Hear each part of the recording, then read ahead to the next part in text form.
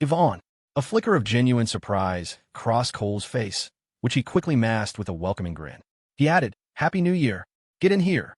As the boss, when your most capable lieutenant drives hundreds of miles to pay you a holiday visit, you roll out the red carpet. "Happy New Year, Ivonne," Jasmine said, rising with a smile to greet her. "Happy New Year." Serena and Luna stood up too, their smiles warm and genuine. All three of them were gracious and knew their manners. Whether for business or personal reasons, a warm welcome was required. For business, Yvonne's contributions had been immense.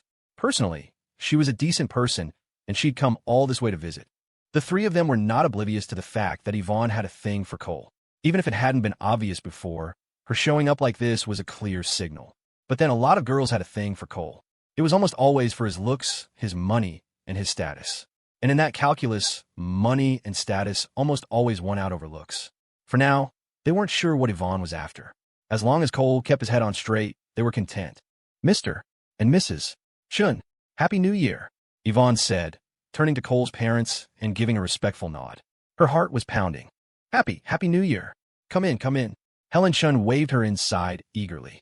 She'd overheard that this was her son's subordinate, likely a high-ranking one with whom he was close. The fact that she was also friendly with Jasmine was a relief. Helen decided not to overthink it. Maybe the girl really had just come all this way to pay her respects for the holiday. Cole took the bags of gifts from Yvonne's hands. "You shouldn't have, really," he said, while deliberately peeking inside to see what she'd brought. "Cole, where are your manners?" Helen lightly swatted her son's arm. She took Yvonne's arm. "Come, sit down." "Thank you, Mrs. Shun," Yvonne said with a bashful smile. "Yvonne, sit here." Jasmine scooted over on the sofa, patting the spot next to her. "Thanks, Ms. Young." As Yvonne sat down, she finally felt some of her anxiety begin to recede. She had taken a quick look around the apartment. She hadn't expected Cole's family home to be so modest. Clearly, his parents weren't the type to flaunt their son's newfound wealth. She filed that important detail away. "It's New Year's. What's with the Ms. Young?" Jasmine smiled. "We're not at the office. Just call me Jasmine. Otherwise, I'll have to start calling you Ms. Won't." "Oh, please don't call me that." Yvonne laughed, the last of her tension melting away. "If you do, I'll just have to turn around and leave." Just then, Helen brought over a cup of hot tea. "Here you go, Yvonne." "Oh my goodness." Yvonne shot to her feet, accepting the cup with both hands as if she were receiving a sacred object. "Thank you so much, Mrs. Chun. Don't be so formal. You all chat." "Jasmine, you take care of everyone," Helen said with a motherly smile. She didn't even mention her son. By singling out Jasmine, she subtly underscored the difference in status between her son's girlfriend and his goddaughter. "I will, Godmom." Jasmine's heart warmed. She understood the gesture. With that, Helen felt she could relax, grabbing her husband and heading downstairs for a game of cards with the neighbors. Luna asked with concern, "Yvonne, was the drive okay?" They all knew Yvonne's family was in Philadelphia, nearly 600 miles away. "It was fine, just a little tiring driving alone," Yvonne said, warming her hands on the hot tea. "But watching the scenery change, it didn't feel so bad." "You're so brave." "I don't even know how to drive," Serena said, her eyes full of admiration, but not envy. She had no interest in driving. "Huh, I didn't really have a choice. I had to drive back to keep up appearances for my family," Yvonne answered bluntly. She seized the opportunity to change the subject. "You have no idea how much they care about that stuff where I'm from." The four of them started chatting, leaving Cole to his own devices on the other side of the room. Yvonne's mood steadily improved. By the second day of the holiday, she'd already grown tired of being home. A constant stream of visitors, and yesterday, on the 3rd, even the mayor's son had shown up. He'd been a classmate in middle school, but the sight of him just annoyed her. So, she'd used the excuse of an urgent work matter, packed her bags, and hit the road. Whether she was running away from the endless visitors or running toward a certain man, she couldn't quite say. All she knew was that her car was pointed toward Linden Creek. The whole drive, she'd been a wreck, terrified of one thing: being rejected by Cole. From what she knew of him, he was warm on the surface but cool underneath. Complicating things, he could also appear ruthless, but was actually deeply caring. It all depended on who you were. He was so domineering, yet Jasmine could yell at him whenever she wanted. It was different for her. She feared he'd really just let her pay her respects and send her on her way. Despite her fear, the courage she'd honed in her marketing career pushed her forward. A round trip of nearly 2,000 miles. She didn't think about whether it was worth it. She just wanted to see him. If Cole was merely polite, she'd sit for a bit and then leave. The moment he opened the door and she saw him, she felt an inexplicable surge of excitement and nerves. But on the surface, she acted as if she were simply there for a holiday visit. When Cole had greeted her with that polite, almost formal, "Ivonne, Happy New Year," her heart had sunk. Normally, he would have teased her, something like, "Well, look what the cat dragged in." But he hadn't. In that moment, a bitter taste filled her mouth. She had resolved to stay for a few minutes and then drive back to her dorm at Eastwood to wait out the rest of the break alone. But then, Cole's next move, his deliberate, playful peek at her gifts, had relaxed a knot in her chest. That was the Cole she liked. That was him treating her like one of his own. The four women's conversation drifted from the customs of Philadelphia to funny stories about old-fashioned outhouses, and they burst into laughter.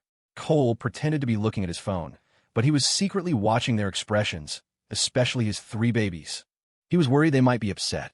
Yvonne's arrival was both a surprise and, in a way, completely expected. This was her personality. She was measured but also incredibly bold. So, she came. It was fine. As his pioneering general, she had earned that right. He knew what she was thinking, of course. But after being constantly nourished by three different personalities, his resistance had grown. When it came to pure physical attraction, he was practically immune. He valued Yvonne more for her professional capabilities. She seemed carefree, but she was meticulous, and she was easy to be around.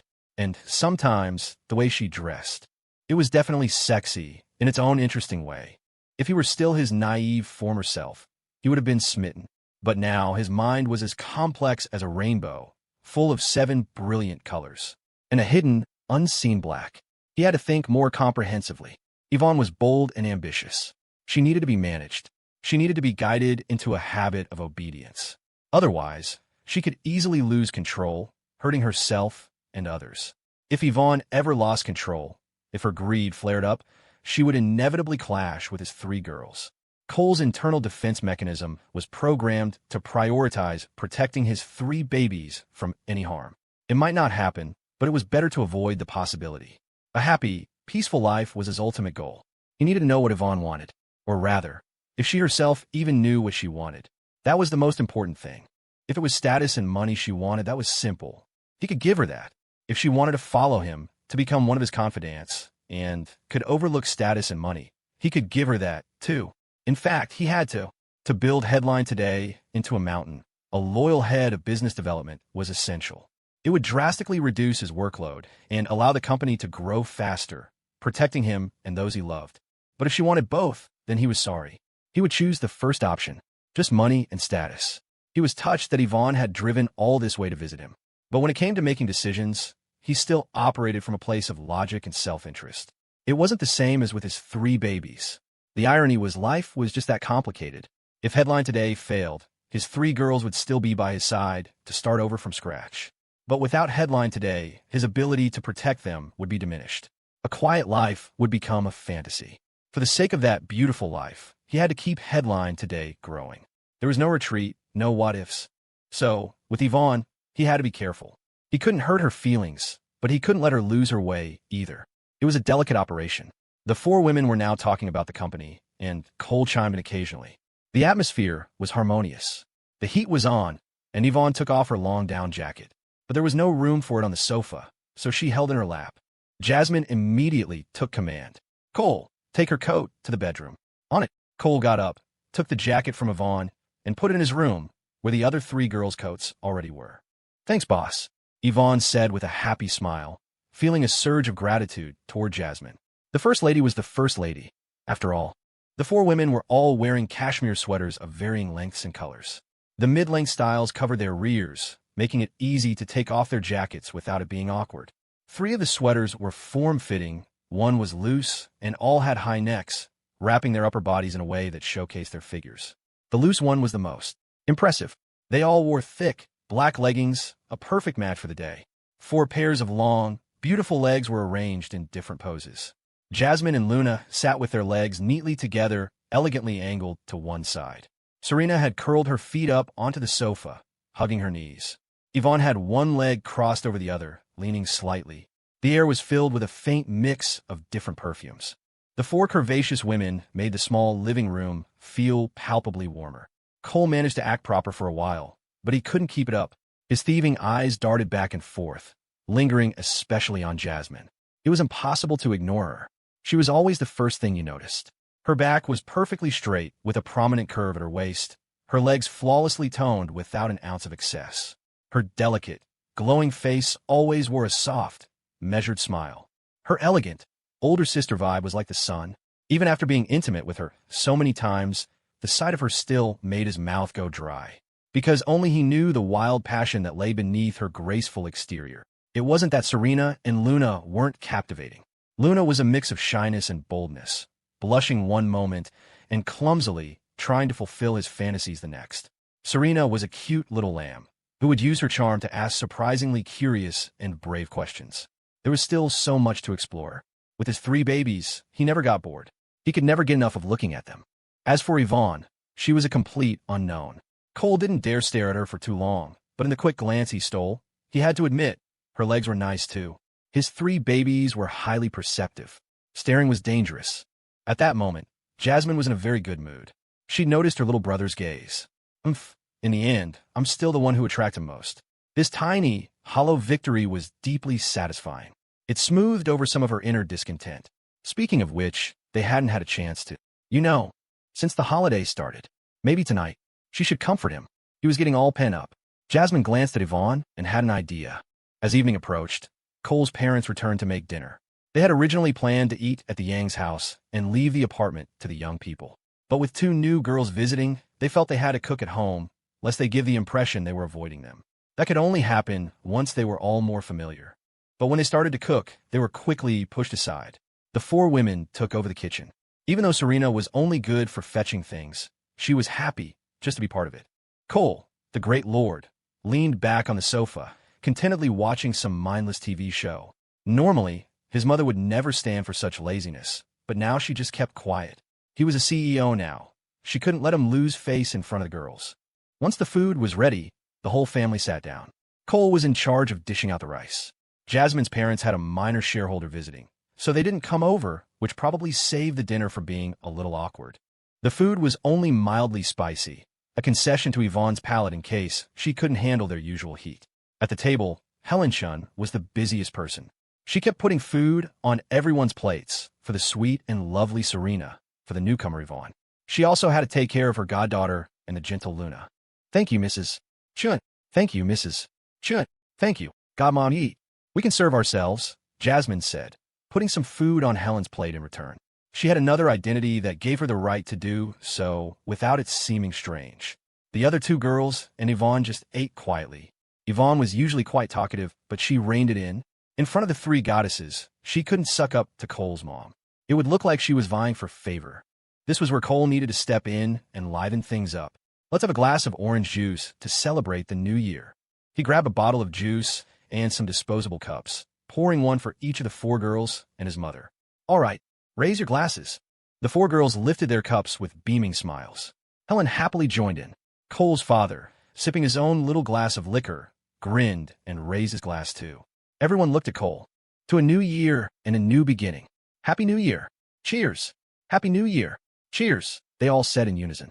After the first glass, Cole poured more for his mother and himself. He raised his cup again. To Mom and Dad's health and happiness. He did this on purpose. If he knew Jasmine, she would lead the girls in doing the same, which would help Serena and Ivonne relax even more. Thank you, son. I wish you all the best, too, Helen said, her words carrying a double meaning. Cole, your father wishes you wealth and peace.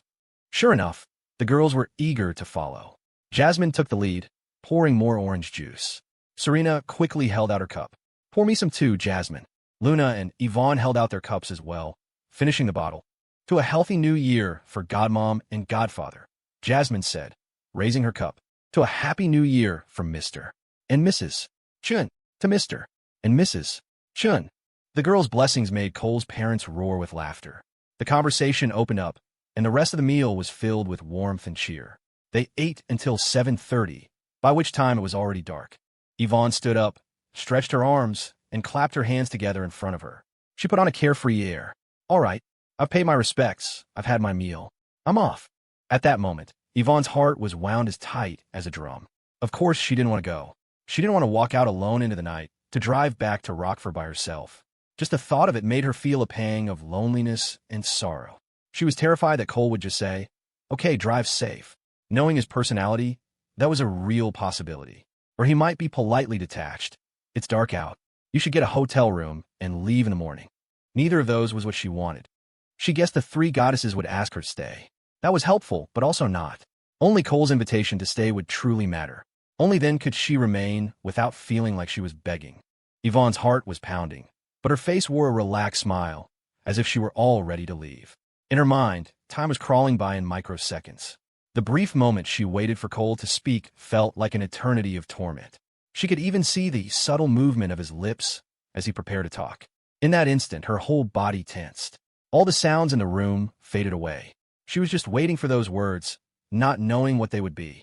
In her field of vision, Cole's face twisted into an expression of exaggerated displeasure. Whoa, you're gonna eat and run? In your dreams. We're playing cards tonight. I'm still waiting to win some money off you. The words, though framed as a complaint, were like heavenly music to Yvonne's ears. A clear spring seemed to well up inside her, and happiness spread through her body. Her heart was trembling, but her face showed a look of mock helplessness. You still want to play cards? You're so cheap, trying to win back the money you paid me. You know it. This is my one chance to claw some of it back. Cole chuckled, utterly shameless. Serena let out a cheer. I want to play too. I've never played cards before. Haha, perfect. I'm going to take all your money. Ha ha ha. Cole roared with laughter. No, don't. You can't win too much. I don't know how to play. Serena, momentarily forgetting to control herself in her excitement, whined playfully. Cole's parents exchanged a glance, their eyes wide. If they didn't know she was an adult, they would have thought she was a little girl. They could only maintain a placid expression and pretend they hadn't heard anything. Jasmine and Luna weren't too surprised. They'd heard it before. It was just that this time, the sweetness level was much higher than usual. Yvonne's understanding of Cole deepened. If Serena was like this in front of everyone, she couldn't imagine what she was like with him in private. To withstand this level of sweet-talking, Cole's willpower had to be made of solid rock. Yvonne's mood was like a spring garden in full bloom, but she put on a defiant face. We'll see who has the last laugh. Game on. All right, let's play cards then, Jasmine said. It had been a while since she'd played, and her hands are getting itchy. They cleared the table and laid down a felt mat. Cole's parents volunteered for dish duty, letting the young people have their fun. But how could 5 people play? You play, brother. I don't know how, Luna said thoughtfully. How about this? Cole said, smiling as he pulled Luna into a seat. You sit, and I'll teach you.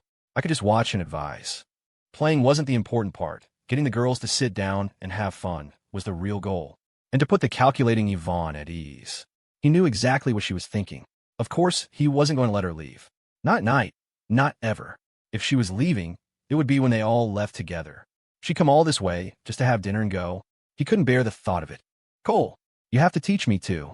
I'll sit here, Serena said, taking the seat to Luna's left. Okay, I'll teach both of you.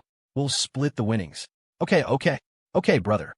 Jasmine glanced at her little brother, a sour feeling creeping into her heart again. He always used to sit next to her. Oof, not tonight. The clatter of shuffling cards filled the room. Cole, which card should I play? Get rid of the 8. It's useless. Here. Brother, should I keep this 3? Keep it. Ditch the 6. That way. Cole, what do I do now? You have a set. Draw from the end of the wall. Brother, did I win? Huh. You drew it yourself. With Cole, the pseudo-master, as their teacher, Serena and Luna got the hang of the rules after a few rounds. The game was lively, but the scales of victory still tipped toward Jasmine and Yvonne. The weight in Yvonne's heart was gone, and she played with a constant, smug smile. Cole's skills were terrible, and the rookies he taught were no better. It was impossible not to win, and she didn't have to hold back. Cole had plenty of money. Jasmine didn't show any mercy either. It was his fault for not sitting next to her. The card table was buzzing with a great atmosphere. Cole's luck, however, was abysmal. His win rate as a coach was pathetically low. Whichever girl he coached, she wouldn't win. Around 9, Cole's parents announced they were heading over to the Yang's house, leaving the place to the young people. The game finally ended at 11:30. They weren't playing for high stakes. Serena and Luna each lost about $300.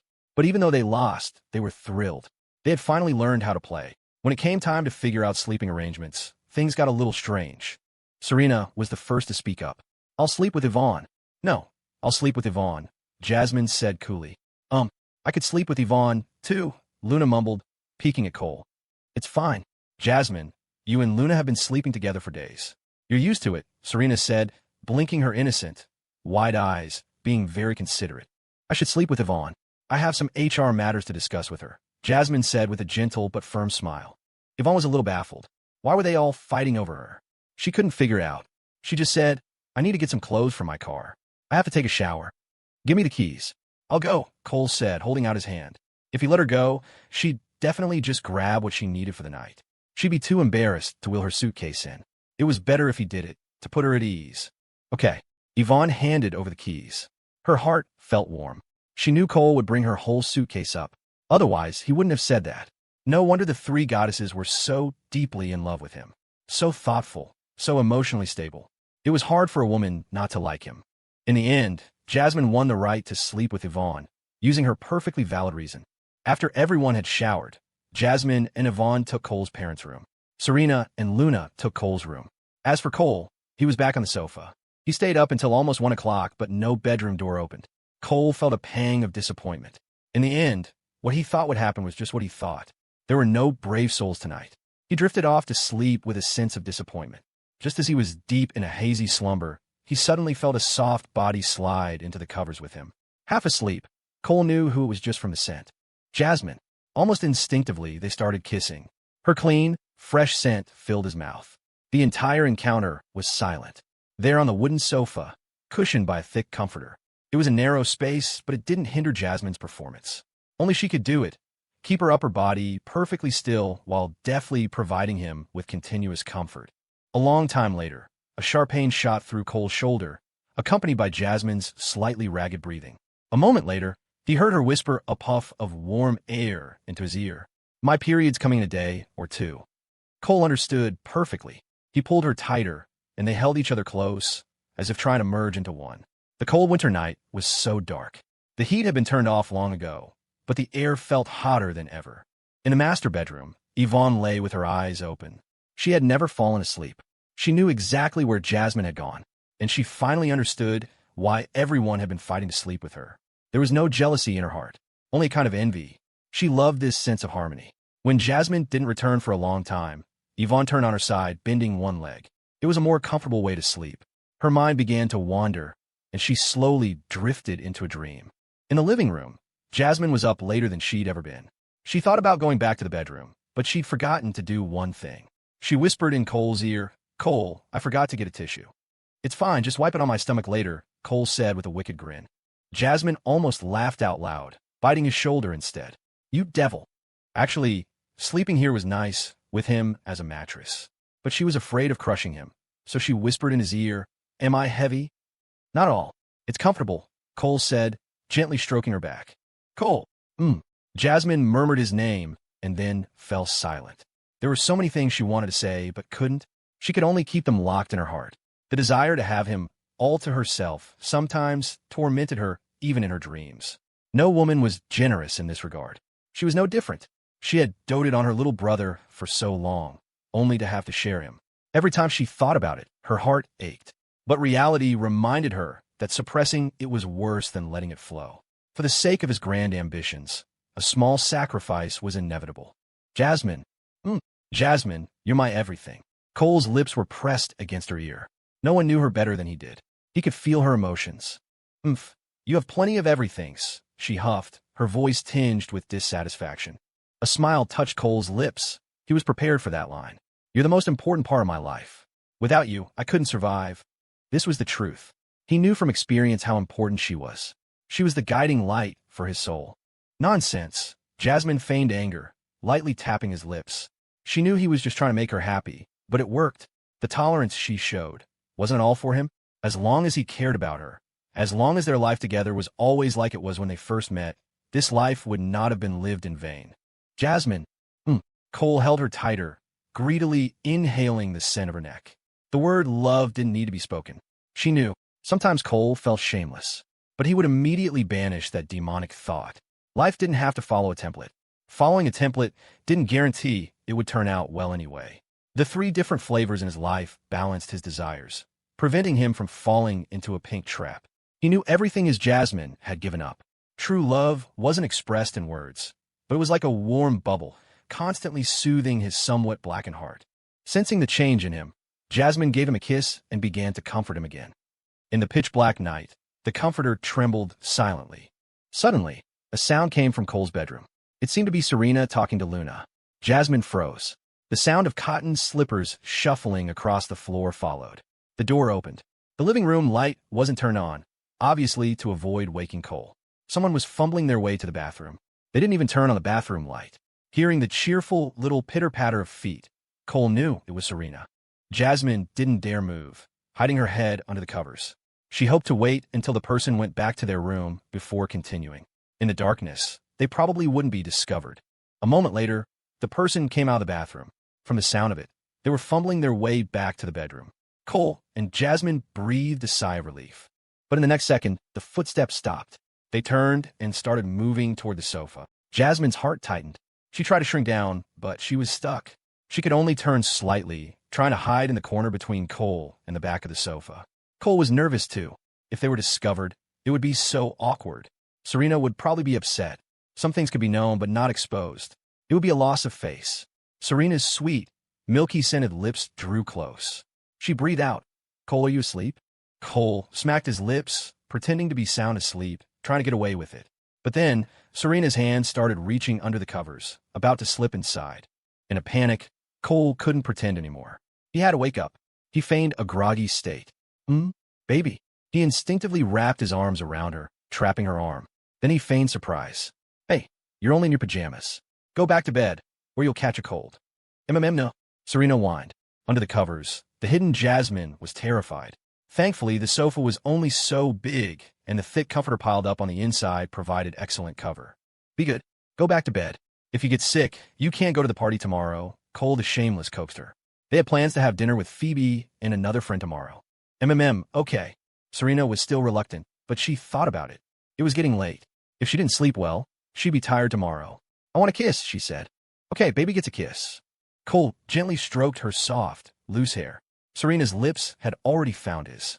Their mouths tangled together in the dark night. Cole was both blissful and in agony, as a hand on his waist pinched him viciously, twisting a large chunk of flesh. After a full minute of kissing, Cole finally pulled away. He coaxed her again. "Be good. Go back to bed now." Okay. Serena finally agreed. She got up and felt her way back to the room in the dark. A moment later, the sound of the door closing came. Only then did Cole relax. The hand on his waist was still squeezing hard. It released one spot only to find another. The pain was excruciatingly satisfying. After a while, the pinching stopped, but so did all movement. She was clearly angry. "Jasmine," Cole whispered, "I'm going back to bed." Jasmine was not happy. "Baby? And kissing for so long. Knowing something and seeing it were two different things. So annoying. So upsetting. She propped herself up on the sofa to get up. Cole quickly held her down. "Go hug your baby. I'm going back to bed." Jasmine fell back down, unable to move. Even though she was angry, she still whispered close to his ear. "Jasmine, just sleep here," Cole said, not letting go. "No, I'm not sleeping with you." Jasmine's stubbornness flared up. She pushed herself up again, only to be pulled back down. Annoyed, Jasmine bit down hard on his shoulder. Cole was used to being bitten and ignored the pain. If he didn't soothe her now, she would likely be angry all night and into the next morning. Women were like that. Emotions needed to be released immediately, not bottled up. The longer they were bottled, the higher the cost of appeasement. Of course, this varied from person to person. It was only because she loved him that he could get away with this. "Jasmine, Jasmine, Jasmine." Cole kept whispering her name by her ear. When she finally let go, he moved in and kissed her. Jasmine dodged, Cole pursued. In the small corner, there was nowhere to hide. He caught her in an instant. Jasmine kept her lips sealed, expressing her displeasure. Cole wasn't flustered. He gently massaged the nape of her neck, then forcefully pried her lips open. At that moment, he wasn't gentle at all. He was completely domineering. Jasmine only resisted for a few seconds. The tight hug, the dominant possessiveness, combined with the neck massage, brought a comforting sense of security. Her defenses crumbled instantly. From being passive at first, she gradually lost herself in the kiss, becoming an active participant. The anger and dissatisfaction in her heart melted away again. There was nothing that pleased her more than her little brother's possessiveness. The howling winter wind outside masked the small sounds coming from inside the comforter. She had come around 2 in the morning and left close to 6. The siblings had shared many secrets. Despite the small interruption, their bond had only deepened. When Ivonne woke up, she found Jasmine lying peacefully beside her, as if she had never left. Except, her scent seemed to be mixed with something else. A strange smell, one she had smelled before in Cole's office. And another scent that only a woman would understand, because she had smelled it on herself after waking up in the middle of the night. Ms. Y'all must be very happy, right? Last night, she had been so nervous, focused only on Cole's attitude. Otherwise, she would have realized sooner why everyone wanted to sleep with her. As someone who had been a secret operative before, Ivonne was determined to maintain confidentiality. She said good morning as if nothing had happened, as if Jasmine had been sleeping beside her all along. At noon, Cole took the four girls to meet up with Phoebe and their old classmate, a guy named Dylan. Dylan had done well for himself, bringing a girlfriend home. She was thin and a bit shy, a perfect complement to the slightly chubby and outgoing Dylan. In front of Cole and Serena's classmates, Jasmine, Luna, and Ivonne were all very gracious. They had lunch together and chatted all afternoon. They talked about how things were a bit grim for Tyler's family. They'd been fined $1 million, and they didn't even have the money to pay their back taxes. They'd sold their cars. Now, the former workers from their gravel pit were suing for unpaid wages. Tyler had gone back to school early to hide out. It seemed Phoebe and Dylan didn't know the real reason for the family's downfall. Clearly, Tyler's family hadn't told the whole truth. On the 6th day of the new year, Mr. Chun, you're a man of your word. Mayor Zhang of Linden Creek was ecstatic. Mr. Chin's commitment to his hometown is truly a blessing for Linden Creek, Councilwoman Laura Liu said, her smile stretching from ear to ear.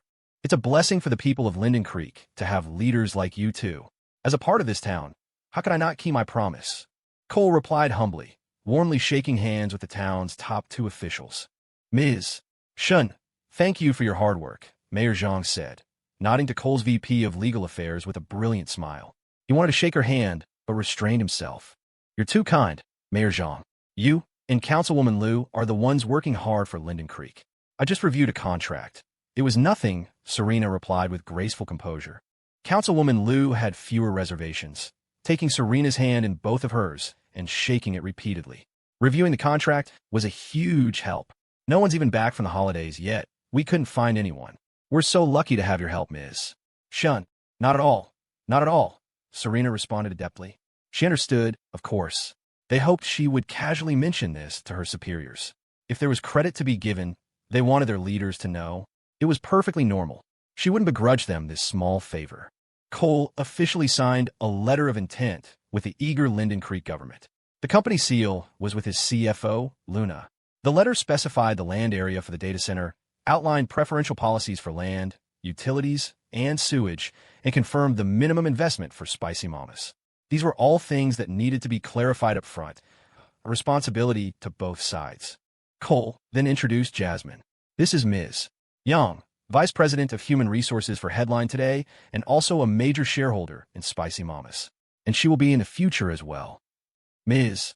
Yang, a pleasure, Councilwoman Liu said, surprised, stepping forward to shake her hand. The moment she heard the name Yang, she understood. It really was old Mr.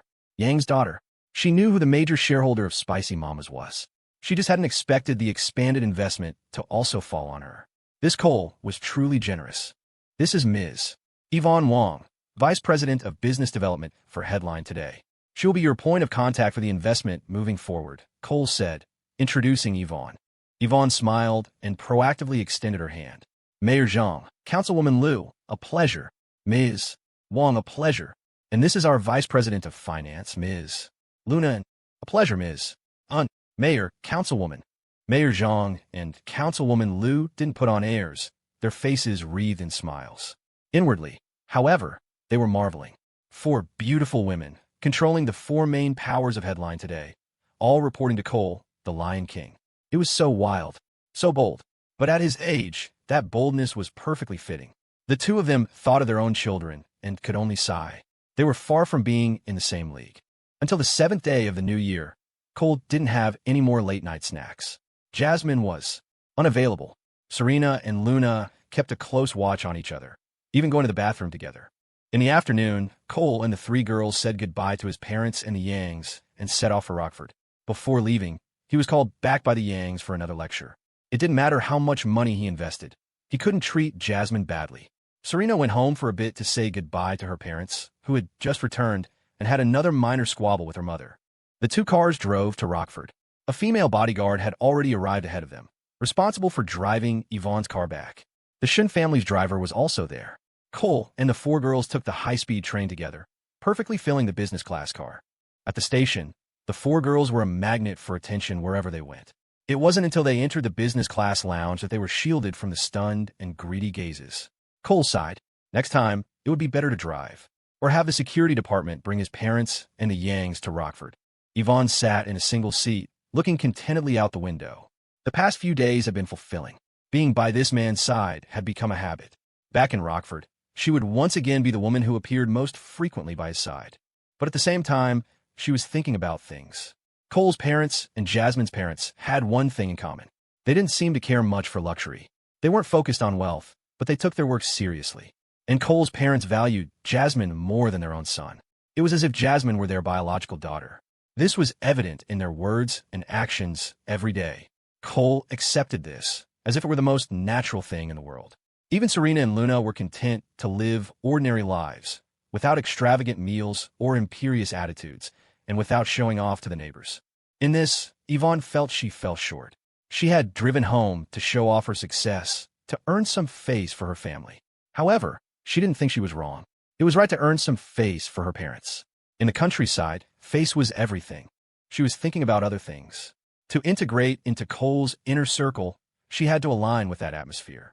Her original dream was to work hard to change her life, to become a high-level executive at a big company that everyone looked up to, maybe even start her own business. To prove herself to the world.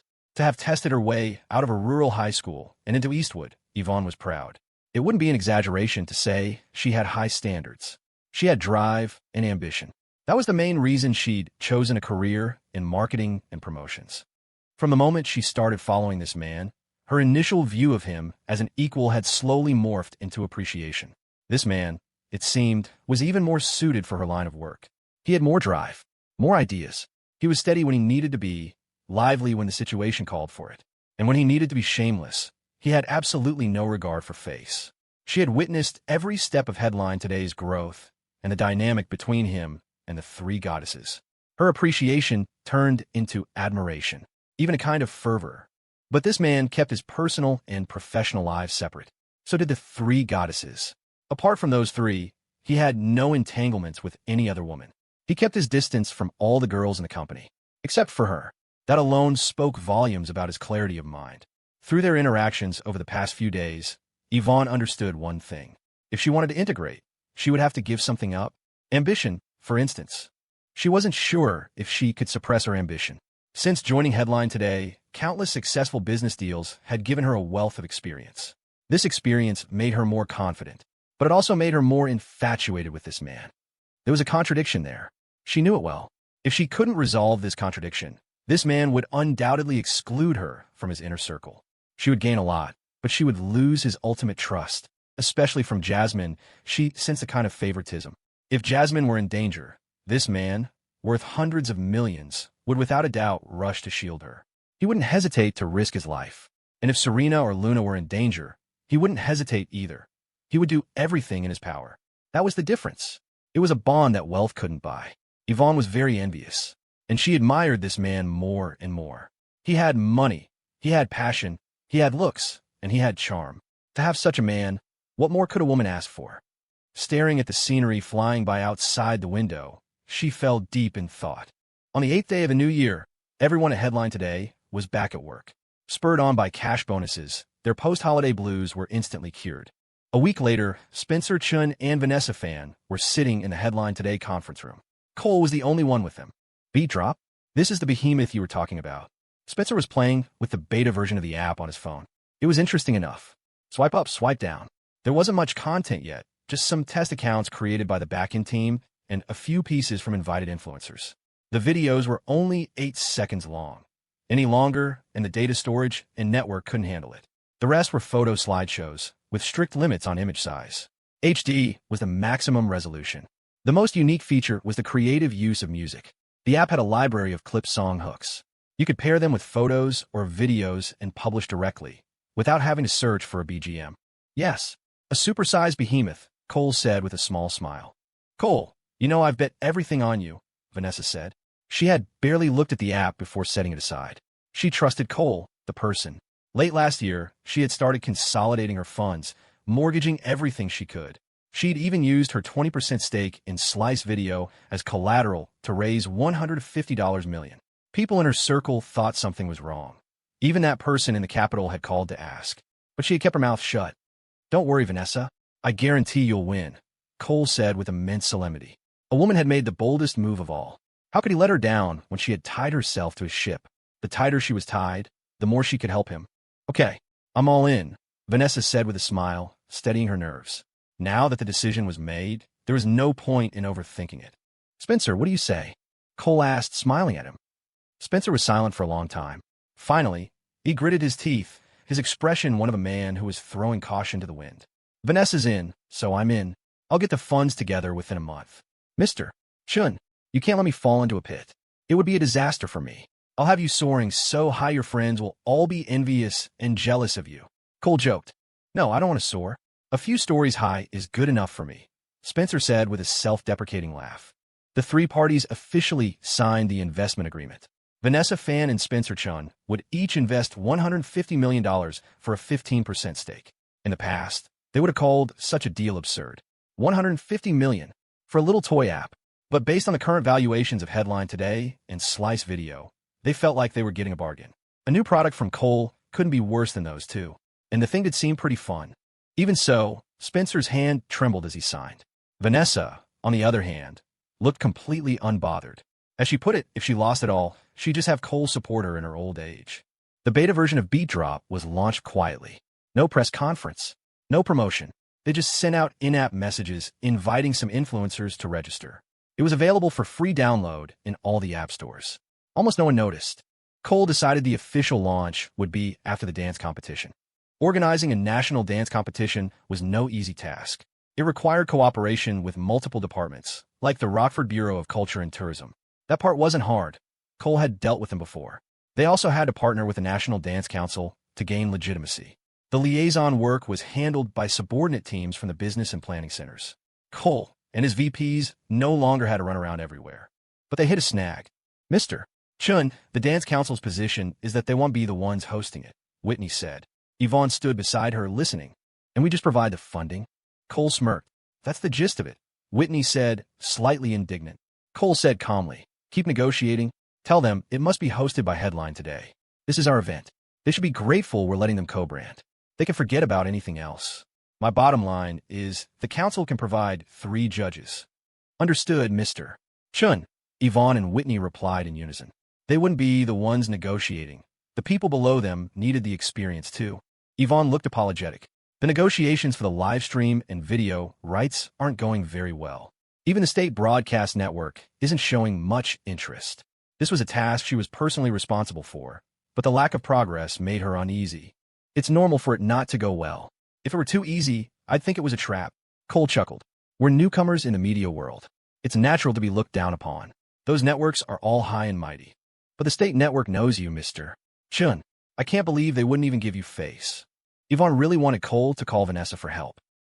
It's not that they won't give me face. They want to drive the price down, or even get it for free. Cole sneered. He pursed his lips. Business is business. There's no such thing as face. Of course, they probably also look down on the show itself. After all, we're just a new internet company. We've never produced a show before. It's understandable that the network is afraid of losing money. Maybe they think they're doing us a favor by even considering broadcasting our show. So, should we keep trying? Ivonne wasn't sure what he meant. It sounded like he didn't need the networks to buy the rights, but he still wanted her to negotiate. Nope.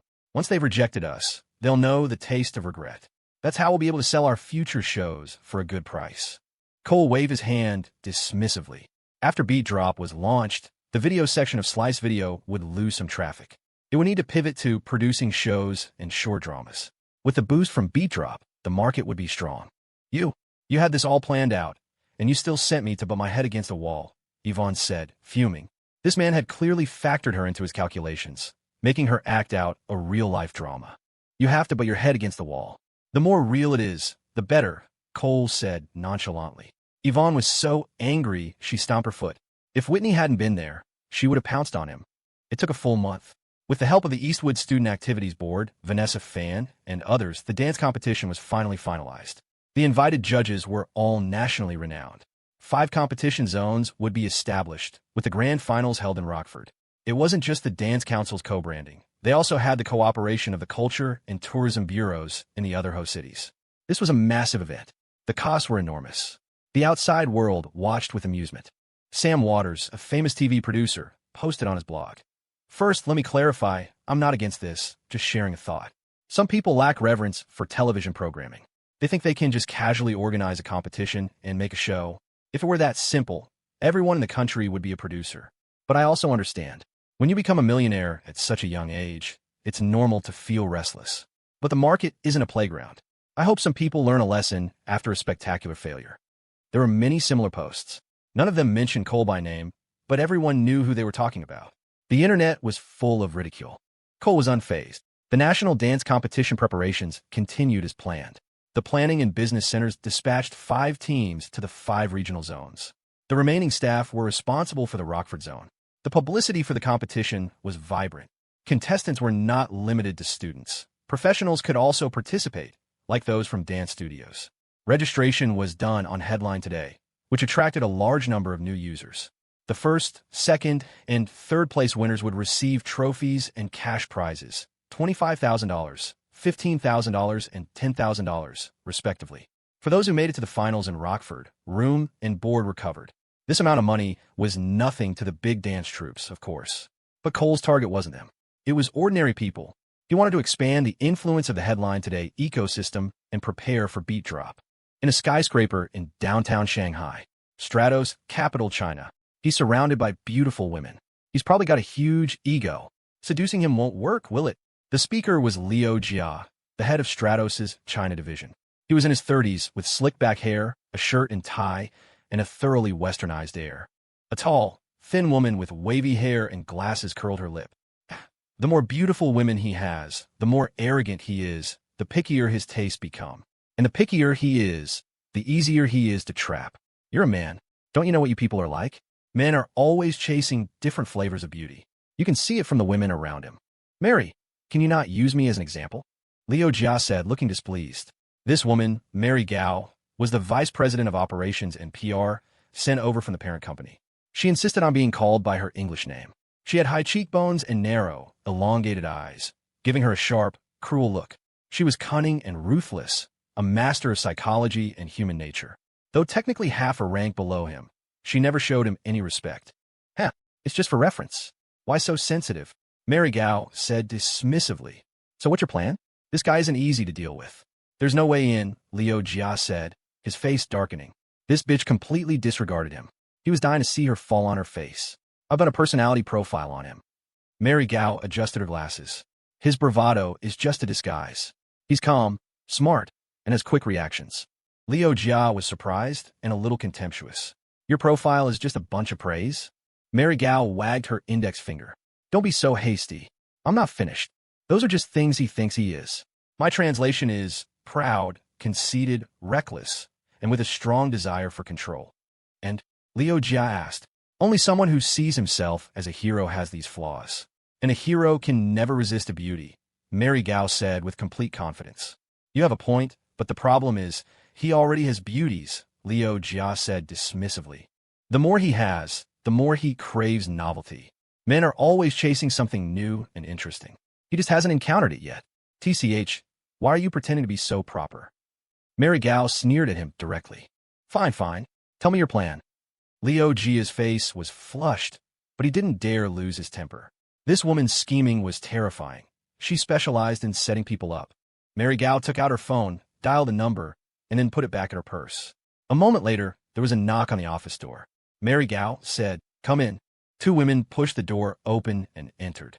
One was about 17 or 18, the other looked to be in her early 30s. They resembled each other strongly. The younger one was at least 5 feet 3 inches, the older one at least 5 feet 6 inches, both with slender figures.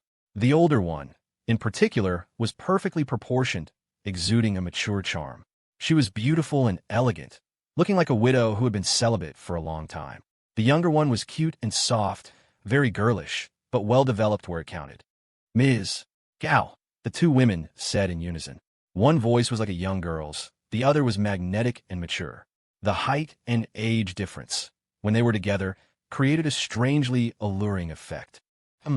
Mary Gao nodded faintly, not offering them a seat. Instead, she looked at the transfixed Liu Jia with disdain. See? Are men not always chasing novelty? This pair, are they interesting enough? Mr. Jia. You have a point. And these two are. Liu Jia was startled back to reality, smiling awkwardly. My personal Korean-American enforcers.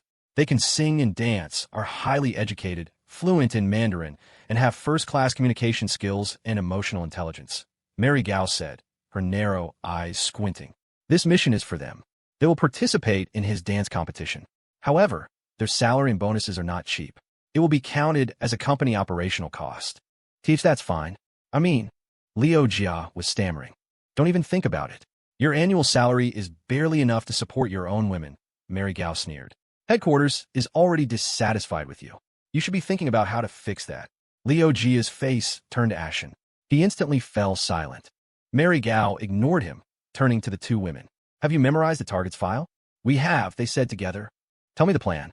We are a mother and daughter, the older woman began, reporting her plan seriously. Her father passed away, and we make a living by running a dance studio. But we're constantly being harassed, and the studio is facing a financial crisis, so we're entering the dance competition. We will do whatever it takes to win first place. We will get acquainted with the target, but not deliberately arouse his sympathy. We will always maintain a state of alert, creating an impression of being weak but strong. After we are bullied, we will have to stay in Rockford. Either I or she will apply for a job at the target's company. We will never be proactive, not until the target asks us first. Good. I will send another team to coordinate. Mary Gao nodded, her face expressionless. She looked back at Liu Jia. See? Beauty and beauty are not the same. You're only fit to threaten receptionists. Fine, you're the boss.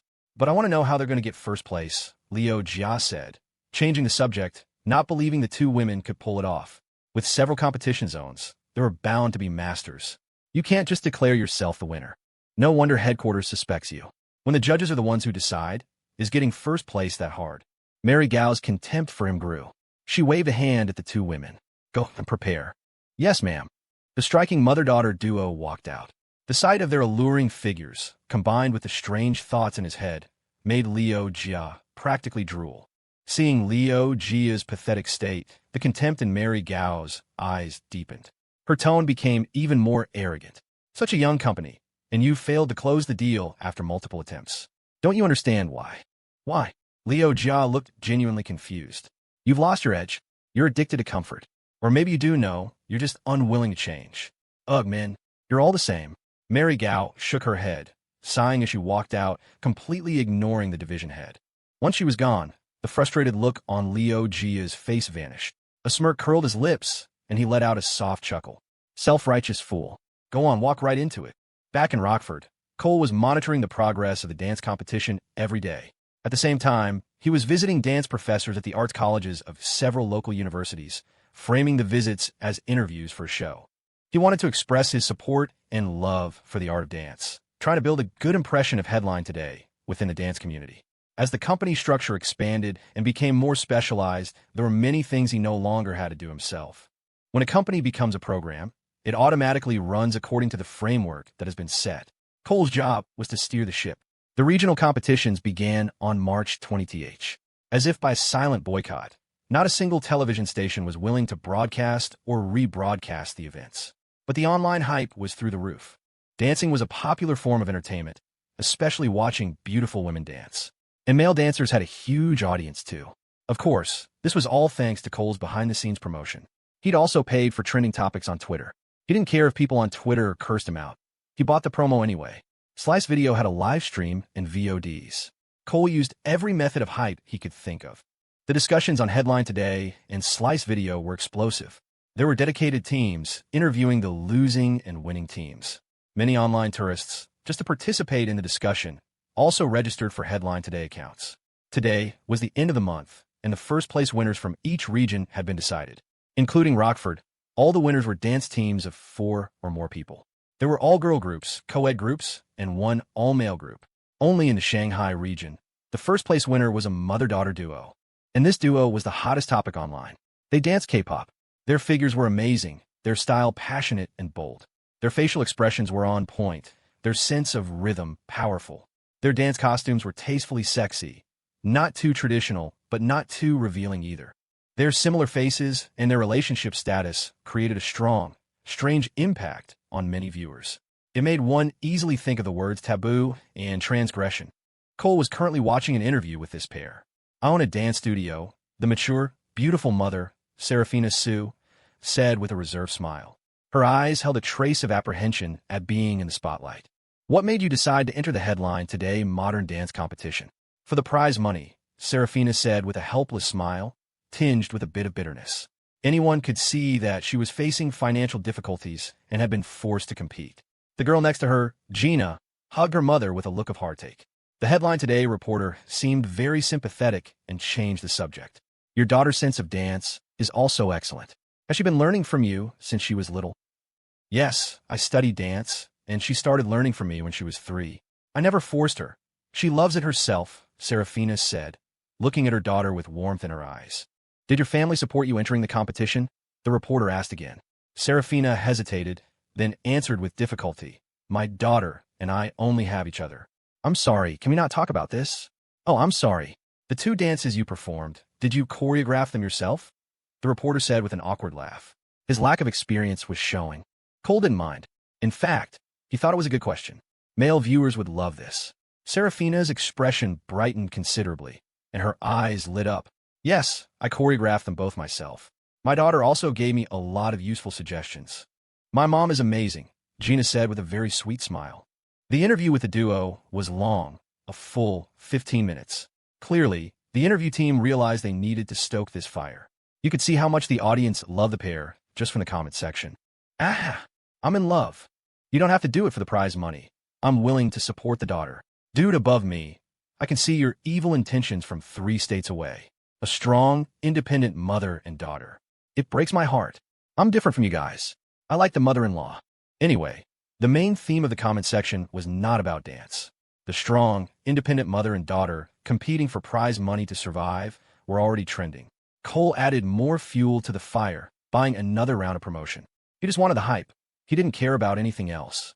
Knock, knock, knock. With the sound of knocking, a figure in professional attire pushed the door open and slipped inside, closing it behind her. Cole quickly paused the interview video. Mr. Chun, what are you watching? So sneaky. Yvonne looked at him with a puzzled expression. What are you talking about? How am I being sneaky? I'm just sitting here. Cole rolled his eyes at her. Liar. You were watching that mother-daughter duo, weren't you? Yvonne said with contempt. She was still mad that he had used her in his scheme a few days ago. If you have something to say it. They're the first-place winners from a regional competition. Of course I have to pay attention, Cole said with an air of righteousness. I knew it. You were definitely watching. A lot of the guys in the company are watching. I guess you're no exception. Yvonne huffed twice. Say that again, Cole threatened, picking up a folder. The vice president strode over defiantly, turned, and stuck out her rear. Go on. Seeing his threat was useless, Cole threw the folder down. What is it? This is the complete data analysis of all new user growth for the headline ecosystem since the dance competition started. Take a look. Yvonne reluctantly turned back around, handing him the folder. I'll look at it later. Cole took it, but didn't open it. The data analysis could wait. He needed to think about the difficulties he would face next, to find his own weaknesses and prepare in advance. Okay, take your time then. Yvonne turned and left. Cole started playing the video again. With this duo's dance style and performance ability, their chances of winning the championship were high. A mother-daughter pair? If they won, what would that bring? There were definitely pros and cons. The competition show would be a hit, but there were downsides too. Would some people use this opportunity to stir up trouble, to link this duo to him? For example, claim there was insider trading, or even spread rumors that he, Cole Chun, had special tastes. If someone started a rumor, would this mother-daughter duo be bought off? And then turn around and bite him. Say they were coerced, that they did some unspeakable things with him. Cole habitually thought through all the darkest possibilities in advance, to avoid falling into a pit of public opinion. Half an hour later, knock, knock, knock. The door was knocked again. Jasmine pushed it open and came in. Her hair was in a bun, and she wore a coffee-colored thin trench coat over a black knit sweater, paired with light gray wide-leg pants. She was still wearing her flat-boat shoes. They didn't hurt her toes, and she particularly liked them. Cole calmly paused the video. Didn't Jasmine have an important class? Mr. Chun, a manager from the Boston office, has applied for a transfer back to Rockford. He's willing to give up his manager-level position. Jasmine placed an application form on the desk. The department director had already signed it, and the receiving department had also signed off. As the VP of HR, Jasmine had signed it too. But a manager-level transfer ultimately needed Cole's signature. Okay, good. Cole's heart settled. So was for work. He thought one of his VPs had ratted him out. He was worrying for nothing. He picked up the application, glanced at it, and then signed his name with a flourish. Transferring for love. He wondered if the guy would regret it later. Jasmine took the signed application, then suddenly said, "I'm heading back to campus later, so I'm too lazy to turn on my computer. I'll just use yours." Her expression was natural, as if she had just thought of it. But in Cole's mind, alarm bells were ringing. This is not good, right? Jasmine never used his computer, let alone made such a request. Jasmine, well. Cole moved the mouse, wanting to close the video. But when he saw the hint of a smile in her eyes, his hand froze. Fine, look, there's nothing I can do. Besides, he was thinking about business. That's right. He was thinking about business. What was there to be afraid of? Go ahead, Jasmine, Cole said magnanimously, standing up. Jasmine replied faintly. She sat down in the CEO's chair, her eyes glancing at the video on the screen. She said, as if casually, "This duo is pretty good. They're the favorites to win." "Yes, I'm keeping an eye on them too," Cole said, standing to the side, still a little nervous. Jasmine didn't close the video. Instead, she opened her HR system backend and modified the transferring employees department. Cole breathed a sigh of relief. Then he heard Jasmine suddenly speak. "That mother-daughter pair is really pretty, but the mother is so young. How could she have such a big kid?" "I was wondering the same thing," Cole said, his heart skipping a beat as he played along. "Maybe she just takes really good care of herself." Jasmine corrected herself. "Probably. If they win, you'll have to present the award." "You do it, Jasmine. I don't want to go on stage." "Really? That wouldn't be right." "What's not right about it?" "The VP of HR presenting the award has enough weight." "Oomph. Of course the boss has to do it. Otherwise, it doesn't show enough respect." Jasmine pouted, finally dropping her calm facade. "All right, I'm done," she said. She closed the HR system, then clicked back to the video page and hit play. Her face wore an interested expression. "Wow, they're really good looking. So many people like them. Look at all these comments." Watching her put on this act, Cole laughed inwardly. He bent down and scooped her up into his arms. "Hey, we're at work. What are you doing?" Jasmine yelped, swatting his shoulder. "I'm working," Cole said, sitting back in the chair with her in his lap. "Put me down. Someone will knock and see us. How embarrassing would that be?" Jasmine's pretty face showed a mix of anger and embarrassment, and she pinched him again. "Cole, you can't do this. If people find out, how am I supposed to enforce the rules? Who's going to find out?" "Jasmine, I want a kiss." Cole was determined to change the subject. "Kiss my foot." Jasmine pinched his lips together, making them look like a duck's beak. "All you ever think about is kissing. I should glue your lips shut. See how you kiss then." Cole ignored her, brazenly wrapping his arms around her neck and pulling her down. "MPH. You jerk. In the office. MPH. You never listen." Jasmine tried to dodge, was caught, dodged again, and was caught again. The game of chase began. There was nowhere to hide. After a few seconds, her face was held firmly. Cole wasn't just kissing. His hands weren't idle either. After several long minutes, Jasmine finally broke free. "You're really? You ate all my lipstick, now I have to reapply it. And you messed up my hair. You're so annoying." She pulled at his cheeks in frustration, her eyes full of shame and anger. "You're so lecherous. I'm telling you. You need to stay away from those two, you hear me? It's easy for people to talk." With his cheeks being pinched, Cole's speech was muffled and goofy. "I won't, Jasmine. You know me. I'm a gentleman." "If you're a gentleman, then there's no such thing as a fake gentleman in this world," Jasmine said, her teeth grinding as she pulled his cheeks apart. "You're wronging me," Cole whimpered, but he was already standing up, trying to place her on the desk. You bad thing. You can't." Jasmine knew what he was about to do and scrambled to get down, terrified. She broke free, only to be pulled back by Cole. Really, you can't."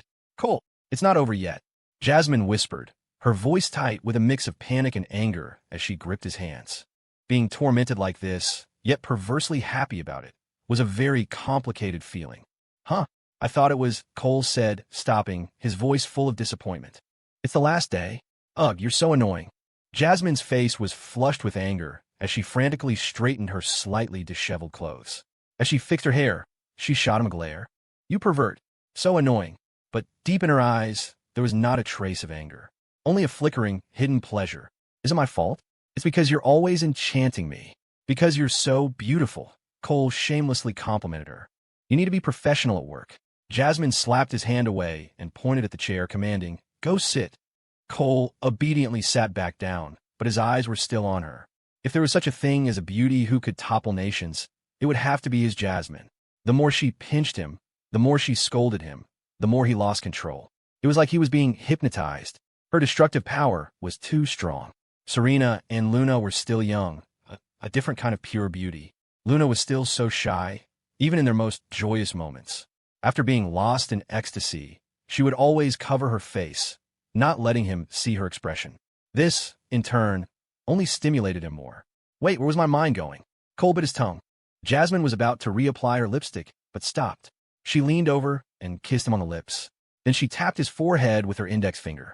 Keep your distance, you hear me. I hear you, Jasmine. Cole swallowed hard. Good. Behave. I'm going back to campus, Jasmine said, her expression satisfied. Let me walk you out, Jasmine. Cole's heart was itching. He wanted another kiss in the car. Sasha is driving me. You stay put. Oh, Jasmine, tomorrow night. You're impossible. Jasmine shot him a flirty, coquettish glare and walked away with a light spring in her step. Not even 10 minutes had passed. A small, rosy face peeked around the still-open office door. Mr. Chun, I want to talk to you about the copyright for the creative music on Beat Drop. Serena walked in, her expression cool and aloof. Today, she looked like she was untouched by the mortal world, dignified and serene. She wasn't wearing her usual sweet smile. Okay, Cole felt a sense of unease. What's wrong with Serena? He had almost never seen her act so businesslike. Her usual lilting tone was gone. Something was off. Serena didn't sit on the sofa, but walked over to the desk. She handed Cole a contract, her pretty face serious. Mr. Chun, look at this clause. I still feel it's not rigorous enough. It needs to be improved. What's wrong with this clause? Where isn't it rigorous? Cole widened his eyes to look at the contract. He had some understanding of legal terms, but he was definitely not as strong as a professional. Why was she discussing this with him? He looked up, intending to ask her directly what was going on. But then he saw her big, dark eyes glancing sideways at the screen. Cole instantly understood. He reached out and patted her pert backside. What are you looking at? I wasn't watching anything. Serena shivered, and the coolness on her face instantly melted away. She pouted. Don't hit me. You were looking. You're not allowed to look. What was I looking at, baby? Cole feigned ignorance. Serena turned and plopped down on his lap. She tilted her head, her expression petulant. Everyone else is looking, so you're not allowed to. You're just not allowed. Okay. I won't look, Cole said, wrapping his arms around her slender waist and chuckling. You were looking. See, it's on your screen. Serena pointed a finger at the still-open browser on the monitor, where the title clearly displayed the words mother-daughter. I was just looking at the comments section, thinking about preparing for what's next. I know, but I just don't want you to look. All right, I won't look. I'll only look at my little baby. That's more like it. If you look, I won't dance for you anymore. The dance is ready. Cole's eyes lit up. The three of them had been practicing for a long time. It must be a difficult dance. He hadn't seen any of the rehearsals. I'm not telling you. It depends on your performance. Oomph. Serena lifted her chin arrogantly. Don't worry, baby. I'll be on my best behavior. Tell me, what dance is it? Cole was getting curious. Not telling you. Serena made a mischievous little face, then suddenly leaned close to his ear and whispered, I'll be wearing the clothes you like to see. The clothes he liked to see? All kinds of stockings. The ones from that night? That was impossible, but it was still a little exciting. Cole's insides felt like an erupting volcano. He remembered the 3 different Cheongsams and stockings from his birthday dance. What clothes? It's a secret. If you're not good, you won't get to see. Humph. Let me guess, 3 sets of stockings. Not 3 sets, 4. Ugh. I'm not saying. You're not allowed to ask anymore. Okay. I won't ask. Cole was delighted, but also a little surprised. For sets? Who was the 4th? Ivonne. She was good looking, but if she was there, he wouldn't be able to look freely. How frustrating. Wait, she was practicing too? Hiss. You, Yvonne Wong, you actually went and tattled. Cole was certain now. His VP had allied herself with Jasmine. She had snitched on him. He kept his expression neutral, gently coaxing Serena with soft words and touches and kisses. Soon, Serena forgot all about the video. Not long after she left, another person came in. It was the hesitant Luna. Cole knew what was happening. Yvonne had definitely snitched. She must have notified everyone. Brother, Luna walked to the desk, looking like she wanted to say something but couldn't. Go close the door first, Luna. Lock it, Cole said, patting her ample rear. Okay. Luna's face flushed red. She closed and locked the door, then walked back, even more at a loss for words. What's wrong, Lou? Cole said, pulling her onto his lap. That. I'm not looking. Am I that kind of person? No, you're not. Right? Am I, or am I not? You're not. Brother. Jasmine's sis told me not to come. She said you wouldn't be able to work. Did she? MMPH. Isn't this me working? This isn't work. Brother, you can't look at other people.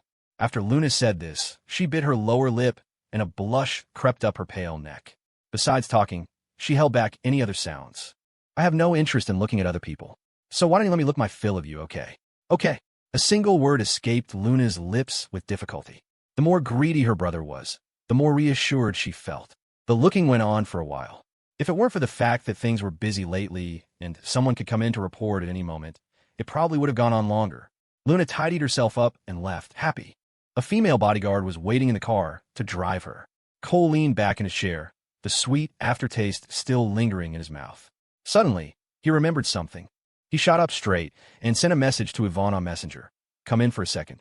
I want to talk about the competition. A moment later, the crisp sound of high heels came from outside. Ivonne walked in. Mr. Chun, come here. Cole smiled and beckoned to her. I'm not coming over. Just say what you have to say. Ivonne not only didn't come closer, she took a few steps back. Then you can leave. Cole's smile vanished. Fine, I'm coming. Ivonne came over after all. She walked up to Cole's side, her face calm, but her heart was pounding. Cole definitely knew she had snitched, but she had to. That so-called mother-daughter duo could easily arouse a man's strange desires. Only Jasmine could subdue Cole. Serena and Luna could act as a deterrent. She was also doing it for his own good. You betrayed me. Cole deliberately made it sound serious. He didn't expect Ivonne to admit it so readily. I did. What if you get bewitched? Hey, Cole was furious. You just admit it. Of course. If you're not happy about it, go tell Ms. Young. Ivonne mustered her courage, her face a mask of indifference. Fine, fine. You're the boss. How was I getting bewitched? You never know. By the time you are, it'll be too late. Turn around, Cole said, his belly full of frustration as he grabbed a folder. Ivonne huffed and turned around. Go on, hit me. Do you dare? Smack, smack, smack. 3 sharp sounds in a row. You really hit me. Ivonne spun around, a look of astonishment on her face. Her heart was trembling, but her expression was one of extreme embarrassment as she rubbed her backside and complained, couldn't you be a little gentler? You use so much force. That was gentle. You sold me out. And for no good reason. Cole tossed the folder aside. You can't use this to hit me anymore. Yvonne's cheeks were burning, but she still managed to protest. There's a next time. You're going to sell me out in your dreams, aren't you? Anyway, you can't use this. It's loud, and it hurts, Yvonne said, stomping her foot. I can't be bothered with you. Cole snorted. She'd sold him out to Jasmine. What could he do? Fine, don't bother. You call me in just to hit me. I'm leaving. With that, Yvonne turned to go. She walked with a catwalk strut, her hips swaying like a willow in the wind. It was as if the 3 smacks had bent her spine. The finals were a week away. The regional champions needed to rest and prepare to pull out all the stops. On Headline Today and Twitter, the prediction polls were unanimous. Everyone was betting on the mother-daughter duo from New York. The teams from Austin, Rockford, Miami, and Philadelphia were feeling the pressure. Cole had already booked the Rockford Stadium, which could seat 13,000 people. The stage was built, and the crew was running final lighting adjustments and safety checks. On the surface, Headline Today's dance competition was being snubbed by the mainstream. But in reality, a lot of people were paying close attention. Austin, the Tenegrade Tower. The kid will definitely be on stage to present the award, the head of Tenegrade's investment division said with a chuckle. Arrange for someone to give him a little surprise. From what I've seen, he doesn't seem to care much about losing face, his subordinate replied. He might not care on a normal day, but at a moment like that, in front of everyone, losing face will be a huge deal. What if he finds out we were behind it? That could be bad for us. What's so bad about it? We couldn't reach a deal with him anyway, and if you can't make a deal with Tenegrade, you're an enemy. Should we do anything else? No. Poaching his people isn't our department's job. Meanwhile, in another high-rise in the city's tech district, at the headquarters of Vantage Ventures, it would be a shame for him to fall now, said Ing Lee, the head of the fund. Should we try talking to him again? Everyone in the upper echelons knew what the deal was with that mother-daughter pair. It was a honey trap, plain and simple. But no one was on a call out because they all played the same dirty games. Jiochin is a Goldman Sachs operation, the head of Vantage said, shaking his head. We can't afford to offend Goldman. Goldman Sachs was connected to a woman who was very important to Vantage's parent company, one of their earliest and most helpful investors. But she also had a huge appetite when it came to taking a bite out of them. Regardless, the value proposition wasn't there. It wasn't worth the risk. He paused, then added, but there's one thing I need you to handle. You have a better touch for this. Reach out to his VPs, especially the one in charge of the Business Development Center. She's a real talent. Across the tech world, industry titans were watching from the sidelines. Those who didn't know the inside story were just waiting to see how much money Cole would lose. Those who did know were waiting to see the dark horse stumble and fall. He was running too wild, and it was making a lot of people nervous. There were only a few ways to take down a purely digital enterprise. You could find loopholes in their taxes, sabotage their platform, or attack the people at the top, corrupt them, create a scandal. Since someone else was already making a move, everyone else was happy to just watch the show. Even Mr. Lay, the famous Eastwood alum, could only remain silent. Warning his young fellow alumnus would mean offending too many powerful people, and there were no secrets in their world. Their shared alma mater wasn't enough to justify that kind of risk. All he could do was watch and see how lucky the kid was. If his luck ran out, well, Lay was always looking for talented people to staff his own numerous investments. New York. Starstruck Entertainment. I can't believe his little show is actually this popular. The view count on that Slice video app is insane, the vice president said, a hint of surprise in his voice. It's just Slice video. How many people in the country are even on that platform? If it's not on network television, it's second-rate. Most people have never even heard of it, the president replied, his tone dismissive. That's true. He's probably just trying to generate some ad buzz, but it's a clumsy approach. The sponsorship money is pathetic, the VP nodded. If you ask me, he's just a rich kid with too much time on his hands. He's probably using this whole thing to recruit his own private dance troupe, the president said, with a contemptuous smile. A young man who stumbles into a fortune is bound to want to play emperor. Maybe, the VP said, not wanting to argue. In his heart, though, he disagreed. No one, no matter how foolish, would go about it this way. But the president had been parachuted in from a major network, and he wasn't someone the VP could afford to cross. Find some people to go stir up the crowd a little, the president chuckled. Understood. The Rockford finals were held on April 10th. The show officially started at 7 p.m. Tickets were $10, first come, first served. The small fee was just to prevent random people from wandering in to take up seats and nap. Even so, it attracted a huge crowd, students, local young people, and a swarm of Headline Today influencers there to film content. The remaining seats were filled with supporters of the various dance teams. The show was still too niche for ticket scalpers to bother with. By 6 o'clock, the audience was already filing in. The Headline Today team was in overdrive. Cole and his top executives were all on site. The finals would use the same scoring system, with the lowest scoring team eliminated each round. There were 6 judges in total, 3 from the National Dance Association and 3 renowned dance professors from various universities. Since it was a national competition, only one judge was from the Rockford area. The stadium was packed, a sea of dark figures. Then, the stage lights blazed to life. The host, dressed in a sky blue evening gown, walked to the center of the stage. It was Headline Today's star influencer, Amy, who now ran her own affiliated studio. She smiled brightly, raising the microphone. Headline Today, connecting you to the world. Welcome to the national finals of the Dance-Off Modern Dance Competition, hosted by Headline Today. All proceeds from tonight's ticket sales will be donated to underprivileged elementary schools, with donation receipts posted on Headline Today's official account. And our CEO, Mr. Cole Chun, has decided that the top 3 teams will receive promotional support from the Headline Today platform. The first team to perform was a dance studio from Miami. Their leader was their coach, who was also the president of the University of Miami's Dance Society. Their routine was solid and professional, a fusion of classical and modern styles set to a popular top 40 song. They scored a 95. The next 3 teams scored similarly, with the highest at 97. 5 and the lowest, an all-male group from Philadelphia at 94.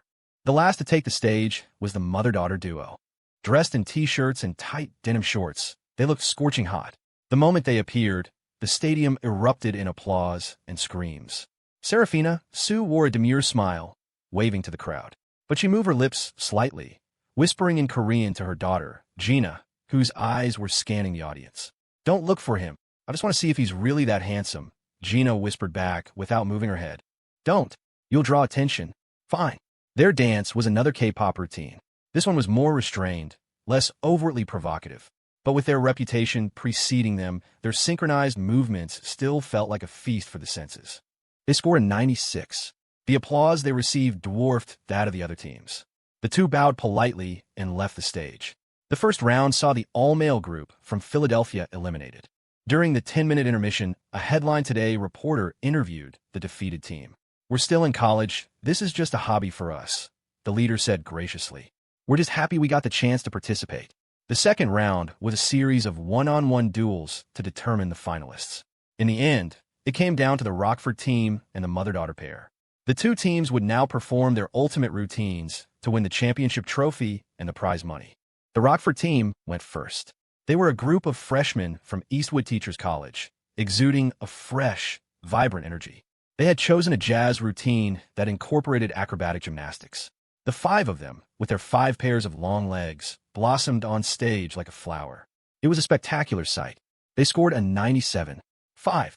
Thrilled, they exited the stage to thunderous applause.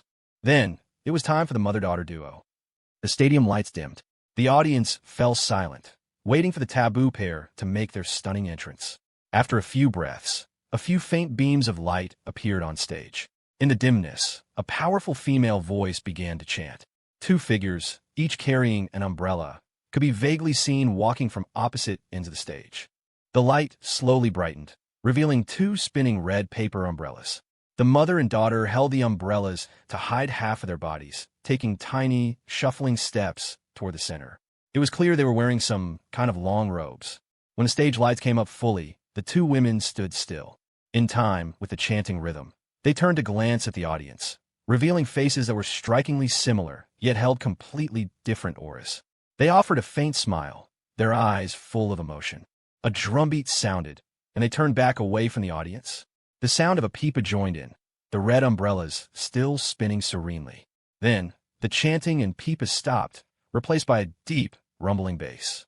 The 2 women closed their umbrellas, crouched, and placed them on the floor. It was now clear they were wearing long, flowing robes that dragged on the ground, with wide, Japanese-style sleeves.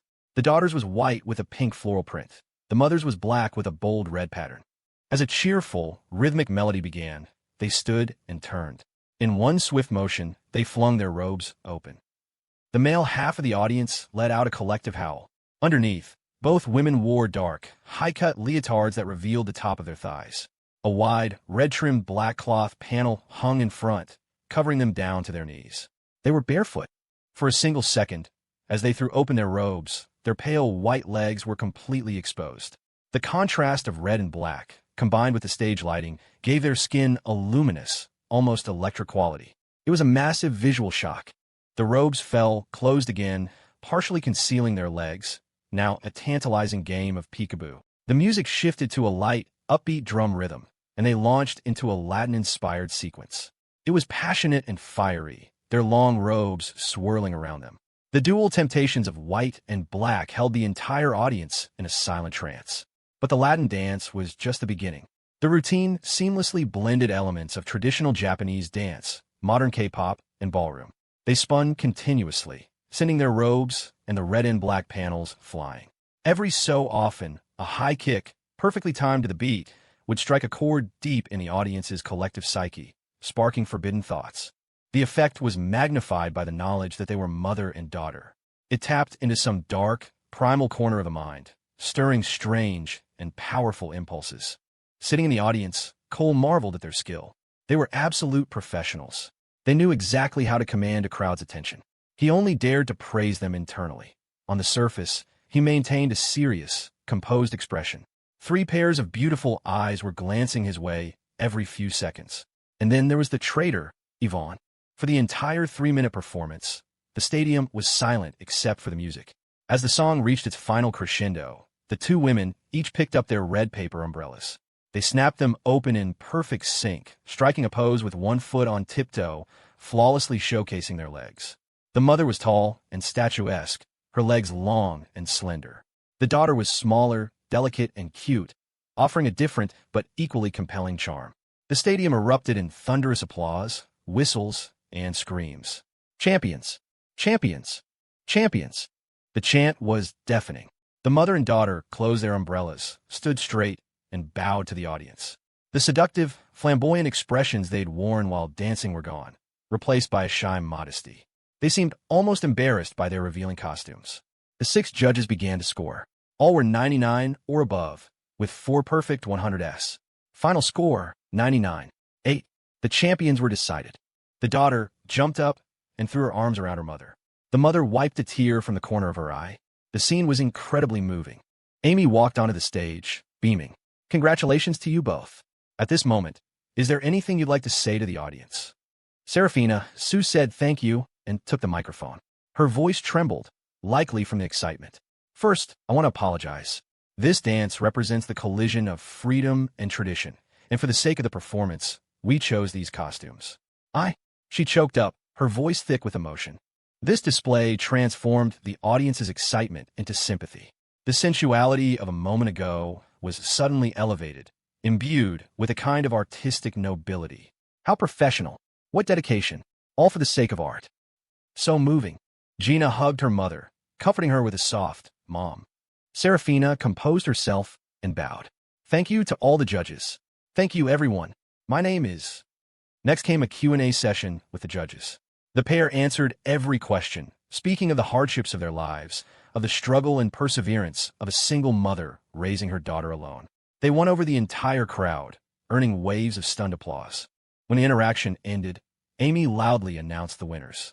Then she continued, and now, please welcome the founder and CEO of Headline Today, Mr. Cole Chun, to present the award to our champions. She led the applause, and the audience enthusiastically joined in. Apart from the students, many people in the crowd had no idea what the boss of Headline Today looked like. Even some of the students didn't know. After all, most were just focused on their own campus lives. Cole stood up, smoothed his suit jacket, and strode confidently onto the stage. Gasps rippled through the audience. The boss of Headline Today is that young? And that handsome? The 6 judges smiled and applauded. If not for his status, they'd do it for the appearance fee. Down below, 3 young women stared intently at Cole's hands. He'd better not touch them improperly. In the audience, Mary Gao sat quietly, a faint, knowing smile on her lips. This pair of hired guns had never failed. They had gathered plenty of blackmail material before, a powerful tool for controlling founders and executives. This was the first time they had used this particular dance to win a championship. Seeing the greedy looks on the faces of the men around her, she knew just how potent the temptation was. Everyone has a weakness. The dark side of human nature always craves the forbidden. There were almost no exceptions. Could this young, virile CEO possibly resist?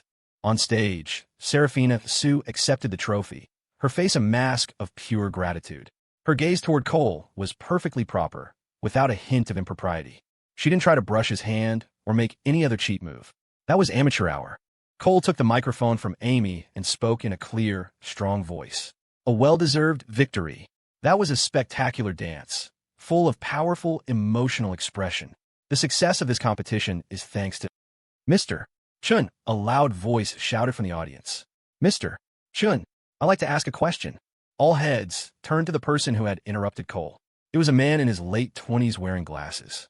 He had his hand raised, completely unafraid of the thousands of eyes on him. Stadium security started to move toward him. Cole just smiled. Please, have a staff member give him a microphone. Let's hear what he has to say. If someone wanted to cause trouble, let them. What could it be? Just some baseless accusations. A Headline Today employee handed the man a microphone. The man with the glasses stood up, tapped the mic to test it, and then asked, Mr. Chun, I heard a rumor that you arranged for this mother-daughter pair to be here, and that otherwise they wouldn't have had time to prepare such a brilliant dance. Is this true? And can you tell us, what is your relationship with them? The audience exchanged strange looks. Arranged? It's possible. Keep the prize money in-house. That last question, in particular, piqued everyone's curiosity. And their jealousy. Mary Gao frowned from her seat. What idiot is messing things up? If this disruption derailed her plan, everything that came next would be ruined. On stage, Serafina.She's heart tightened. This could make her target keep his distance, and that would make her job much harder. In the Headline Today section, everyone glared at the man. The 3 girls looked ready to kill. Ivonne was about to signal security to throw the guy out. The audience turned their attention back to Cole on stage, waiting to see how he would respond. Cole laughed to himself. Of course, this old, tired trick. He kept the smile on his face and said, "If what you're saying is true, wouldn't it be much easier for me to just sign them and make them famous nationwide? Why would I go to all this trouble just so you could spend $10 to sit here and dig a pit for me to fall into?" A wave of laughter rolled through the audience. He had a point. Signing them as influencers would be far more effective. The man in glasses wasn't ready to give up. But what? Cole's smile vanished, his expression turning cold. Who did you hear this from? Or did you just make it up yourself? Do you have any idea what the penalty is for disrupting public order, for slander, for inciting trouble? Who gave you the courage? The entire stadium was stunned. It was only then that many people remembered. That's right. This guy isn't afraid of anything. He's famously reckless. The man's face changed, the words he had prepared getting stuck in his throat. I just heard it somewhere. It was just a casual question. My apologies, my apologies. He put down the microphone, hunched over, and started shuffling his way out. The sudden interruption ended with a whimper instead of a bang. Cole didn't stop him. He didn't have sufficient reason to. Calling the police would be pointless. He continued his speech, encouraging the development of modern dance, and so on. After he finished, just as he was about to hand the microphone back to Amy, a new clamor rose from the audience. The noise slowly became a unified chant. Dance for U.S., Mr. Chun. Dance for U.S., Mr. Chun. Dance for U.S., Mr. Chun. The chanting grew louder and louder as more people joined in. Soon, even curious onlookers were shouting along, creating a wave of sound. Within seconds, the entire stadium was roaring, "Dance for U.S., Mr. Chun." Cole put on a troubled expression, but inwardly he was sneering. So, they really went with this angle. He had anticipated this, though he'd thought the probability was low. It seemed perfectly normal for a corporate founder not to be a good dancer. But he was too young. Youth could be a license for recklessness, but sometimes it was a trap. Like being forced to dance in public at the awards ceremony for a dance competition. If he were older, a bad performance would be expected. But he was young. He was hosting a dance competition, and he had the reputation from his company's annual party performance. If he danced poorly, he'd be a laughingstock. His face would be plastered all over YouTube in meme compilations. It would be a huge blow to his and Headline Today's image. It would even tarnish the upcoming launch of Beat Drop. Reputation is a fragile thing. Public opinion can be deadly. Beside him, Serafina, Sue was growing impatient. Why is someone else causing trouble? She just wanted to move on to the next step smoothly. She considered taking the initiative herself, offering to dance again to save him and earn some goodwill. In the audience, Mary Gao was cursing under her breath. Another idiot. While both interruptions were meant to sabotage Cole, their goals were clearly different. She just wanted to control or destroy Cole. She didn't want the entire Headline brand to suffer. On the other side, the three girls were panicking. Cole didn't know how to dance, did he? This was an impossible situation. Just refuse. So what if it was embarrassing? The scandal would eventually die down. Beside them, Lin Fan whispered, maybe he could just do the dance from the annual party. Yvonne clamped a hand over her mouth. Don't talk. He can't do that dance here. The judges just smiled, watching with detached amusement. It was none of their business. However Cole resolved this, it had nothing to do with them. Cole feigned hesitation, but he already had a plan. How could he pass up an opportunity to show off that was handed to him on a silver platter? Being forced to dance versus choosing to dance had completely different effects. If he did it voluntarily, he might be seen as a show-off. But being forced to do it, and then doing it well, that was a straight shot to positive fame. He didn't mind selling himself a little to give the Headline brand a boost. The chanting continued, relentless. It seemed he was well and truly backed into a corner. Amy, he said quietly, tell the backstage crew to play NSYNC's Bye Bye Bye. Start it from the chorus, but roll it back 10 seconds. Start at 43, 50, and make sure it's the NSYNC version. Right away, Mr. Chun, a flustered Amy said, rushing off to give the instructions. Cole smiled and held up his hands to quiet the crowd. The roar subsided, and a hush fell over the stadium. All right, since I'm the one who hosted this dance competition, I'll make a fool of myself and give you all a little something extra. If I'm terrible, please be gentle. NSYNC's Bye Bye Bye, a song from 2000, not out of place. The moves weren't hard. Only the springy head bob was a little tricky. Cole had learned the original choreography back in 2022 when he was trying to look cool. He'd only ever performed it once, drunk, the same night he was taken out. A quick 40 or 50-second routine would be more than enough to get the job done. The now quiet audience began to stir again. He's actually going to do it.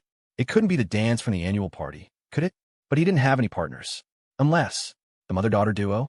But he saw them retreat shyly to the edge of the stage. Definitely not them. Someone in the audience shouted, "Go for it, Mr. Chun. We support you. Dance for us, Mr. Chun. I'm so excited. So excited.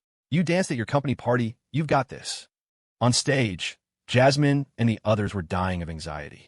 What was Cole going to do? They'd never seen him dance before. Cole raised his hands again, and the stadium fell silent. He undid the button on his suit jacket. He was wearing only a white dress shirt underneath, no tie. He centered himself, waiting for the beat to drop. A few people in the audience were smirking, waiting for the joke. They already had their phones out, recording. Some had even brought professional-grade compact cameras, hidden in the crowd. Most of the audience was just curious. The ones who were truly on edge were the Headline Today employees. The event was being live-streamed on Slice. Mr. Chun, a supposed dance legend after the annual party, couldn't afford to mess this up. The stage lights dimmed, and 3 spotlights converged on Cole. The backstage crew had spontaneously decided to add some atmosphere. Suddenly, the music blasted from the speakers. "I know that I can't take no more, it ain't no lie. I want to see you out that door, baby, bye bye bye." The instant the first note hit, Cole started to move. A leg kick, a shoulder shrug to the left, then the right. "Bye bye, I don't want to be a fool for you." The classic left, right, left, left shuffle. The moment he heard the rhythm, Cole found his groove. Screw it, he thought. If I'm going to do this, I might as well enjoy it. It's not every day I get to show off for this many people. Baby, bye bye, bye bye, bye. I don't really want to make it tough. The audience was dead silent. They watched their CEO, strutting and posing, yet full of power. The moves were simple but exaggerated, perfectly in sync with the beat. His head bobbed, as if it were on a spring. He even turned, slapped his own firm ass twice, and winked. Holy crap, it was perfect, and that expression. So cocky. Many in the audience just stared, mouths agape, as if witnessing a miracle. Even the judges looked on in amazement. They never expected him to actually be good. Jasmine's worries had long since vanished, replaced by a mix of excitement and suspicion. That bastard. Where did he learn to do that? Serena bit her index finger, her face flushed pink. She desperately wanted her Cole to hold her, to squeeze her tight. Luna covered her mouth, her cheeks spread wide with a smile. Her eyes were filled with adoration. Brother is amazing. He's amazing at everything. Yvonne's mouth hung open, her eyes wide. She never would have guessed. This cocky kid was full of surprises. He was so sexy, so cool. She couldn't help but cross her legs and squeeze them tight. In the crowd, a few people looked disappointed. They had come to make memes, to create a viral video of his failure, to shatter the image of the handsome internet entrepreneur. Sometimes, a person's reputation really did affect their company's performance. Now, not only had they failed to shatter his image, they had given him a platform to make it shine even brighter. Hidden among them, Mary Gao's expression was unreadable. Whether he could dance or not was irrelevant. It didn't affect her plan at all. Cole finished the chorus, but then the second verse started up. He had no choice but to do it again. As the final notes of Baby Bye Bye Bye faded, he stopped and motioned to the sound booth. The music cut off abruptly, and then the entire stadium exploded in a frenzy of applause. The screams were endless. The girls in the audience cupped their hands around their mouths, shrieking, "Mr. Chun, you were amazing. Cole, I love you. You're a legend, Mr. Chun. You're so hot." Amy walked back on stage, clapping, her face a mask of pure adoration as she handed him the microphone. Cole smiled and held up his hands to quiet the crowd again. "Huh, there you have it. Are you all satisfied?" "Yes, totally satisfied, beyond satisfied." The response was a tidal wave, the collective power of every woman in the stadium unleashed. Even Jasmine was screaming. She'd figure out where he learned it later. Right now, she was cheering for her man. Serena was practically jumping up and down. Luna was waving her hands, too shy to jump. Cole smiled again. "Did you all like it?" "Yes. We loved it." The crowd roared back, mostly female voices. "I'm glad. That all of you came to watch Headline Today's dance competition is an honor for me, Cole Chun. The success of this event is all thanks to your support. I'm deeply grateful to every one of you for being here." Cole gave a deep, 90-degree bow. The gesture brought tears to the eyes of some of the girls in the audience. It was so moving, such class. "And thank you to all our judges for your hard work," Cole said, bowing toward the judges panel. "If you're going to put on a show, you go all the way. The 6 judges waved their hands quickly, smiling humbly as if to say it was nothing. "I'd like to take this opportunity to announce one more thing," Cole said, seizing the moment. "At the end of this month, Headline Today will be holding a launch event for a new product. I hope you'll all pay attention and support us. It's something really fun, and I promise you won't be disappointed." He dropped the first hint about the launch. "For all you dance lovers, you'll soon have a way to showcase your talents anytime you want. Just shoot and post, no complicated editing required. I can't explain it all now, so please stay tuned for Headline Today's announcement. That's all from me. Thank you." Applause thundered through the stadium. At the edge of the stage, Serafina, Sue's eyes glinted. Such an exceptional young man. It's almost a shame to do this to him. But then she sighed. A pity. The awards ceremony had been delayed long enough. The judges then presented the awards for 2nd and 3rd place. Cole, his job done, left the stadium with his 3 girls and Ivonne in tow. He left Whitney Yuan and her event planning team behind to handle the rest, communicating with the top 3 winners, distributing the prize money, and asking if they were interested in running official Headline Today accounts. In the car on the way back, Jasmine, in the passenger seat, couldn't hold back any longer. "Cole, where did you learn that?" "I learned in high school, sis." "It's an old song," Cole said with a light laugh. He knew she'd be the first to ask. "Cole, you were so good." Serena cooed from the back, draping herself over his shoulder. She was so happy she didn't care about anything else. She just wanted to be close to him. Luna sat quietly in the middle, her eyes occasionally darting to Cole's profile, her heart full of love. She felt a pang of shame for being too shy to wear the costume he'd wanted. Next time, she thought, "I'll do what he asks." "Mr. Chun, you're going to be a huge star after this. You have no idea what the effect was like in there," Ivonne said, shifting uncomfortably in her seat. Even now, the memory left her feeling a little dizzy. It made her want someone to give her a good, hard spanking. Jasmine, in the front seat, felt a different kind of restlessness. There was only one way to solve this deep-seated longing, but she knew there would be no chance to be alone with him tonight. It was agonizing. They were all going back to the Golden Bay residences, and she couldn't very well ask the other girls to leave. That night, a post on Twitter quickly shot to the top of the trending list. Shocking. Headline Today founder Cole Chun forced to dance like this. The clickbait was irresistible. Some were just curious. A smaller, more malicious group wanted to see what kind of fool he'd made of himself. As the post gained traction, it climbed the ranks, soon breaking into the top 3 and knocking Starstruck Entertainment's running, "Bro," off the trending page again. New York, in a sprawling penthouse apartment. The president of Starstruck Entertainment almost smashed his phone after hearing the report. What the hell? How did that Chin kid steal our trending spot again? Running Bro had cost a fortune to promote. Now the effect was cut in half, if not more. "There's nothing we can do. The buzz is just too high. The public loves this kind of stuff," his VP said over the phone. "That useless hack is worthless. Tell him I want my money back. If he refuses, I'll destroy him." The dance video continued to explode online. YouTube, Vimeo, Dailymotion. People were uploading clips everywhere. Its popularity far surpassed that of the mother-daughter champions. And on Headline Today and Slice Video, it was a viral phenomenon. Countless people were reposting and liking it. Influencers and dance studios were already rushing to imitate the routine. The live stream from Slice was crystal clear. People in the front rows had also recorded high-quality videos.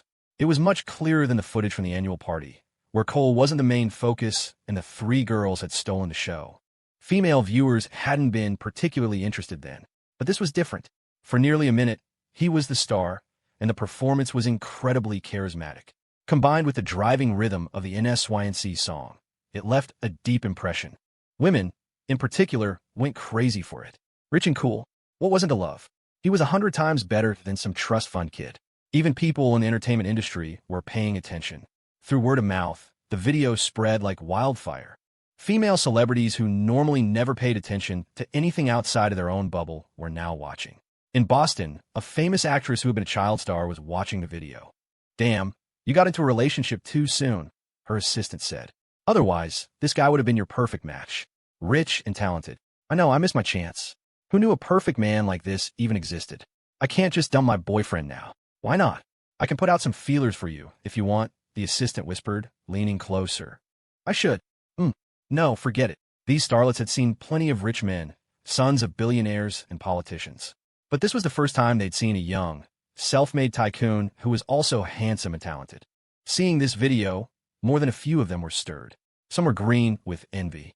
They hadn't paid much attention before, but now they realized there was a massive, prime catch swimming in the sea. Catching him would be the score of a lifetime. While the female stars were swooning and gossiping, a number of male stars were growing jealous, especially the handsome young actors who had become famous in the last couple of years, the darlings of network TV dramas.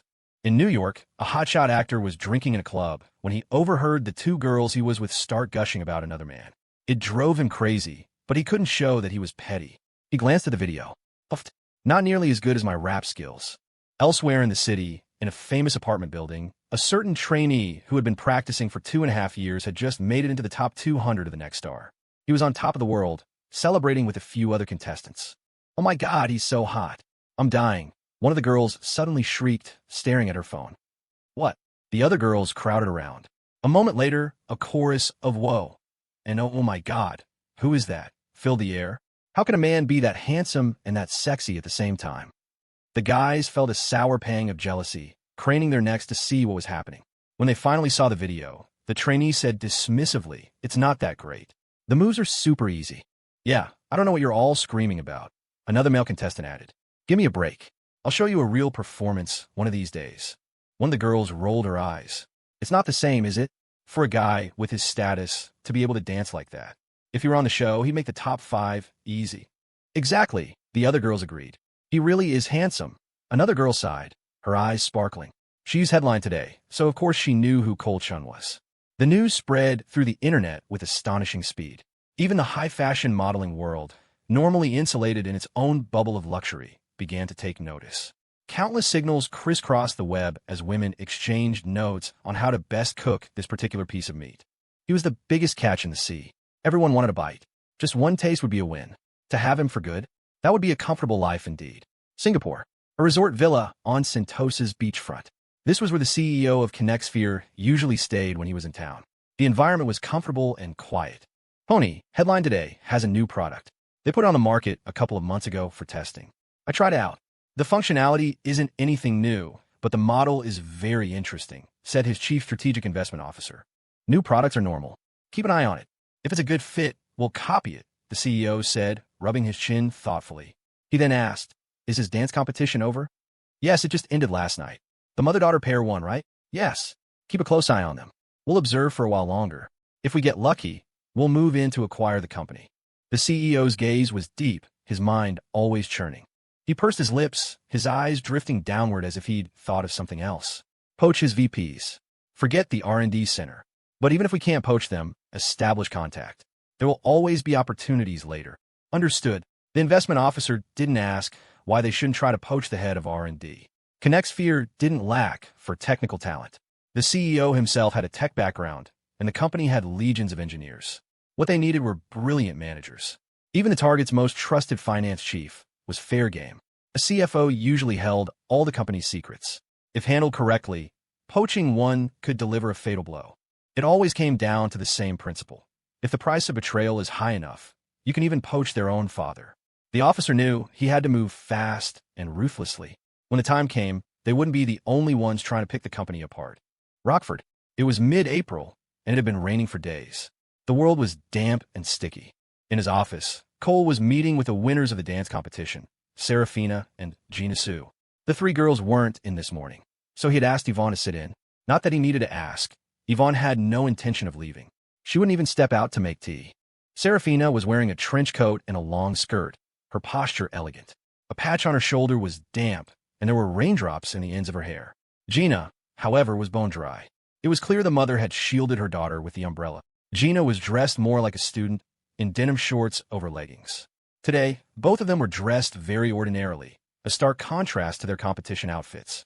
"You're saying you don't want the prize money, you want a job at the company? Why? Don't you like money?" Cole asked, his expression a mix of curiosity and confusion. Taken individually, the mother and daughter were maybe 6s or 7s, not quite on Yvonne's level, and certainly no match for his 3 girls. But when they sat together, the effect was different. The mother, quiet and ladylike. The daughter, cute with a hint of rebellion. And they looked so much alike. It created a strange, powerful synergy. If this were his past life, Cole would have had a hard time resisting. Just like he had a thing for his school crush's feet, it was something wired into a man's DNA, impossible to erase. Fortunately, his 3 girlfriends kept him well-fed and well-adjusted. His needs were met. It made him much calmer now. "It's like this," Serafina began, her voice soft and gentle, her eyes betraying a hint of anxiety. "My dance studio is about to go under, and the prize money can't save it. My daughter goes to school here in Rockford, so I was thinking I would just stay and be with her." Fearing he might doubt her abilities, she quickly added, "Don't worry, Mr. Chen, I'm qualified. I have a master's in finance and a PhD in dance from Seoul National University." "You're Korean?" Cole's curiosity grew. "My mother is Korean, my father is Chinese. I was born in China, but I went to Korea for university. Her father was also Chinese. He died in a car accident when she was 10. Serafina's voice grew heavy as she spoke. "Oh, I see." Cole didn't press the issue. Her qualifications were more than enough to join the company. However, he had other ideas about her position. "I'll give you 2 options. 1, you could spend 3 months in a subdivision of the Business Development Center, and we'll decide your future placement based on your performance. 2, we can sign you as an influencer under Amy's studio, with full promotional support. If you build a solid foundation, you can choose to start your own independent studio later. The choice is yours." "Mr. Chun, I'll choose the second option," Serafina said with almost no hesitation. "Can I ask why?" I want to spend more time with her. If I were in the business center, I know I would be very busy in the future." After a pause, Serafina added apologetically, "I guess I'm not that ambitious. I'm sorry. It's fine. I offered 2 choices. There's nothing to be sorry about," Cole said with a wave of his hand. He turned to Ivonne, who was standing quietly nearby with her hands clasped in front of her. "Ivonne, could you get Amy for me?" "Oh, sure," Ivonne replied, but she didn't move. She just pulled out her phone to make the call. Cole knew she wouldn't leave the room. It didn't matter. Before the mother and daughter had arrived, he had turned on the tiny camera hidden in the potted plant in the corner. Just in case. He'd installed it a few days ago. The paranoid version of him from his past life had defended against and deployed plenty of dirty tricks. Caution had become a habit. He hadn't told anyone about it. Serafina maintained a slightly flustered demeanor, as if she were trying to appear confident despite her unease. She was subtly observing the office. The decor was decent, but not luxurious. It was tasteful. Unlike many CEOs, Cole didn't have a private bathroom or resting area attached to his office. Just a sofa and coffee table for guests. That probably meant he didn't have a habit of sleeping in his office or pulling his secretary inside to discuss work. Not necessarily, of course. Work could be discussed anywhere. She needed to observe more. To fully understand this man, she had to devise a targeted strategy. She was certain this Ivonne was guarding against her. So the target did have some defenses up, and she noticed that Mr. Chun himself hadn't once looked at her with any inappropriate gaze. That was strange. In her experience, no man could look at her, or rather, at her and her daughter together, without a flicker of desire. Even if they pretended to be gentlemen, lust would always flash in the depths of their eyes. There were only 2 explanations. 1, the man was impotent or possibly gay. 2, his disguise was simply better than most. There was no other possibility. No matter how well-fed a man was, his desires never truly diminished. If it was the second option, she would have to be more methodical. A man like this was calculating, rich, and had seen countless women. The usual temptations wouldn't work. She had to attack him psychologically. Showing skin was the lowest form of seduction, effective only on desperate men. Half hiding, half revealing worked on men who could only hide half their nature. But not showing anything at all, that was how you dealt with a man of depth. These men had high psychological needs. They liked cleanliness and restraint. They liked a woman who was tough on the outside and soft on the inside. They liked conquest, not handouts. The more a woman concealed, the more interested a man like this became. She had to appear weak, yet strong and hardworking. That was the best way to trigger his protective instincts. Serafina continued her subtle assessment. His clothes weren't luxury brands, but they were perfectly tailored. That was a woman's touch. Undoubtedly, one of the girls around him. But which one? Was it this Ivonne? She had studied the target's file and knew he was closest to 3 women, but she didn't know much about their personalities. At least, not in detail. Very few outsiders ever got close to them. Only this Ivonne, whose file described her as feisty and competent. She would not underestimate a woman who could serve as the VP of Business Development. That was another reason she hadn't chosen to join that department. Gina, in stark contrast to her mother, was bold. Her gaze swept directly over the target, up and down, a mixture of curiosity, admiration, appreciation, and a touch of arrogance. The rest was wariness. She projected the image of a slightly rebellious teenager who was attracted to handsome, successful men, her emotions pure and full of a desire to explore. But she also gave off the air of someone who didn't want to be a gold digger and was afraid of being deceived. "Do you just sit here every day?" she asked bluntly. "Huh? Is she talking to me?" Cole, who had been looking down at a document, was momentarily startled. He looked up and smiled. "Yes, Gina." Serafina frowned. "Don't bother, Mr. Chun. He's busy." "Oh," Gina said, sticking out her tongue and shrugging.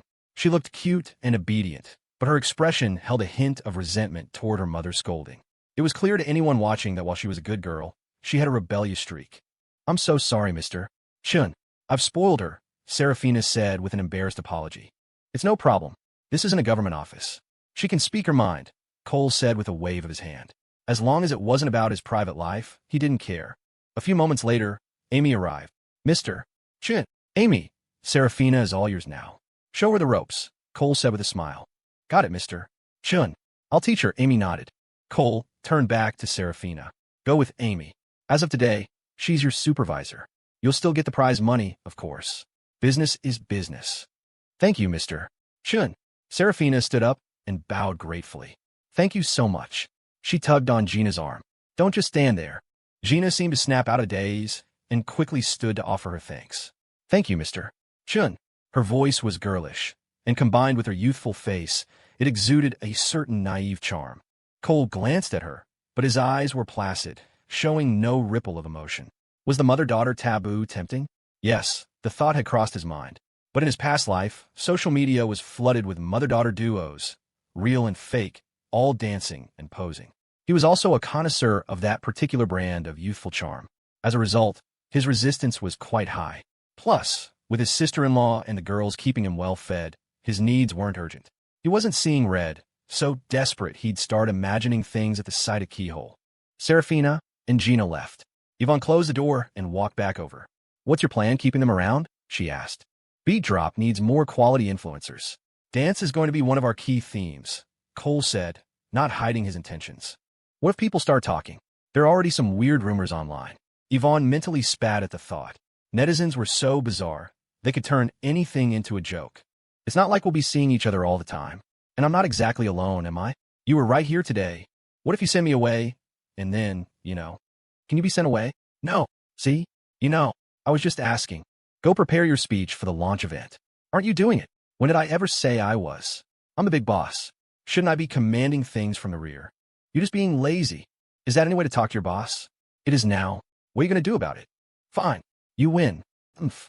Coward," Ivonne muttered under her breath, a flicker of disappointment in her eyes. The taunt hadn't worked.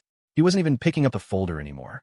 She had been watching Serafina the whole time, and also watching Cole for any strange looks. To her satisfaction, he had been a perfect gentleman. The woman dressed like a lady, a complete 180 from her dance persona. She was probably one of those people who truly respected the art of dance. It didn't matter. As long as she didn't expose herself in front of Cole, it was fine. Then she heard Cole ask, "So what dance are you two doing? Wouldn't you like to know?" Ivonne said, still annoyed. She walked out without so much as a sway of her hips, leaving the door open behind her.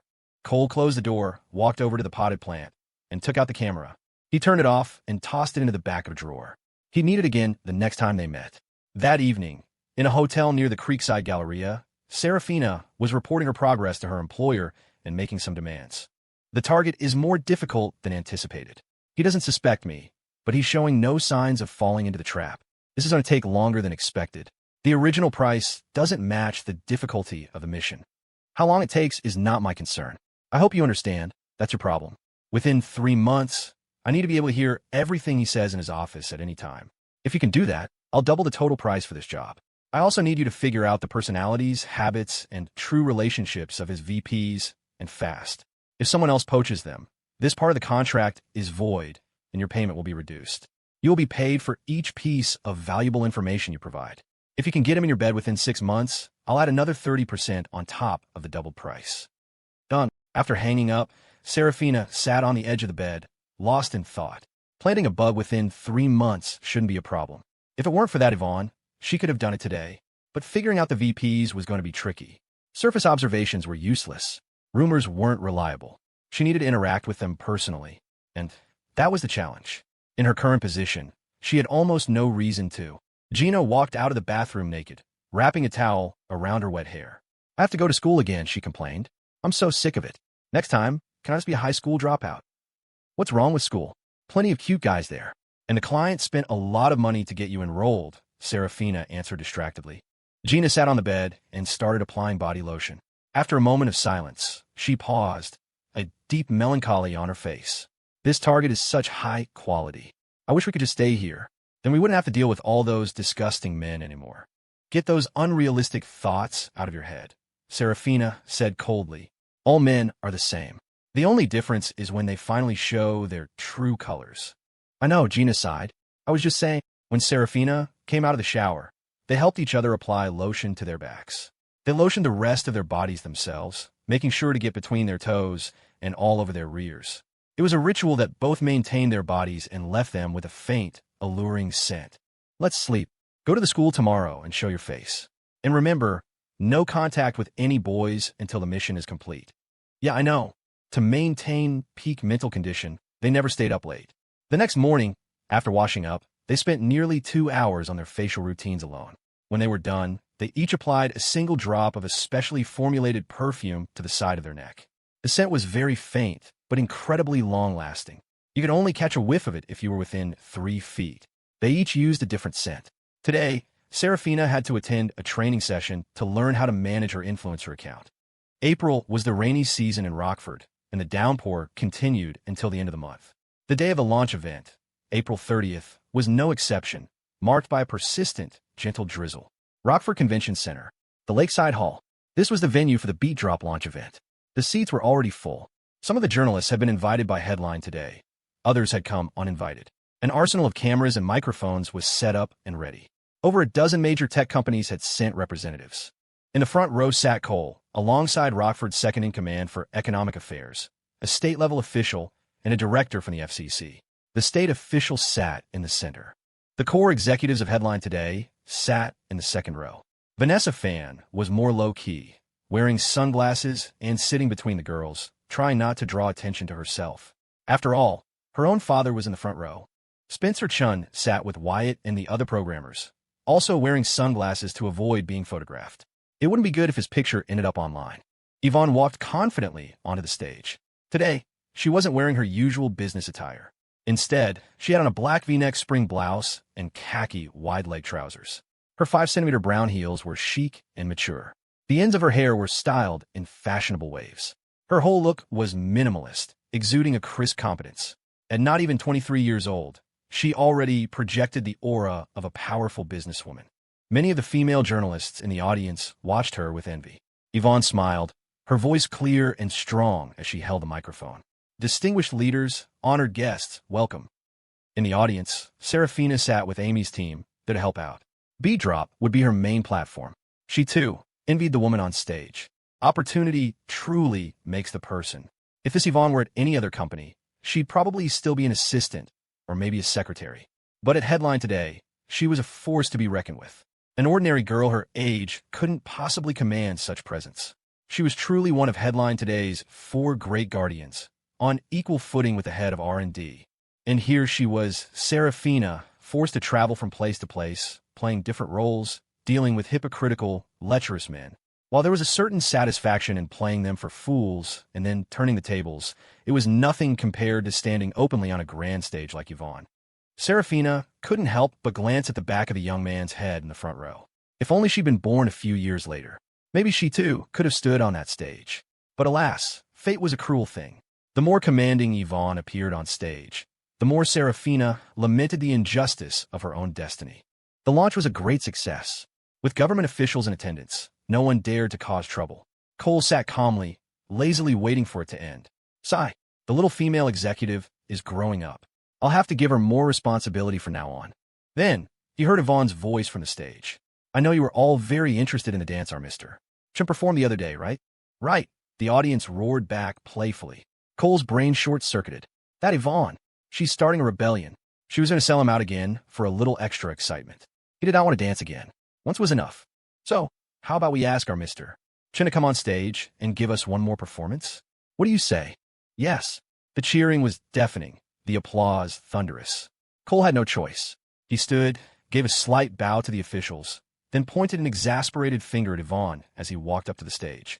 He took the microphone and smiled. Let me be clear, I'm not trying to show off. I really didn't expect our own VP Ivonne would stoop to using her boss as dessert to entertain the guests. The audience roared with laughter. Even the officials chuckled good-naturedly. Well, I'll make a fool of myself one more time. Don't blame me if my ugly performance makes you cry. Cole handed the microphone back to Ivonne, shooting her glare. Ivonne was fearless. She was used to Cole's empty threats. He never followed through. In front of all the officials, Cole shamelessly put on another sexy performance.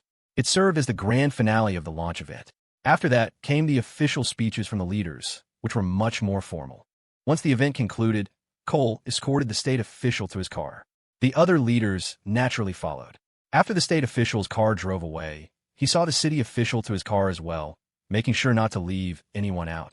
Ivonne drove her own car back to the company, giving Amy and Serafina a ride. As she glanced at the Audi carrying the three goddesses, she suddenly regretted buying her own car. Otherwise, she would have been in that one. Ivonne, you have such a powerful presence, Serafina said from the back seat, her voice full of genuine admiration. It's all for being pushed into it, Ivonne said, her mind elsewhere, her tone a little listless. You seem a little tired, Ivonne. Do you want me to drive? I have a license, Serafina offered with concern. It's fine, we're almost there. Cole, meanwhile, took the three girls out for a meal, dropped them back at their dorms, and then returned to the company. The moment he got to his office, he messaged Ivonne on Facebook, telling her to come in. This VP Ivonne needed a talking to. She hadn't even consulted him first. A moment later, he heard the familiar click-clack of high heels. Ivonne walked in and gently closed the door. She felt a strange flicker of fear. She hadn't been scared at the time, but now she was. Had he been genuinely angry that she'd ordered him around? But it was for the good of the company. She put on a businesslike expression. Mr. Chun, you wanted to see me? Duh. What else would I call you in for? Cole rolled his eyes at her. Go sit down. I have something to say to you. Oh. Suddenly, Ivonne wasn't scared anymore. He wasn't angry. She didn't sit, but walked over to stand by his desk. Go on, I'm busy. Next time, you can't make me go up there and do that dance. I don't want to. Got it, Cole said, his face stern. Oh, so next time, you'll do stand-up comedy? Ivonne blinked, feigning innocence. Playing dumb with me, are you? Cole instinctively reached for a folder. Go on, hit me. Ivonne plopped onto his desk, propping one leg up and bouncing it. All you do is hit me. I work my butt off for you, and you still hit me, she whined. Oh, for crying out loud. Who's always hitting you? If anyone heard you, they'd get the wrong idea. Cole was exasperated. Now she was slandering him. But you do hit me. I'm going to report you to the Women's Federation. Ivonne pretended to wipe away tears. Hiss. Arf. Cole grabbed the folder and smacked her 3 times. Smack, smack, smack. You hit me with this again. It hurts. Ivonne clutched her rear, her face a mask of grievance. But her body was trembling, warm currents rushing through her veins to her heart. She had to force herself not to show her pleasure. Next time, I'll use a stick. Cole tossed the folder down. Use what? Ivonne started, then clamped her mouth shut, swallowing the word stick. That would be far too suggestive. She quickly changed her tune. You could just use your hand, just not the folder. It really hurts. The folder didn't hurt at all, but it wasn't comfortable. And you're sitting on the desk. What kind of behavior is that? Cole wasn't overthinking it. He gave her 2 quick slaps with his open hand. Smack, smack. You really hit me. You hit me again. Yvonne's nose wrinkled as if she were about to cry, but her face was a strange mix of tears and laughter. Well, you were acting like a mob enforcer collecting protection money, Cole said, pulling his hand back with an air of righteous dignity. The sensation was pretty good. You shouldn't do that anymore. It could get addictive. This Yvonne, she was too much. Fine. So you're saying I'm a mob enforcer. I'm not talking to you anymore. I'm leaving. Yvonne slid off the desk in a huff, her hips swaying like a corkscrew as she stormed out, forgetting to even close the door. The moment she was out of the office, her posture straightened. She practically floated down the hall, feeling light and exhilarated. So good. For the rest of the day, Yvonne was in a fantastic mood. The employees all noticed their VP's newfound warmth, assuming it was because of the successful launch. At 9 o'clock that night, Yvonne, fresh from a shower, was in the middle of her skincare routine when her phone rang. She answered it casually. Hello, Yvonne. My apologies for the late call. A man's voice came through the line. Hello, who is this? What can I do for you? Yvonne asked, dabbing cream on her face. I'm with a top executive search firm. Several Fortune 500 companies are very interested in you, and I was wondering if you might have time to chat tomorrow. Sorry, I'm busy these days. I don't have time to talk about that. Yvonne refused without a second thought. An executive search firm was just a headhunter. Yvonne, please don't be so quick to refuse. One of the offers is for a $1 million annual salary. Are you sure you're not interested? And that's not including stock options. Sorry, not interested. Thanks, though. Yvonne hung up. If this had been the old her, she would have jumped at a $1 million salary. But now, she had other aspirations in life. Maybe, she thought with a mischievous grin, I'll go piss him off again tomorrow. Yvonne got dressed and ready to go out when her roommate Lily asked, "Where are you going?" "It's the holiday weekend." Oh, I forgot," Yvonne said, stopping her tracks. The holiday. A pang of disappointment hit her. Time flew so fast. She didn't know when, but the long-awaited holiday had suddenly become something to endure. "Didn't we make plans to go shopping?" "How could you forget? You've turned into a workaholic," her roommate complained. "Huh, I didn't forget," Yvonne said with a dry laugh, tossing her bag back on the bed. Today was the only day she could go. Tomorrow, she had dance practice with Jasmine. That was a big deal. The only downside was that she wouldn't get to see him. Jasmine wouldn't let him come to their practices. It got too hot, and they all wore very little. Just then, the doorway darkened. Her other roommate, Xiaowen, who had been out on an internship, had returned. After a round of greetings, Xiaowen slumped into a chair. "I'm exhausted. Interning is hell. I get bullied all day. The joint venture company is run like a family business." "That's normal. You're the new person. There's always a breaking-in period," Yvonne said with a smile. "Is headline like that?" Xiaowen asked. "Headline's okay. I haven't heard of any new hires getting bullied, but there's definitely an adjustment period." Yvonne couldn't guarantee it was perfect. Integrating new and old employees was always a process, no matter where you worked. "I'm so jealous of you. You went in as a manager and just kept rising." "TSK, TSK. Xiaowen sighed, her eyes full of envy. Then she added, "But you are really capable. You deserve the promotions." "I just got lucky. There are plenty of people more capable than me," Yvonne said, quickly shaking her head. She understood why this roommate was getting bullied. She probably couldn't keep her mouth shut. "You really were lucky. Who knew that Colchin would blow up like that?" Xiaowen was full of regret. She had also received the student government notice back then, but the thought of joining a brand new company had put her off. Who could have imagined it would become such a dark horse? Yvonne, who used to work part-time jobs all over the place, was now hosting press conferences in front of government officials. "Yes, just lucky," Yvonne smiled. Her other roommate, Lily, chimed in. It's no surprise she seized the opportunity. She's a workaholic. We had plans to go shopping today, and she completely forgot. "Shopping? I'll go too." Xiaowen's eyes lit up. Yvonne didn't mind. 2 was a shopping trip. 3 was also a shopping trip. That afternoon, exhausted from their excursion, the 3 of them went to a Starbucks at Xiaowen's suggestion. In those days, Starbucks was the go-to spot for artsy types, a place to project an air of sophistication. Few people were on their phones. Most had laptops open. They found a small table by the window, and each ordered a cappuccino. Yvonne noticed that as soon as they sat down, Xiaowen started texting frantically. "Found a boyfriend?" she asked jokingly. "We just started talking." "I don't know yet," Xiaowen said, casually putting her phone down and taking a sip of coffee. The 3 of them chatted about job prospects.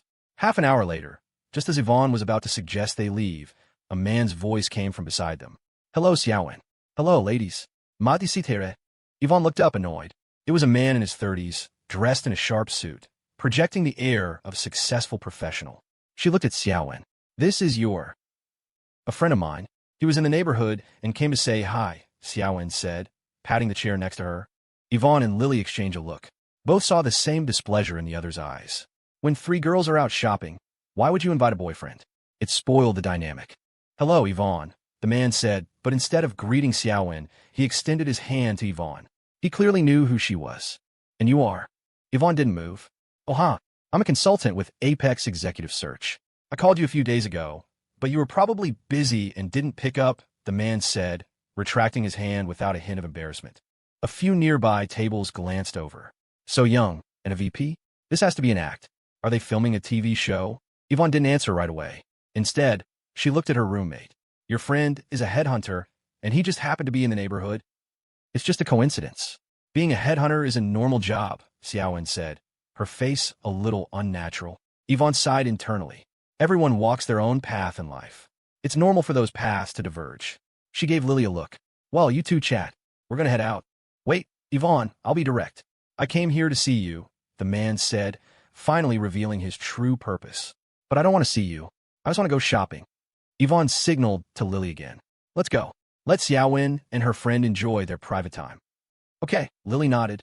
Yvonne, can you just give me 1 minute? I'll say my piece, and then I'll leave. I promise I won't bother you again. The man was getting anxious. It hadn't been easy to get a meeting with Yvonne. Don't bother. I'm not interested, Yvonne said, waving her hand and picking up her bag. Yvonne, a $3 million annual salary. Are you sure you're not interested? The man blurted out, dropping a bombshell. The surrounding customers were floored. 3 million? Is that for real? It's definitely an act. Someone with a $3 million salary would be a Starbucks? Shouldn't they be flying to Paris for coffee? Forgetting their own middle-class pretenses, they all stared at the group of four. Yvonne was stunned for a second, but she quickly snapped back to reality. A $3 million salary for her? Who were they kidding? The bait was too big to swallow. Even if she did, she'd choke on it. Once her mind was clear, she felt calm. She wasn't in a hurry to escape anymore. She shook her head peacefully. I'm sorry, but I'm not capable enough to command that kind of salary. You're being modest, Yvonne. Everyone knows you're the backbone of that company, the man said, flattering her. Then he added another chip to the pile. 0.8% equity, increasing annually. I can't tell you who the client is, but I can guarantee they're in the Fortune 100. Headhunting firms never revealed the client's name. It prevented direct contact between the parties. Even on targeted recruitment missions, they followed this rule.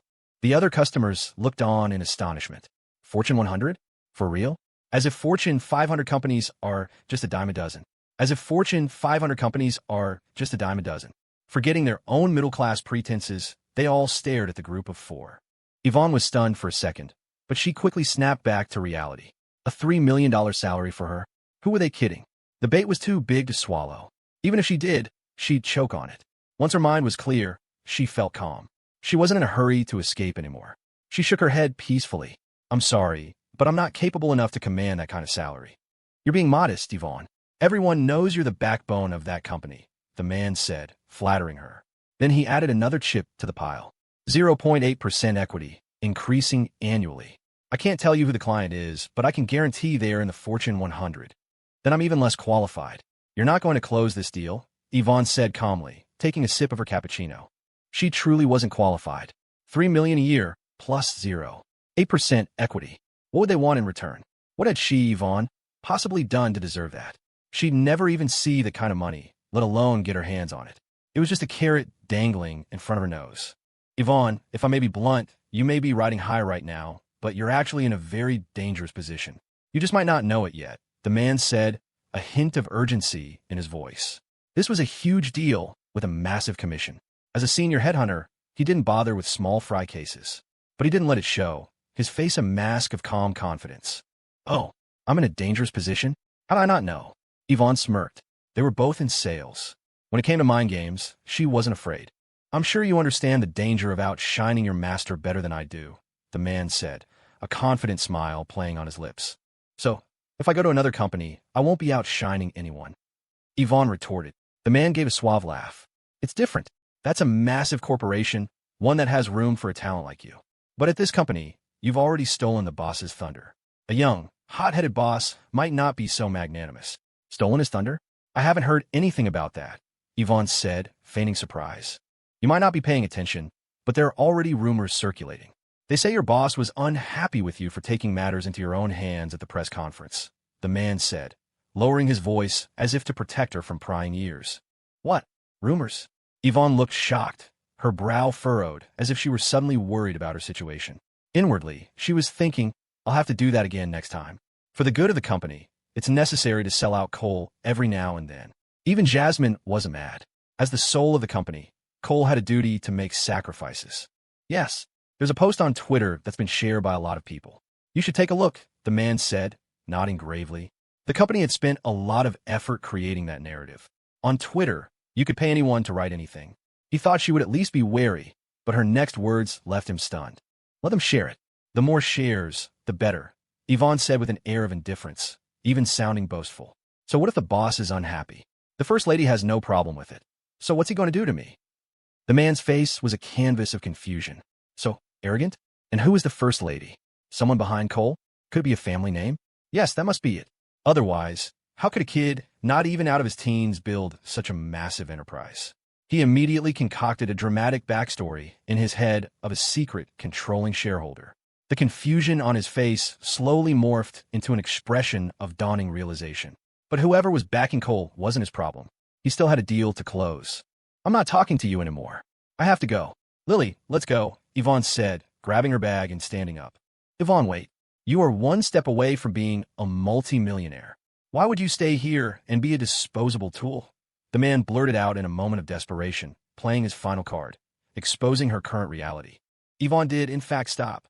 The surrounding customers watched with smirks, sipping their iced coffees and enjoying the show. This was some high-quality drama. "You're saying I'm a tool?" Yvonne's expression hardened. "Aren't you?" "Ivonne, from what I know, you carry the heaviest workload at your current company, but you get the least in return."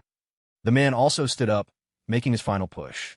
"Of all the female VPs, you're the one who works the hardest. But what's the result? You get the same as the others, maybe even less. It's not fair. Your boss is just using you, using your personality, using your ambition." The man's voice was loud, silencing the entire Starbucks. Not just the baristas, but customers on the other side of the room turned to watch this real-life corporate drama unfold. A woman in her late 20s by the far wall recognized Ivonne. Her laptop was playing the B-Drop launch event video. She nudged her companion. "I think that's Headline Today's #1 enforcer." Her companion leaned in to look, then glanced back at Ivonne, comparing them.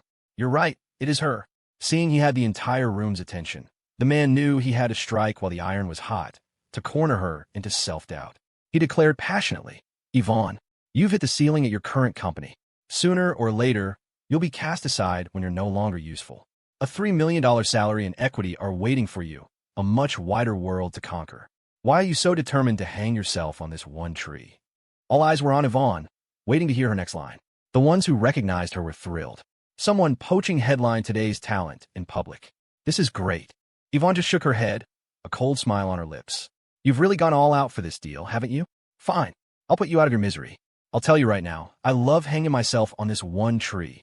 How it ends is my business, and I'm perfectly happy with my choice. And another thing, you're not qualified to use these psychological tricks on me. That's not how you do it. You're too desperate. You may be my senior in age, but in business, you're this." Ivonne contemptuously held up her pinky finger. "I hope your company is forgiving," she continued, "because otherwise, you'll be the one heading off to a much wider world." Ignoring the headhunter's ugly expression, she turned to the anxious Xiaowen. "Selling out my location for this? I don't need a roommate like you. We're done." With that, she and Lily walked straight out. Xiaowen's face was pale. Isn't a $3 million salary a good thing? The headhunter's lips moved, but no words came out. The deal was dead. Why wasn't she tempted by $3 million a year? It defied all logic. When he first heard the client's offer, he thought it was a guaranteed win. But now, he was starting to question his life choices. And the worst part was, he had no idea how he was going to explain this to his company. At the next table, the 30-something woman laughed out loud. "Hey, are you guys filming a show? Such dedication. What damn show?" The headhunter grumbled, stalking off with a foul look on his face. "Hey, what's with your attitude?" The woman muttered, annoyed. "It's not a show, it's real." "That girl was Ivonne from Headline Today," the woman in the corner called out. "Ivonne? Who's that?" the woman asked, unfamiliar with the name. "You don't know Headline Today? Or B-Drop? Check the trending topics." "Oh, it's her," another customer exclaimed, a look of awe on their face. Everyone in Rockford knew about the local company Headline Today, but most didn't know what the executives looked like. So young, and someone was offering her $3 million a year? Unbelievable. Driving away, Yvonne's mind was a whirlwind of thoughts. The $3 million figure was just a fantasy, a pie in the sky. Anyone who believed it was an idiot. Well, the guy from the early days was a cautionary tale. She knew exactly what she was worth. Her hard work was undeniable, but the one who brought real value to Headline Today was him. Otherwise, why had the original headliner company failed? Why were the similar products from other tech giants lagging so far behind? Was it because they lacked management talent? Was it a lack of advertising? No, it was because they didn't have him. All this talk about shining the boss and unfair treatment was a joke. Her compensation was already excellent. Her office was the best in the company. And while they didn't have a physical relationship, he doted on her. Jasmine, the first lady, did too. You go to war for the person who believes in you. With a boss like that, what more could she ask for? A woman makes herself beautiful for the one who appreciates her. Well, that was a work in progress. Cole seemed like a playboy, but he had strong boundaries. Otherwise, with his looks and status, what girl in the company could have possibly escaped him. A soft smile touched Yvonne's lips. That was another reason she admired him so much. Cole's holiday weekend was incredibly boring. He spent the first day with the 3 girls, but with all 3 of them there, he couldn't. It left him burning with pent-up frustration. For the remaining 2 days, Jasmine told him to stay away. They had to practice their dance. Cole had no choice but to agree. He was curious to see what kind of secret dance they were preparing. They had so little time to practice. Using the holiday was their only option. It was all for him. He couldn't be a buzzkill. His screen displayed Beat Drop's download data. It was impressive, much better than the launch of the original Headline Today app. The advertising blitz had started right after the press conference. As of today, downloads had already surpassed 10 million. It had only been a few days. The accounts for Headline, Slice, and Beat Drop were all interconnected, which was very convenient. The 8-second creative music videos were a huge hit. If things went as expected, the other tech giants would soon follow suit. But it didn't matter. The Headline ecosystem would stay ahead of the curve. A knock sounded at the door, but no one entered. It was probably a department employee. "Come in." The director of the HR department's administrative division entered. "Mr. Chun," the documents Mr. Zhao sent over have arrived. "Great, thanks, Jessica. Just put them there," Cole said with a smile. "You're welcome, Mr. Chun." The director put down a thick file folder and left. Cole took a stack of contracts out of the folder. He selected one and read it carefully. After confirming everything was correct, he took out his dedicated contract seal and stamped it. Then he messaged Ivonne. A moment later, she walked in. "Mr. Chun." "Yep. Come on. Sign here, thumbprint here," Cole said, pushing a contract toward her. "What for? You're not firing me, are you?" Yvonne shot back out of habit, picking up the contract to read it. As she read, her eyes went wide. Equity Transfer Agreement Equity Recipient. Yvonne Equity Transfer. Cole Chun, sole shareholder of Headline Today Online Technology Co. Ltd. Transfer ratio, 1. 2% transfer method. Unconditional transfer, with all applicable taxes paid by the transfer. Sale condition. Can only be repurchased by shareholder Cole Chun at a 20% discount from the market price. "Mr. Chun, what are you doing?" Yvonne looked up, her voice trembling. 1.2%. It was too much. This wasn't Slice. It wasn't Beat Drop. This was stock in the parent company, Headline Today. Just this one. 2% was already worth a staggering amount.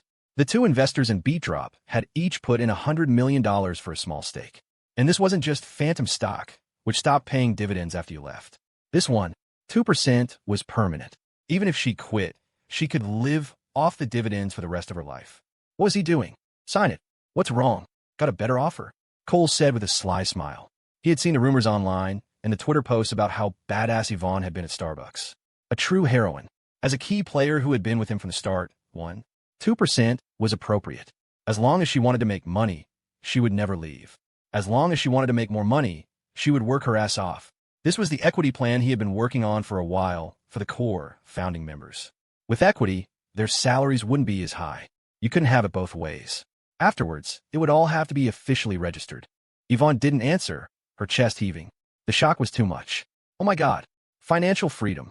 Who didn't love money? Especially money that came with security? But what made her even more emotional was that he trusted her this much. How could she ever repay him? "You bastard. I mean, Mr. Chun." Yvonne stammered, her gaze a little dazed. "What did you call me?" "Fine. Give it back." Cole feigned anger and reached for the contract. This Yvonne was getting out of control. Just as he thought that, Yvonne lunged. With the speed of a striking viper, she grabbed his head and started planting kisses all over his face. Hey, what are you doing? Let go. If someone sees this, I'm in big trouble." Cole tried to push her away, but she was holding on too tightly. He was afraid of hurting her, so he didn't use much force. Yvonne didn't care.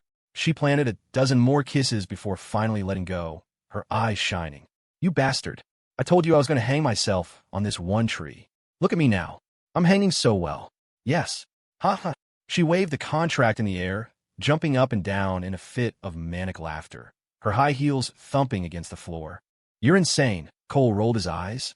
He noticed her lipstick was smeared and suddenly panicked. He quickly grabbed a tissue from his desk and started wiping his face.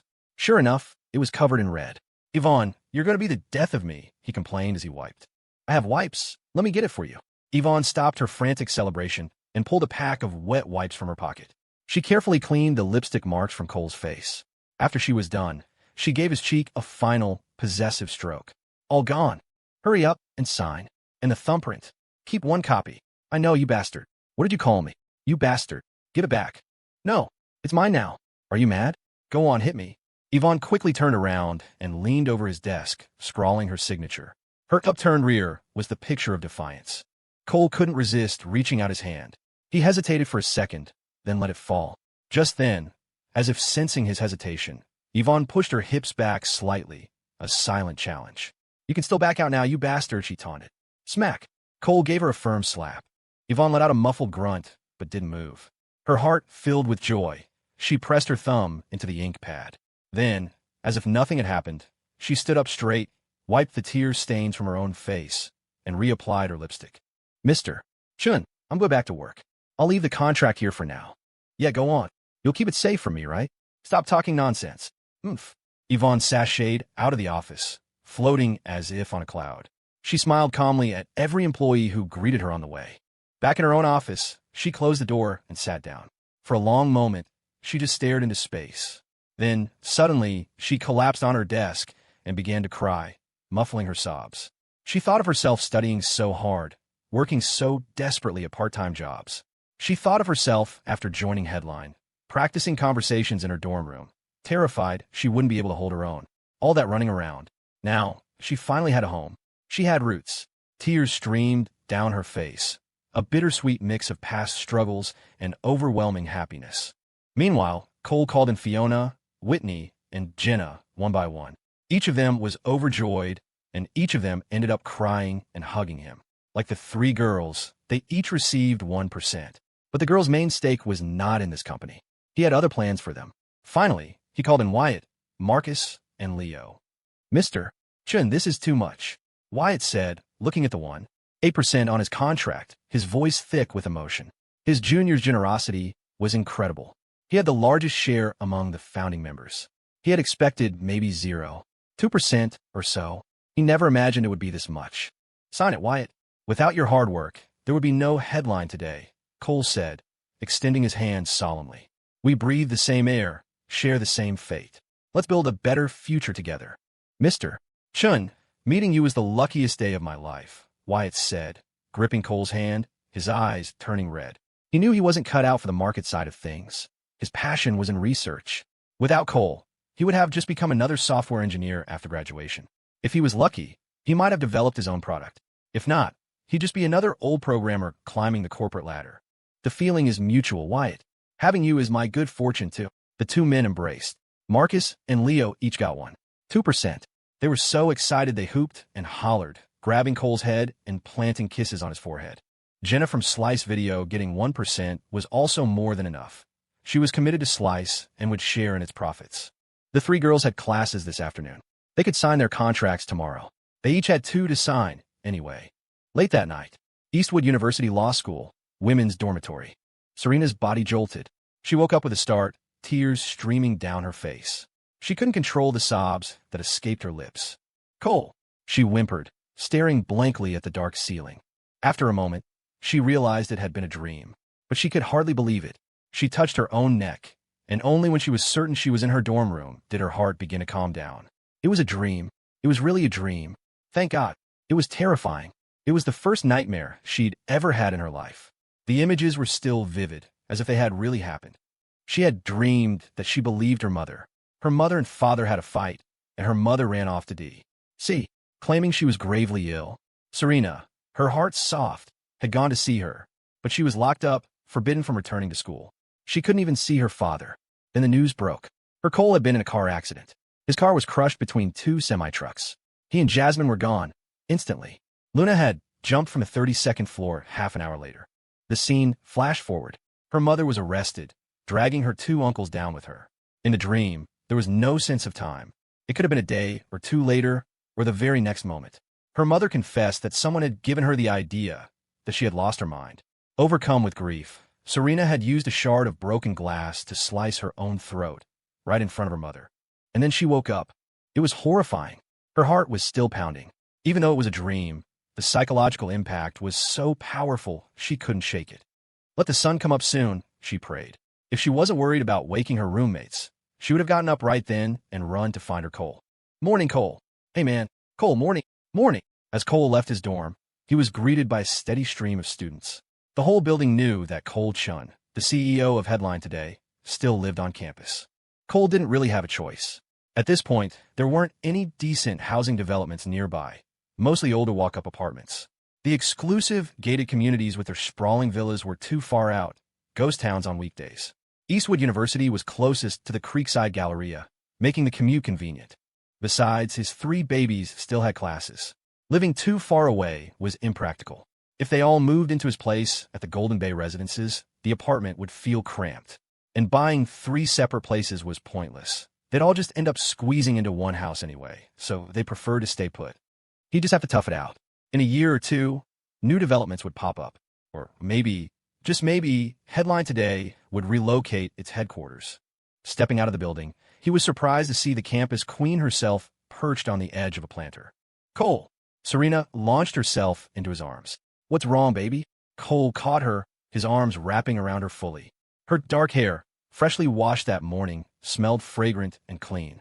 It was strange. Why was she waiting for him here so early? "I had a nightmare. It was so scary."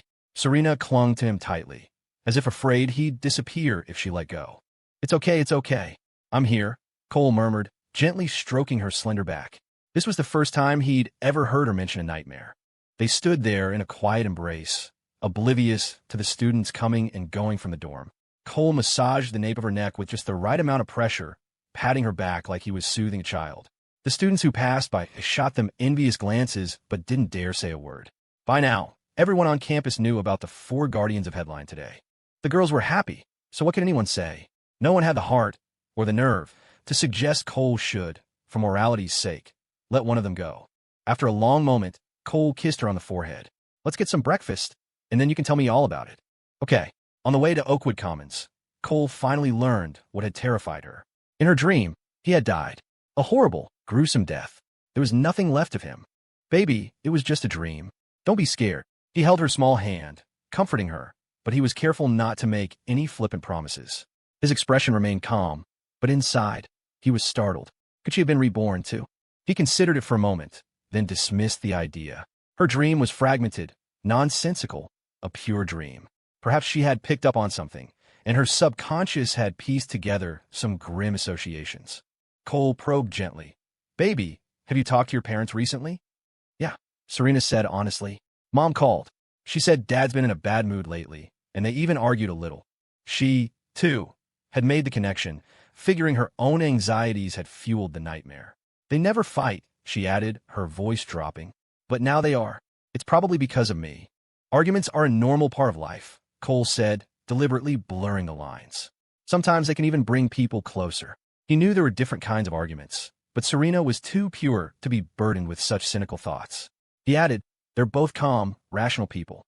They probably got over it as soon as it was done." "Don't worry, baby." Serena murmured, rubbing her cheek against his arm. But a shadow of doubt remained. She didn't tell him about the part of the dream where her mother, swayed by someone else's words, made a terrible mistake. She was afraid it would make Cole hate her mother even more. But she knew her mother all too well. Helen Shun was a woman who had been coddled her entire life. She might not do something as drastic as what happened in the dream, but she was certainly capable of getting a muddled idea and trying to interfere. The implications of that were enormous. Her mother was just a district school administrator with no real power of her own. She would inevitably have to leverage the Shun family's influence. Serena knew she had to stay vigilant to keep a close eye on things. But God, it was exhausting. Meanwhile, in Linden Creek, at the district apartments. "David, can you find some time these next couple of days to stop by the Yang's factory?" "Talk to Cole's mother," Helen said, stopping her husband as he was heading out the door. "What is there to talk about?" David Shun grumbled, changing his shoes. "For us to go to them like this, what does that even look like? Is it appropriate, given my position?" "Appropriate or not, you have to try. Otherwise, things will look even worse. The rumors are everywhere. Some nonsense about 4 fairy guardians. Where am I supposed to put my face? People at work are already starting to laugh at me," Helen complained, her face a mask of displeasure. "Who's spreading rumors? Laughing about what?" David was dismissive. "Serena is a senior executive now. That's a good thing. People are just jealous." He was far more interested in the rapid growth of Cole's companies. From a political or a business standpoint, it was a phenomenon worth studying. "Fine, then I'll go talk to Mrs. She myself," Helen said, her expression hardening. I don't want anything else. I just want her to tell her son to stay away from Serena. Don't you dare. Absolutely not. David's eyes narrowed. That would be truly inappropriate. You're a leader in your own right. What would people think of you if you did that? I don't want to, but look at Serena now. She's quit all her clubs, she's distracted from her studies, and she's tangled up with that boy. The Shun family's reputation is in tatters. So, she quit her clubs. So what? How is she distracted? Isn't Serena doing just fine? What reputation? It's not our place to worry about her love life. She has her own ideas. You saw her when she came home for the holidays. She's fine. His company is a major internet enterprise now, and Serena is a top executive. Everything is fine, Helen. There's really no need to complicate things. I'm not trying to complicate things. Have you ever thought about it? He's built this massive company, all by himself, with so much money involved. It's a recipe for disaster, Helen said, trying to explain her reasoning. What kind of disaster? David replied, nonchalantly. Then, a realization dawned on him. He looked at her seriously. Wait a minute, Helen. Who's been telling you this? What do you mean, who told me? A flicker of something unreadable crossed Helen's eyes. Telling you that a sole proprietorship with that much money is bound to run into trouble, David repeated, his tone serious. Nobody told me. Isn't it just common sense? People are greedy. He's so young, and he's paying so much in taxes. Do you think he's happy about that? It's only a matter of time before something goes wrong. Helen moved closer to her husband and whispered, he made all that money so quickly. Is it possible he bribed someone? That he has a powerful backer? Or engaged in unfair competition? You can't deny it's possible. If that gets out, just think of the consequences. Helen, David looked at her, his expression complex. He wanted to say more, but held back. He already suspected what was happening. Someone was feeding his wife these ideas. If that was the case, things were far more complicated than they seemed. His wife wasn't a foolish woman, but when it came to their daughter, she was stuck in a dead end. And that was dangerous. He paused, then said, I'm heading to work. We can discuss this when I get back. But please do not go see Mrs. Shun. Don't make things difficult for our daughter. Fine. I'll wait for you to get back, Helen agreed. David opened the door, then turned back, still uneasy. Remember, Helen, don't go. Fine, I know. The moment her husband's figure disappeared, the thought resurfaced in Helen's mind. She mulled it over, hesitating again and again. In the end, she abandoned the idea. A district administrator going to a teacher to discuss their children. It really wasn't right. Downstairs, David Shun's face was grim. Someone was deliberately feeding his wife these ideas. What was their ultimate goal? The world of adults was never simple, especially not in politics. An enemy could come from any direction. It could be a rival of the Shun family. It could be one of his own. Or perhaps it was a move from the business world. If it were a business rival, that would be easy enough to handle. He could counter their moves as they came. If it were one of his enemies, the worst that could happen was that he'd be forced out of his position. He would still be David Shun, a son of the Shun family. But if it was the first possibility, a political attack on the family, that was truly dangerous. The higher one climbed, the less one could afford even the smallest stain on their record. Trying to cover it up would only make things worse. High-level players orchestrated their attacks in a series of interconnected moves, a relentless assault. But as long as his wife did nothing, the danger didn't exist. Clearly, the other party was trying to use his wife to egg her on. David, who came from a business family and had been in politics for years, thought things through from every angle. He went to work with a heavy heart, still try to figure out how to neutralize this hidden threat. An hour later, Helen finished her meeting and returned to her office. A woman appeared at the door, knocked, and then walked in. Helen, a relative sent me some homemade floral tea. The leaves are all homegrown. You should try some. The woman was in her 40s, with fair skin, wavy hair, and a prosperous air about her. She placed a glass jar on the desk, filled with what was indeed floral tea. All right, have a seat. What brings you here today? Helen gestured to a chair. The woman was the wife of a processing plant owner in Rockford. She was originally from Linden Creek and had family members who were teachers. Her own child had attended school in Linden Creek before. They had met by chance at an education conference and had grown familiar over time. Oh, nothing special. I was just passing by and thought I'd pop in to see you, the woman said, her tone a mix of familiarity and politeness. They chatted idly, and, eventually, the conversation turned to their children. There's no hope for my boy, the woman sighed. He's dating. I try to talk to him, but he won't listen. Your son must be 19 by now, right? There's nothing wrong with dating, Helen offered, vaguely aware of the situation. It's still too early. I was 22 when I met my husband, the woman said, shaking her head. I was hoping to give him a push in the right direction, but now his mind is completely elsewhere. It's hopeless. I've given up. Helen's lips moved, but she said nothing. She was thinking of her own daughter. The woman continued, "It's better to have a daughter. They're less trouble. Helen, your daughter is a role model. A top university, a high-level executive before she even graduates. I guess that's just a dream for me now. She's not exactly trouble-free herself." Helen couldn't help but sigh in response. "You call that not trouble-free? You should be counting your blessings," the woman said, surprised. The woman's surprise deepened. She glanced at the door, walked over, and closed it. Returning to Helen's desk, she lowered her voice. "If you ask me, you shouldn't pay any attention to those rumors. It's all just jealousy. But there is one thing I think you should seriously consider. You need to maintain a certain distance.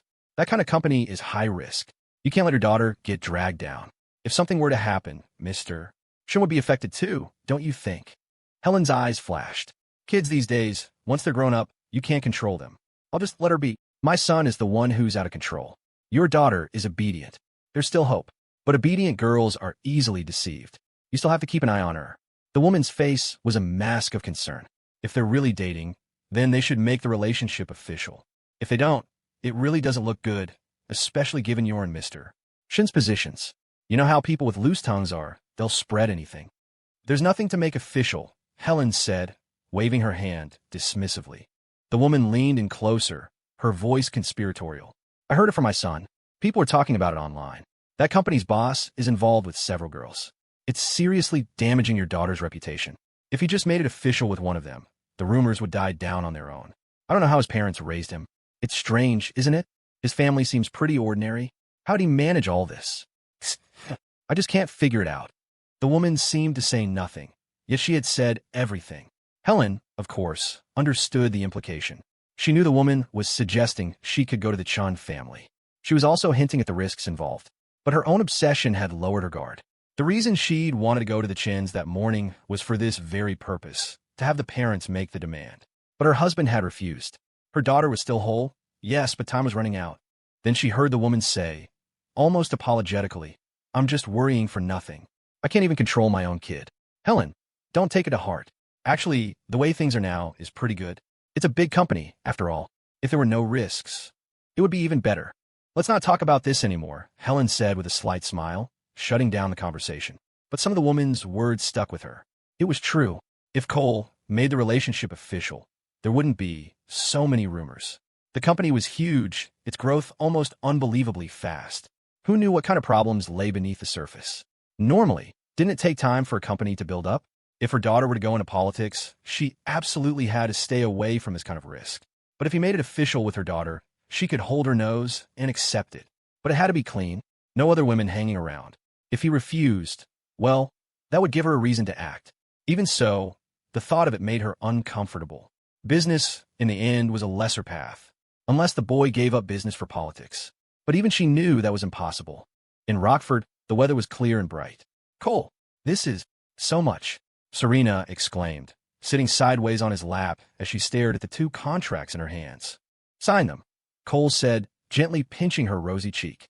"They're a symbol of our shared battle." One contract was for a 1% stake in Headline Today. The other was far more complex, a 5% stake in the offshore parent company. Cole had tasked his high-powered lawyer, Mr. Zhao, with a critical project. The offshore company had been renamed Rhythm Group, Inc., with Cole as the sole shareholder. He then established a subsidiary in a tax-friendly jurisdiction, hiring a semi-retired manager and a few clerks to hold down the fort. Using this subsidiary, he set up another company on the mainland, named Headline Vision, Ltd. This new company had no external business. Its sole purpose was to be the parent company of Headline Today. Through a share pledge agreement, Headline Today was now controlled by Headline Vision. This structure, known as a VIE, variable interest entity, was used by many major tech giants. It meant that even if a CEO stepped down, they still held the real power. They could remove any chairman at will. Slice Video and BeatDrop were, in turn, controlled by Headline Today. It formed a chain of command. The video platforms, GlowUp, and Oracle QA were all controlled by Headline Today. Headline Today was controlled by Headline Vision. Headline Vision was controlled by the international subsidiary. And the international subsidiary was controlled by the offshore parent company, Rhythm Group. All profits would flow up to Rhythm Group. In the future, No matter how many companies or projects Headline Today invested in, the ultimate controlling party would be one person, Cole Chin himself. The most crucial part was that the shareholders of the offshore company were confidential. That it didn't need to be disclosed. No one would ever know who the true owners were. And because it was essentially a foreign-invested company, it enjoyed various policy benefits, maximizing profits. In a way, Headline Today was now a foreign company, even though he was the one behind it. Of course, all these shares came with a fundamental condition. They could only be sold back to Cole. This was the primary protective principle.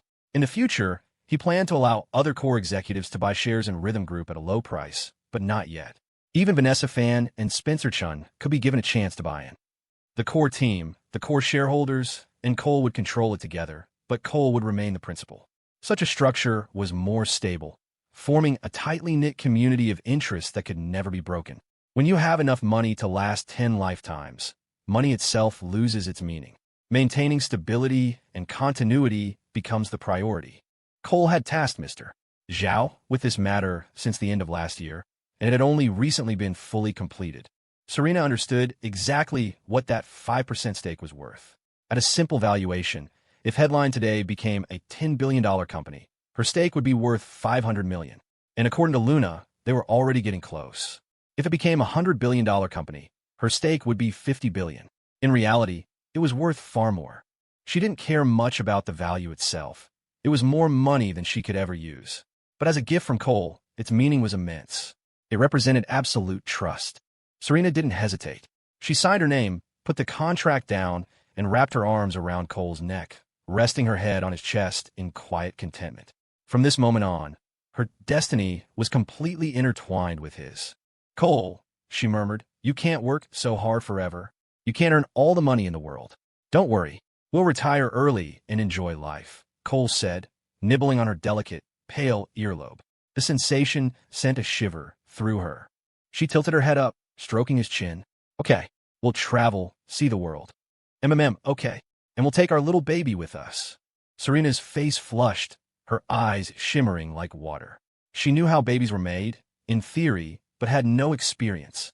She couldn't even imagine it. "Okay, we'll have two," Cole said, giving her pert bottom a playful pat. "Huh?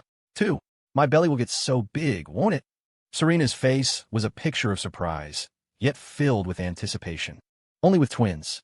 Are you scared?" "A little, but it's okay." Serena seemed to warm to the idea. She shifted, kneeling in the gap of the large office chair, and draped her arms around his neck, asking sweetly, "What if they're crying and fussing around me all day? We can hire a nanny."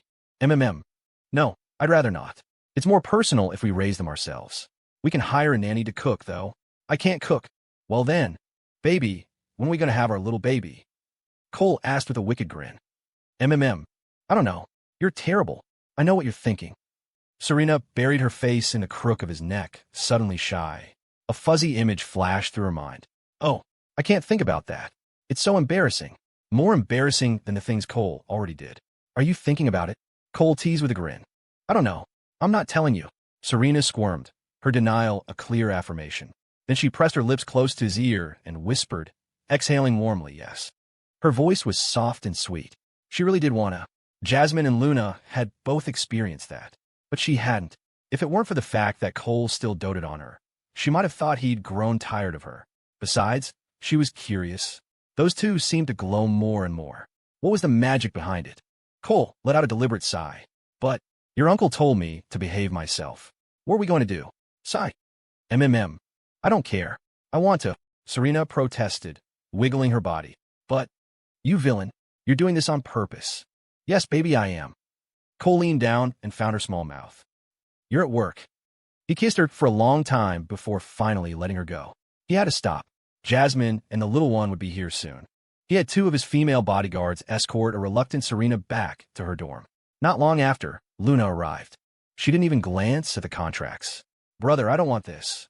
"You have to. You must sign." Cole pulled her into his lap. "Okay." Luna didn't bother to read what was written. It was just stocks or something. Since everyone was getting them, she might as well sign. The moment she pressed her thumbprint onto the paper, she melted into his arms. While she was making her impression, he was making his hands playing with a masterpiece. "You can't, brother. Jasmine will be here soon." "Oh." Cole reluctantly stopped. He was an artist, and he truly couldn't get enough of such a magnificent work of art. The little one had to get back to class. Sometimes her advanced finance courses were packed together, and she couldn't miss them, or it would affect her foundational knowledge. She didn't go to the evening study sessions, opting instead to go to the library with Brianna and Felicity. About 15 minutes after Luna left, Jasmine arrived. Without a word, she signed the documents with 2 swift strokes of the pen. It all belonged to her boy anyway. Cole tried to reach out a mischievous hand, but Jasmine stopped him with a single finger to his forehead. She feigned annoyance. "Let me rest. My legs are killing me from dance practice these last 2 days."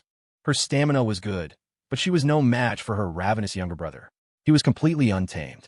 She couldn't let him touch her. If he did, she'd want it. And too much of a good thing was bad for you. It drained the body. It would make her age faster. What woman wasn't afraid of getting old? What if he lost interest? Moderation, she reasoned, could actually increase her appeal, keeping him firmly hooked. "Okay, sis," Cole agreed obediently, his mind already scheming other plans. That evening, at the Eastwood University School of Law, after class, Serena quickly showered, changed into a beautiful dress, and threw on a light jacket, ready to go out for dinner with Cole. She was both excited and nervous. Tonight, he was definitely going to hang her up. She was so looking forward to it. Her phone rang. Seeing it was her mother, her mood instantly plummeted. A familiar sense of oppression washed over her. She didn't know when it started, but she'd begun to dread her mother's calls, afraid of hearing that pressuring tone. Still, she answered. "Hello, Mom." "Serena, have you eaten yet?" "Not yet. I'm about to go." "Okay, I have something to tell you." "What is it, Mom?" Serena's heart tightened. "It's about you and Cole. I've thought it over. I approve of you two being together." Her mother's words stunned her. Did Mom really just say that? A wave of ecstatic joy washed over her. "Thank you, Mom. You're the best. I love you. Of course I want you to be happy." "Mom, I will be happy. Thank you so much." The huge weight on Serena's heart seemed to vanish, leaving her feeling light and free. Who didn't want their family's blessing on their relationship? "Serena, there's one more thing. I need you to tell Cole something for me." "Okay, what is it?" "I want him to publicly announce his relationship with you." The words fell on Serena like a bucket of ice water. Of course, she wanted him to go public. But her rational mind screamed, impossible. Things had progressed too far. It wasn't something that could be done just because they wanted to, at least not now. Headline today was in a critical growth phase. Its rhythm couldn't be disrupted by personal drama. She knew Cole. He would never do it. It would be unfair to Jasmine and Luna, effectively turning them into mistresses. If Cole publicly declared his relationship with any one of them, the other two would be cast into the shadows, forced to watch the one in the light, their hearts inevitably filled with resentment. How could they endure that over time? Moreover, Cole would then be under constant public scrutiny, no longer able to stand openly with the other girls. He couldn't exactly announce he had 3 girlfriends. Some things could exist, but they couldn't be flaunted. People might tacitly accept it, but they wouldn't tolerate it being paraded around. There were gains and there were losses. Jasmine and Luna had already made their choice. If Jasmine could do it, then she, Serena Shun, had to as well. To do otherwise would inevitably fracture her relationship with Cole, and that was something she would rather die than allow. It was obvious. Her mother was playing a game of tactical retreat. The demand was still, in essence, a form of coercion. "Mom, let's wait on this for a bit. Headline is so busy right now, he has so much on his plate." "Serena, is it that he can't do it?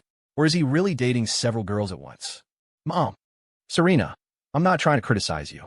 I just want to give you a little warning. Do you know what will happen to you if this continues? You'll be abandoned. You'll end up with nothing. Your salary is good now, but that's just temporary. Our family doesn't need the money. No matter how much Headline today makes, it's his, not yours. Do you understand that fundamental truth? If he can't even make your relationship public, then he's not serious about you. If he truly loved you, he would be willing to do anything for you. If he's willing to go public, I won't have any objections." "Mom, you don't know him. He's given me so much. More than you can even imagine." Serena was about to mention the shares, but stopped herself. She could tell her father, but not her mother, at least not yet. Her mother was overly rational at times, and yet completely irrational at others, more like a child than her. "A few $100,000 a year? How can I not imagine that? It's not that much. It's not like he's going to make you a shareholder. Serena, wake up. End this now. Unless he's willing to go public." "Mom, you don't understand. I can't leave him. Not even if I die," Serena murmured. "I am a shareholder. A major one." Serena's heart grew calm again, no longer swayed by her initial excitement. She hadn't forgotten the fragments of her dream. "Have you lost your mind?" Her mother's voice boomed through the phone. "Already told you. If he goes public, I'll agree. Why are you so stubborn? Do you know what you are? Follow him around like this? You're nothing. If he ever goes public with one of those other girls, you'll be the mistress. Do you understand? Mom, I haven't lost my mind. On the contrary, I am perfectly calm. And you, Mom, you need to calm down too. Serena slowly walked out of her dorm room and onto the corridor balcony. The campus at dusk was filled with vibrant, energetic students. Standing there, no one disturbed her. Her mother's voice continued from the phone. I am calm. Serena, have you ever thought about your father and me? About the Shun family? About our side of the family? If you continue this ambiguous relationship, it will have a huge impact on everyone. Do you understand? Mom, you left someone out of your list, Serena said, a bitter smile touching her lips. I didn't leave anyone out. Everyone will be affected because of you. Serena cut her off before she could finish her stubborn declaration. You left out me, Mom. I didn't. Helen fell silent. Mom, it's my life. Is it so wrong for me to think about myself for once? Serena asked quietly. Is that what you're doing? Thinking for yourself? You're running into a dead end, and you don't even know what you're doing. Her mother's voice was filled with frustration. Mom, the one in the dead end is you. You just can't see it. Serena's gaze sharpened. Arguing was exhausting, but if winning was the only way to solve this, then she would debate. I've eaten more salt than you've eaten rice. And now you're lecturing me? You can't even think through the consequences of a single action. How can you possibly live your own life well? Mom, is it possible that you haven't eaten more salt, but that you've eaten too much sugar? How dare you talk to your mother like that? Her mother's voice grew angry. I'm doing this for your own good. Why can't you understand? If you want what's good for me, then let me choose my own destiny. I will be responsible for my own choices. You can't choose. You don't have a choice. Her mother's voice suddenly became shrill. You were born into the Shun family. You enjoyed a privileged upbringing, and you must bear the responsibility of continuing our legacy. Mom, you're talking about yourself. And Grandpa never asked you to bear any responsibility. Serena's mind grew even clearer. The Shuns don't just have me, and they certainly don't need me to carry any legacy. The only thing I'm carrying is your unfulfilled ambition. And besides, the future of the Shun family will depend on him. Do you understand that, Mom? I'm not going to argue with you anymore.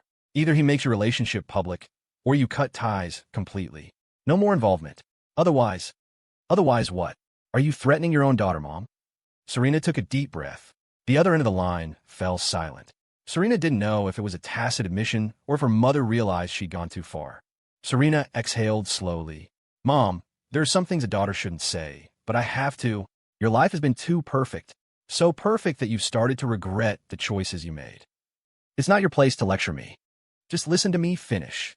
Serena suddenly shouted, startled by her usually soft-spoken daughter. The other end of the line went quiet.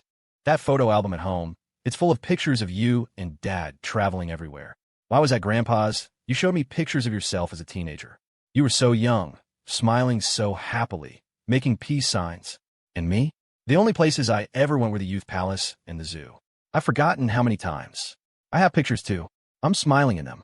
Take them out. Compare your smile and my smile. Grandpa and my uncles all doted on you. After you got married, Dad indulged you, spoiled you. Your entire life has been spent in a honeypot. And me? Every time I went out, it felt like being let out of a cage. Last October was the first time I ever saw the ocean. And you? You were tired of it by the time you were my age. The other end of the phone was silent, only the sound of breathing. Serena's gaze was deep, as if she were seeing memories play out before her. You kept telling me what to do, and I did it all. But you've lived half your life in comfort, and now you want me to walk the path you chose not to take. You want to add another dazzling halo to your perfect life. Do you think that's fair? What do you take me for? Serena's words were practically an accusation, piercing through to the excessive greed deep within her mother's heart. She continued, if it were you, could you be like me, obediently doing as you're told every single day? No, you couldn't. You probably would have gone mad from the pressure. You wouldn't even try to see it from my perspective, because in your heart, there's only room for yourself. Serena's eyes were calm, as if she were narrating a story that had nothing to do with her. Serena, you might have some misunderstandings about me. Serena paid her no mind, cutting her off. Mom, it's a good thing you didn't choose that path. You're not suited for it all. Have you ever considered that this is the real reason Grandpa agreed to let you marry Dad? You're too self-centered. That's a cardinal sin for a public servant. One careless step, and you'd fall into a trap. That's enough. Don't say any more. The voice on the other end of the line sounded as if a raw nerve had been struck. Mom, I'm not finished. You have to stay calm. Don't do anything foolish. Once some things are done, there's no turning back. Think about Dad, your brothers, and Grandpa. Do you want them to be dragged down by you? I'm grown up now. I have the right to choose my own life. I just hope you can peacefully accept it. Stop pressuring me. Stop trying to control me. Mom, your life is already incredibly happy. To ask for more is to lose sight of what's important. Let go of your resentment and your ambition. Live a good life with Dad. If you can, I still hope for your blessing. If not, I won't beg for it. I understand that you can't have everything in life. Mom, can you understand? Without waiting for her silent mother to respond, Serena gently hung up the phone. She leaned on the balcony railing, gazing into the distance. The calm she had felt moments ago was now turbulent. She was, after all, her mother. She hadn't wanted to be so blunt. It felt good to get it all out, but the pain that came with it was just as real. The mood for making babies was gone, but her desire to see Cole was stronger than ever. Before that, though, there was something important she needed to do. In Linden Creek, at the district apartments, Helen sat in a daze, her phone lying on the floor. Her daughter's attitude had been so calm, not emotional like last time. But that was worse. It meant her daughter's resolve had hardened. Why? Going public was to Serena's advantage. Didn't she want to fight for it? Was she a fool? Her daughter's words, though not sharp, had pierced her heart. Recalling the past, she had to admit she had been a bit too controlling. But another voice inside her denied it all, instinctively refusing to admit she controlled her daughter. Was it wrong to want what's best for your child? Yet, thinking about how her daughter truly didn't have the same freedom she'd had, she felt a pang of guilt. Regret and selfish desire warred within her soul, tearing her apart. At that moment, in the cafeteria of the Rockford Municipal Government Building, David Shun had just taken a few bites of his meal when his phone rang. "Hello, Serena. Dad, Mom just called me. I'm a little worried. What happened?" David put down his chopsticks. It was the first time his daughter had called him with such a serious tone. "It's like this. I'm worried Mom will do something she can't take back." "Okay, Dad understands. Don't worry. Dad, there's one more thing. Cole gave me 1% of Headline Today's shares, and 5% of the parent company's shares. I haven't told Mom about this." Oh, okay, Dad understands." After hanging up, David Shun stared at his bowl of rice, motionless. 1% of Headline Today? 5% of the parent company? What a move. Coming from a business family, he knew exactly what that meant. The number 5 might seem small, but the value it represented was extraordinary. The parent company encompassed all of Headline Today's current and future projects. That kid, he was really generous. A sense of relief washed over him. Then he remembered what his daughter had said about his wife. Given her personality, if she got stubborn, she really might do something rash. "Mr. Shin, I'm finished. Take your time," said the city council secretary sitting across from him, noticing his preoccupied state and choosing to make a graceful exit. "All right, take care," David said with a nod. He finished his meal unhurriedly, returned to his office, and closed the door. He dialed his eldest brother-in-law. The phone rang once before he hung up. At this time of day, his brother-in-law wouldn't answer personally. His secretary would pass on the message. A moment later, the phone rang back. "Brother, it's about Helen. Here's what's happening." David explained the situation. A calm, deep voice came from the other end. "I understand. Give the kid a heads up. If he's smart, he'll know what to do. Just make sure Helen doesn't get hurt." As night fell over Rockford, in a steakhouse at the Apex Trade Plaza, Cole speared a small piece of steak with his fork and fed it to Serena. She had said she had something important to discuss, so they had skipped the cafeteria. "Cole, my mom won't do anything else, will she?" Serena had told him everything about her mother's call, but had omitted the demand to go public. She was still worried. The fragments of her dream lingered. It was terrifying. She couldn't believe her mother would do something like that, but she was afraid she might be manipulated into a moment of foolishness. When people are pushed to the brink by resentment, it's easy to lose control. "Don't worry. Since you told your father, he'll definitely be prepared," Cole said, figuring David Shun had a good grasp of the situation. If he didn't have that level of sensitivity, he wouldn't be able to hold his position. Just as he finished speaking, his phone rang. Cole picked it up and smiled. "It's your dad." He wasn't surprised by the call at all. Some things weren't meant for public knowledge. A man in his position couldn't get involved, not unless there was proof. Serena nodded. She was also curious about what her father would say. "Hello, Mr. Shun. Cole, is it a convenient time to talk?" "It is. I'm having dinner with Serena." "Good. Recently, someone's been getting close to your Aunt Helen, saying some not-so-good things. I don't know who it is or what their motive is." David Shin said just that, and then stopped. Cole understood the unspoken message immediately and agreed without hesitation. "Understood, Mr. Shun. Good. Handle it with care. Don't let your Aunt Helen get hurt. I know. Seeing Cole hang up, Serena looked at him with curiosity. What did my dad say? He told me to take good care of you and not to bully you, Cole said with a chuckle. There was no need to burden her with these things. It would only add to her stress. Oomph. You're always bullying me. Serena wrinkled her nose, but she knew in her heart that her father must have given him some kind of instructions. Still, since neither of them was telling her, there was no need to ask. After dinner, they walked hand in hand through the mall. Opportunities to stroll around like this were becoming rare. As his online presence grew, more and more people would recognize him. Just a few minutes ago, someone had called out to him. One pair of bodyguards walked ahead, another pair behind. After hearing about Serena's dream, Cole had raised his guard. He didn't bring them inside the university, but anywhere else, he was now flanked by all four. Soon it might have to be 8. All the girls would need protection. The security department would have to be expanded. Sensing Serena's mood, Cole put aside his plans for admiring her feat that night. He walked her to her dorm, where they embraced for a long time. Only after she appeared on her balcony and waved did he leave. Times had changed. Her willingness to run to him, regardless of anything else, was worth him waiting for her. Back at the parking lot near the finance department's dorms, Cole's gaze turned cold as he dialed a number. I need someone to handle something. Go to Rockford and tail a woman. I need to know who she's taking orders from. I want solid proof. Tell them my requirements are stability, precision, and speed. I want results within a week. I'll double the price. Professionals for professional work. This time, he wouldn't pay with Bitcoin. The value wasn't high enough, a waste. He'd save that for later. He'd use his offshore account to pay in US dollars. After that, he called Serena's uncle, Robert Shun. The other end picked up quickly. Mr. Shun, sorry to bother you. Not all, Cole. What can I do for you? It's like this. Serena is a core executive at Headline today, and now a shareholder. But recently, some things have come up that could be detrimental to both of us. You're in the state capital, close to Rockford, and you have extensive connections. I was hoping you could help me keep an eye on owners of heavy trucks and dump trucks in the state. If any are dispatched to Rockford, please let me know in advance. I'll owe you a favor. Don't worry, Cole. There are only so many companies with heavy transport vehicles. You can count on me. Thank you, Mr. Shun. Don't be so formal, Cole. We're family. Cole hung up and made another call, this time to Vanessa Fan. It was better to be prepared, whether it was a dream or something else. The threat was most likely to come from out of state. Locally was impossible. Their reach wasn't that long, and they wouldn't blindly follow the Shun family's influence. For something like this, his mother-in-law wouldn't have to find someone herself. If she so much as hinted at any malice, others might record half a conversation and act on it, then pin the blame on her. The Shun family would be implicated and have no way to defend themselves. The next day, Linden Creek Experimental Elementary School. Helen Shun was in the middle of a class when she saw the principal escorting a woman to her classroom door. The principal signaled for her to continue, then spoke with the woman. Helen Shun recognized her, the district school administrator. Why the sudden inspection today? A flicker of instinctive nervousness went through her.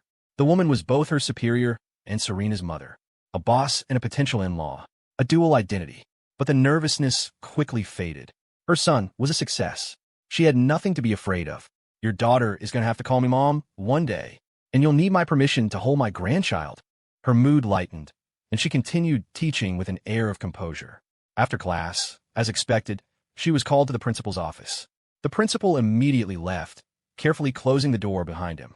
Before he left, he shot her a meaningful look, as if to say, be careful.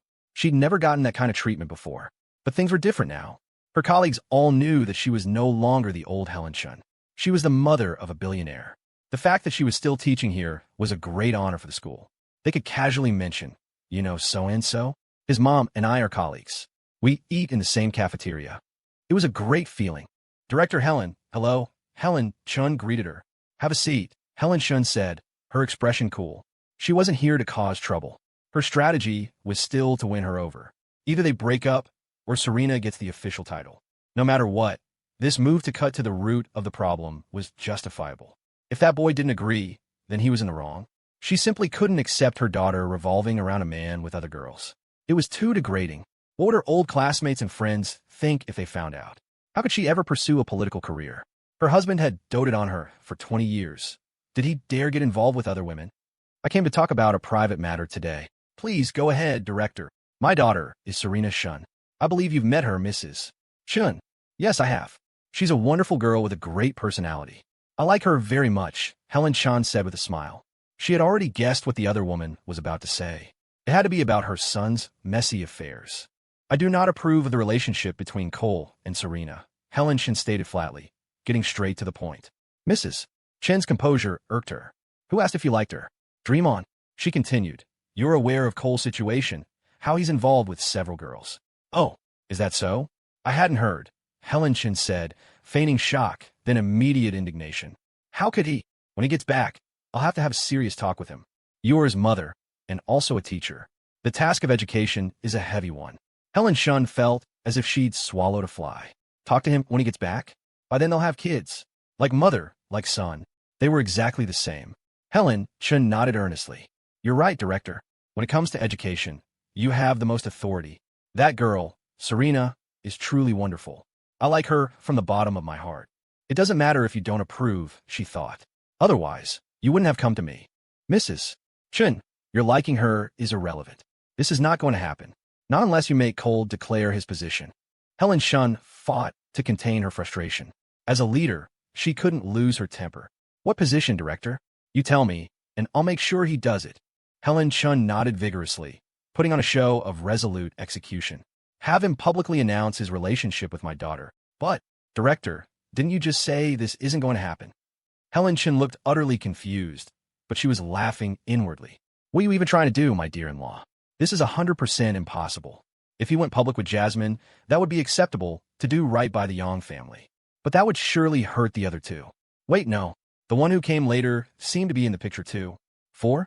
If they all had 2 kids, that would be 8 grandchildren. Oh my God, forget it. She couldn't handle babysitting. She wouldn't have time for cards, or even to use the bathroom. Helen Chin's thoughts began to wander. Never mind what I said. You just make him do it. If he's not willing, then the two of them need to stay away from each other. Helen Shun's eye twitched with anger as she forced herself to remain patient. That boy was surely as cunning as his mother. Director, I will talk to him, don't you worry. That boy is being completely unreasonable, Helen Shun said, her face a mask of anger. Talking to him is useless. You have to make him do it. But if he doesn't do it, there's nothing I can do. The boy's all grown up, and now that he's earning so much money, he stopped listening to me a long time ago. Then what kind of mother are you, if you can't even control your own child? Helen Shun finally snapped, a wave of frustration washing over her. The moment the words were out, she thought of herself. I'm the kind of mother I am. Director, you raised your child well, and I haven't done a bad job with mine either, Helen Shun said, as steady as a mountain, neither servile nor overbearing. The confidence her son gave her was ironclad. She had originally been a little resentful of her son's philandering, but at this moment, she changed her mind. She was going to have this Shun girl as her daughter-in-law, no matter what. Her grandchild would not be denied. Fine, you're something else. The two of you, mother and son, you're both something else. Helen Shun's face darkened. The other woman wasn't taking her seriously at all. If this were an ordinary person, she could apply some pressure. But given her current status, pressure was useless. Helen Shun smiled. Director, the children are grown up now. It's their own business. As long as they're not hurting anyone, why should we, as their elders, interfere? Helen Shun said nothing, just stared fixedly at Helen Shun. And Helen Shun returned her gaze without a hint of fear. After a long moment, Helen Shun took a deep breath and said heavily, I hope you won't regret this, Mrs. Shun. Helen Shun smiled once more. I, Helen Shun, have lived my life with integrity. As a teacher, a wife, and a mother, my conscience is clear. I have never regretted a single thing in my life. That last sentence pierced Helen Shun to the core. She stood up, her face grim, and walked straight out the door. Helen Shun, however, stood up humbly to see her off. Take care, Director. Please come again. Director. Helen returned to her office, her face grim. Her colleagues wisely kept their distance. When she walked in, she saw the cleaning lady tidying up. You can stop, she said flatly. You can go. Okay, Director. The woman grabbed her rags and mop and quickly left. Helen sank in her chair, seething. She had no desire to read the paper or review any education department documents. Her mind was consumed with thoughts of her daughter. It was infuriating, so arrogant. That mother-son duo was impossible to communicate with. She picked up her phone, hesitated, and put it back down. Even if she told her husband, it probably wouldn't do any good. He'd just blame her. She clutched her chest, feeling a knot of anger she couldn't release. And she couldn't even vent properly. Give Mrs. Shouldn't a hard time at work? Useless. The woman could just quit. Just as her anger was peaking, a woman appeared at the door. She knocked politely before entering. Director, a relative sent me some freshly picked chestnuts. Here, try some. She was holding a plastic bag filled with brown chestnuts, their spiky outer shells already removed. Helen glanced at them, not in the mood to eat. Thanks, Janice. Have a seat, she said absently, not bothering to ask why she was there. The woman, Janice, was a year or two older than her, but she had insisted Helen call her by her first name, and the habit had stuck. Janice took out 2 chestnuts and started peeling them. Let me peel a couple for you. They're crisp and sweet. She looked up, her face showing surprise and concern. Oh, Helen, you don't look well. Are you not feeling okay? You should rest if you're not well. You can't work yourself too hard. I'm fine. Just a few worries. Helen managed a weak smile. Is it about the kids again? Janice asked, carefully scraping the skin off a chestnut with her fingernail as she glanced up. Helen sighed. Isn't that what life is all about? Worrying about your children. Oh, you're telling me, Janice sighed, as if in deep sympathy.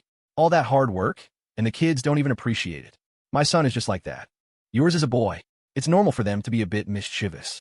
I wish I had a girl. Less trouble. Girls are hardly less trouble. They're a constant source of worry. I'd rather have a boy.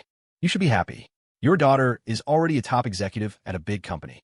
Maybe she'll be the chairman's wife someday. Sigh. What's wrong now? Not going well. Worse than not well. I'm so angry. My chest hurts. What happened? Did the guy refuse to go public? After a moment, Janice finished peeling a chestnut and handed it to her. Try it. I'll wash my hands, don't worry. Helen took it and bit down. A satisfying crunch. Not bad. It's sweet. They're from our own trees. No chemicals. They're healthy. I'll bring you some more another day. No, it's okay. I'm not in the mood. It's too much trouble for you, Helen said, shaking her head. It's no trouble at all. I don't have many friends.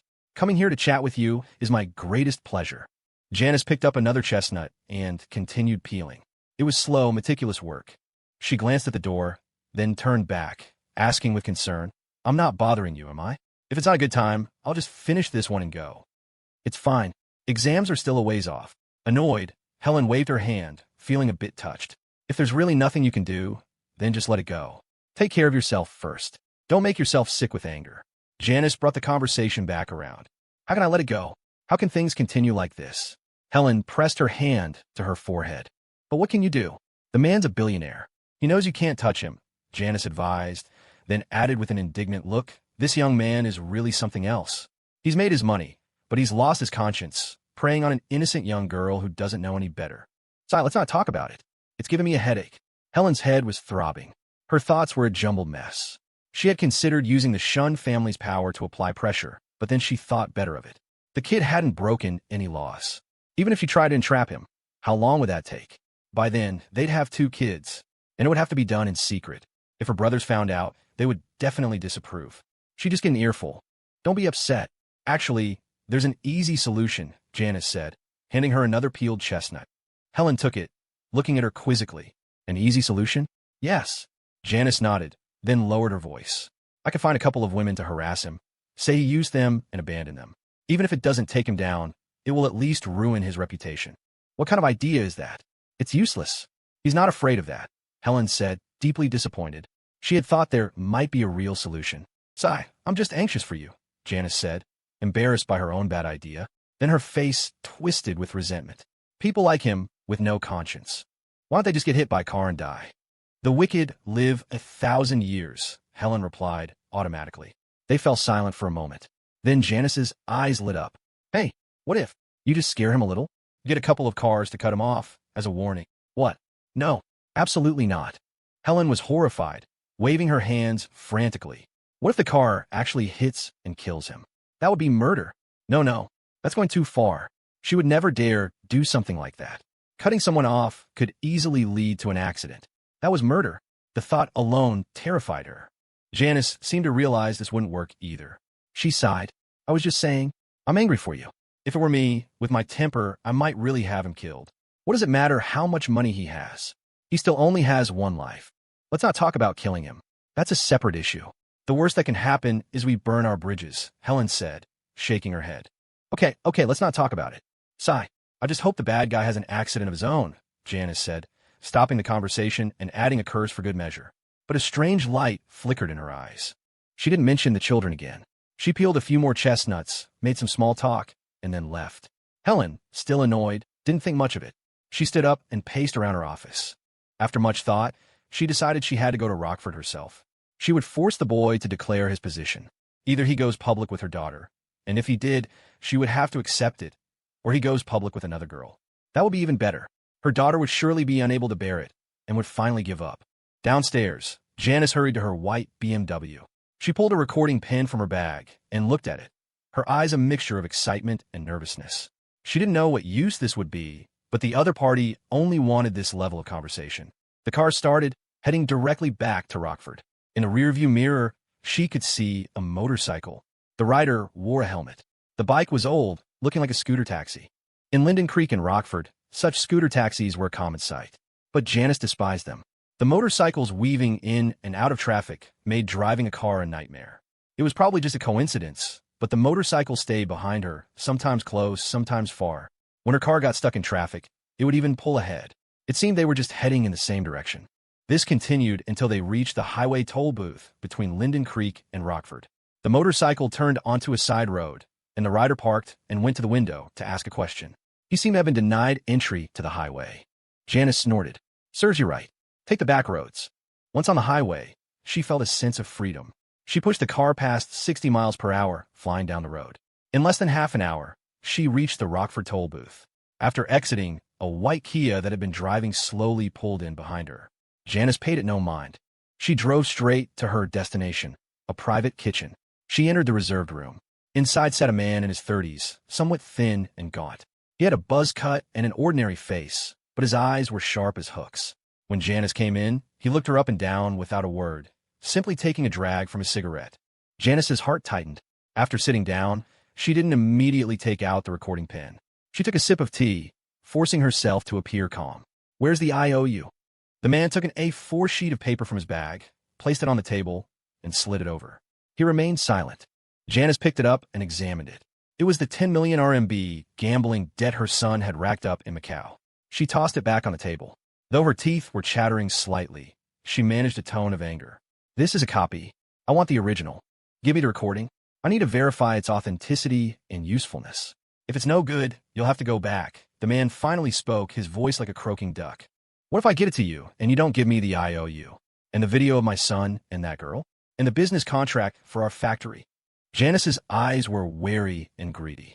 Just as the man was about to speak, the door to the room was suddenly pushed open. "Wang, you guys came to such a small place." A middle-aged man in his 40s with glasses poked his head in. Seeing the two of them, he froze. He stepped back and checked the room number, his face full of confusion. "Huh? Didn't you say room 808? You got the wrong room. Close the door on your way out," the gaunt man said, his eyes narrowing as he watched the newcomer. "Oh, sorry. They must have changed the room."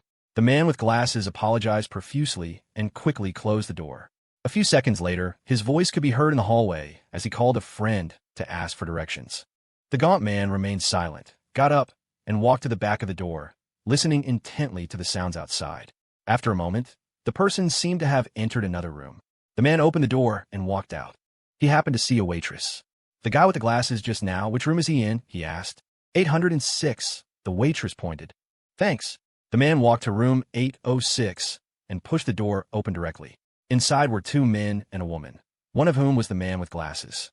They all looked at him, bewildered. The man said nothing, closed the door again, and returned to his own room, finally at ease. He glared at Janice. "What we promised you, we will give you. You're not important enough for us to break our word. Hurry up. I can't wait much longer. If you keep dawdling, I won't want the recording anymore, and that girl will immediately report your son for rape. We'll also sue him for the money." Janice's face turned pale. She hesitated. Just as the man's expression grew even darker, she took out the recording pen and placed it on the table. She knew her son had been set up, but there was nothing she could do. The so-called powerful people she knew were nothing compared to these guys. They knew everything about her factory, even the number of times her husband had cheated on her. They even knew who she had slept with. Although there was no evidence, it was terrifying to hear them say it. Meanwhile, in room 806, the three had just finished ordering. The woman called the waitress back and held out $200 bills. "Go to the front desk and ask how the man in room 808 got here. If he drove, get the license plate number. Find out, and this is yours." Okay, just a moment. She left the room. A short while later, she returned. He drove. It's a black Chevy, parked right out front. The license plate is XXXXXX. Thank you. The woman in 806 grabbed the waitress's hand and pressed the money into her palm. This never happened. Okay, I understand, the waitress said, happily pocketing the money. She was more than happy to comply. In room 808. After listening to the recording, the gaunt man put the pen in his bag. He didn't say whether it was good or not. He took out the original IOU, placed it on the table, and said to the anxious Janice, in a while, you'll get the video and the business contract. Don't be impatient. Take the IOU for now. To them, the $10 million, $1.5 million, was just a piece of paper. Janice understood that they hadn't lost anything. Her son had said he originally borrowed $2 million, and the interest had snowballed to 10. And that $2 million principal had been lost back to the casino in less than half an hour. It was just a few hands of cards from the dealer. Thinking of her son, Janice wanted to cry. And yet, she had to pretend to comfort that woman, Helen. The man said nothing more and left. In the hallway, he passed a man on his phone. He looked familiar, as if he'd been in room 806. They brushed past each other. In the private room, Janice sat in a daze. It wasn't until the waitress came to ask for her order that she snapped out of it. She ordered the minimum charge. 10 minutes later, the gaunt man returned to his apartment complex. He parked his car on the lower level of the parking garage under his building. He went upstairs, feeling relaxed. He dialed a number. Have you found the car yet? Not yet. The transport teams here all have jobs. It's not easy to approach them. But there's a suitable person in Rockford. Rockford? That's his territory. Are you sure it's safe? It's safe. He has a grudge against him. The other party has a construction site in Rockford. I think he'll be happy to lend us a concrete truck. Good. Find the right person. He hung up and began editing the audio. He cut out the useless parts and pieced together the useful ones. It didn't matter if it was real or not. As long as he could pin the blame, someone would treat it as concrete evidence. As night fell, a car drove into the lower-level parking garage. 3 men and a woman got out. The woman held a small device and walked slowly. He's in this building. The target hasn't come down. You guys go up. I'll go to the security room. The 4 of them split into 2 teams, their expressions normal. Half an hour later. Top floor, apartment 1102. Where are you from? Why do you want this recording? Who sent you? What's the next step? The woman's face was impassive as she held another recording pen. The man's own pen had fallen into her companion's hands. I've already told you everything, the gaunt man said, his face ashen, his eyes bloodshot. Apart from those with unshakable faith, no one could withstand this kind of interrogation. He had confessed everything, even his contacts. Otherwise, the pain would have driven him mad. The woman didn't respond. She covered his face with a towel again and poured water over it. She only stopped when he began to convulse violently. Where are you from? Why do you want this recording? Who sent you? What's the next step? I'm from. The man gasped, weakly repeating his confession. But the woman, her face still a mask of indifference, asked again, where are you from? Why do you want this recording? Who sent you? What's the next step? I am. The man had to repeat himself, his heart sinking. These people were interrogation experts, and he had made a mistake. The people in room 806 had been after him all along. Where are you from? Why do you want this recording? I am. Where are you from? Why do you want this recording? The questions and answers were repeated a full 15 times. Another man nodded, confirming the answers were consistent. The woman patted the gaunt man's head, her voice devoid of emotion. You can continue with your plan. We won't interfere. The man let out a miserable laugh. He had to continue. It was the only way to pretend nothing had happened.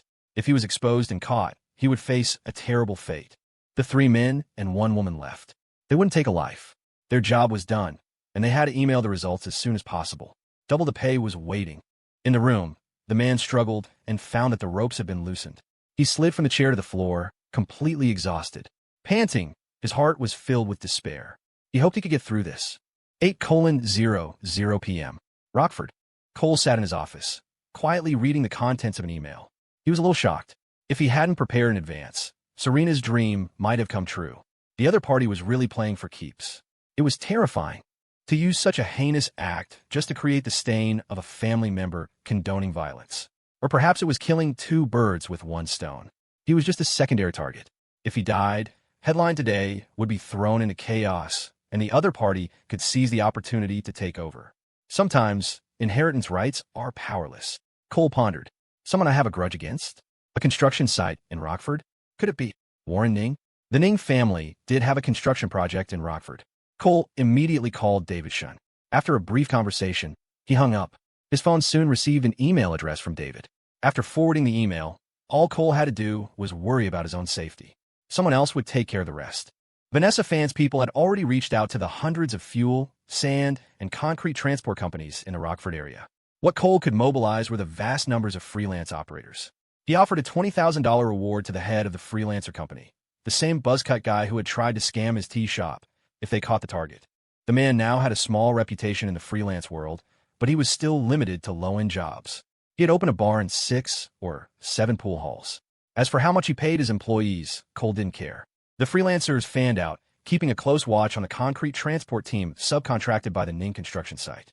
Every trade has its own network. Just a day and a half later, Sasha Gwa came in to report. There's a concrete mixer driver who's very suspicious. He's in his 30s, loves to gamble, and owes money to loan sharks. Last night, he suddenly came into money. He was throwing cash around at a nightclub and even hired 2 prostitutes. It was like he was having one last blowout. According to our surveillance, he has 2 people following him today. I suspect it's to make sure he doesn't run. So, we don't know which day he's going to make his move. That's right. You haven't given him an opportunity. Of course not. I'm not going to. This wasn't something to take risks with. If a concrete mixer unloaded its contents, his car would be instantly crushed. He would be squeezed to death inside. There would be no escape. Cole had seen this kind of death in the news in his past life. Afterward, the driver would claim the controls malfunctioned. What can anyone do? Cole wouldn't use a bodyguard as bait to lure the enemy, either. It was a certain death sentence. Even if you suddenly slammed on the gas, they would follow suit. Once the car's tail was pinned by the concrete, it wouldn't be able to move. Only those who had completely fallen into the abyss would resort to such extreme measures, perhaps out of fear of being investigated. Cole asked another question. Is it from the Ning family's construction site? Yes, Mr. Shun. Understood. After Sasha left, Cole called David Shun again and explained the situation in detail. 3 or 4 hours later, his father-in-law called back. Cole, you don't need to worry about this anymore. The situation will be contained. Understood, Mr. Shun. Cole knew that a high-level matter like this wouldn't be allowed to spread. It would be a case of killing a chicken to scare the monkeys. They wouldn't trace it back to the very top. But the few people involved were destined for a tragic end. He guessed that Warren Ning must have chosen to align himself with some powerful figure, offering this act as a token of allegiance. It was a foolish move, but from Ning's perspective, it might have seemed like a gamble worth taking, a chance to get revenge for the $20 million loss. Cole smirked. He wondered if Ning would be able to escape this. Some things you don't even have to do. Just by being involved, you can't escape the consequences. In the afternoon, Sasha came in to report again. According to her spies, a large number of police had surrounded the construction site. Cole nodded.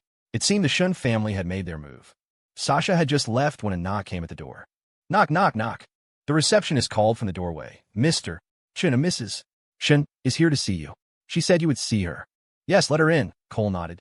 He was in no mood to entertain guests. A woman with the surname Shun. It could only be his demon mother-in-law. To think she even went to see his mother. How childish. A moment later, the receptionist led Helen Shun in. Director Helen, what a rare pleasure. Please have a seat. Cole beamed, rising to greet her. He smiled at the receptionist. Could you guess a cup of your best tea? Of course, Mr. Shun. The receptionist left, closing the door behind her.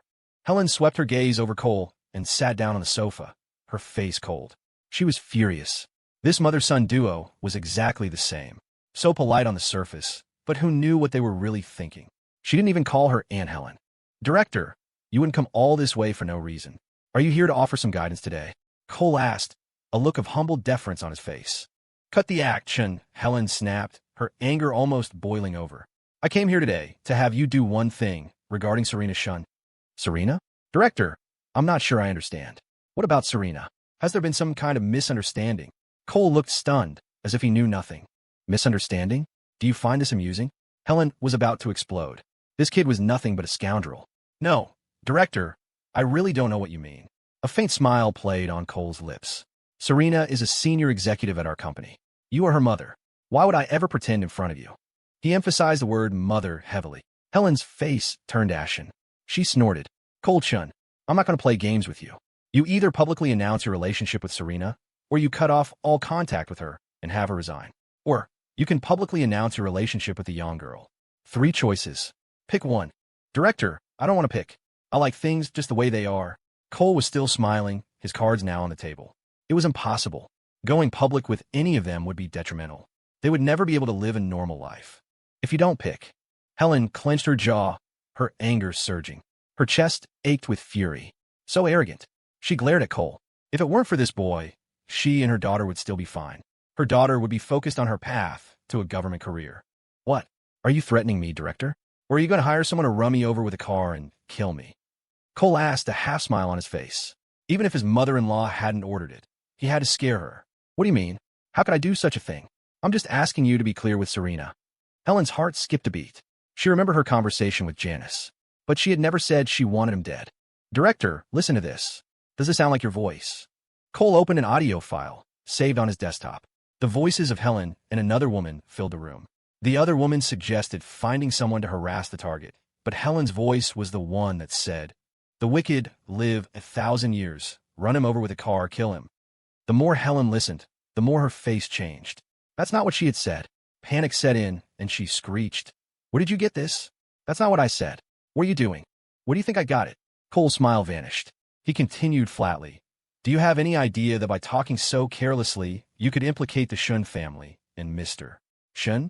If something were to happen to me, your husband, David Shun, could be listed as a suspect, and your two brothers would be smeared with mud.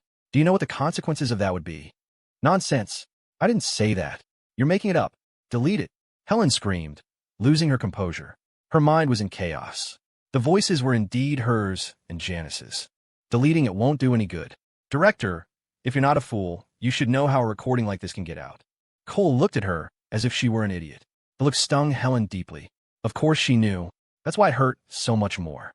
To be played like a puppet without even knowing it. Cole looked at his mother-in-law with a pitying gaze. "Mr. Shin knows about this recording. Your two brothers, and even your father, they probably all know by now. Otherwise, I might already be dead, and Serena might have been in the car with me. Do you understand?" Helen's face was deathly pale, completely drained of color. Her body trembled uncontrollably. Her chest began to ache. They all knew, and she was the only one who didn't. She clung to a sliver of hope and screamed, "You're lying." "Whether I'm lying or not, Mr. Shin knows." Cole smiled. "I don't believe you. You're just trying to trick me. You tricked Serena, and now you're trying to use this to force my hand." Just as Helen finished speaking, her phone rang. It was David Shun. Thinking her husband would back her up, she answered. "David, you have to come here. I'm so angry.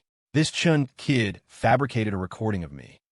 "Helen, you haven't been well lately. You should resign and take some time off to rest. I've already arranged it." "What? What did you say?" Helen thought she had misheard. "I said you should take a break.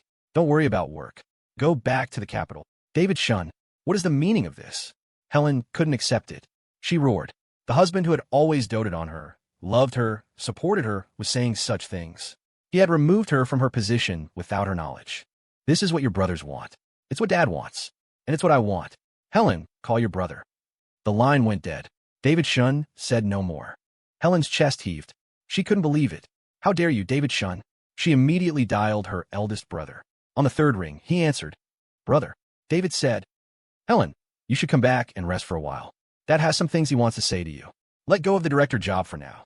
Her brother's calm words sent her plunging into an icy abyss. If her brother was saying it, then it was true. Why? Why was this happening? What had she done wrong?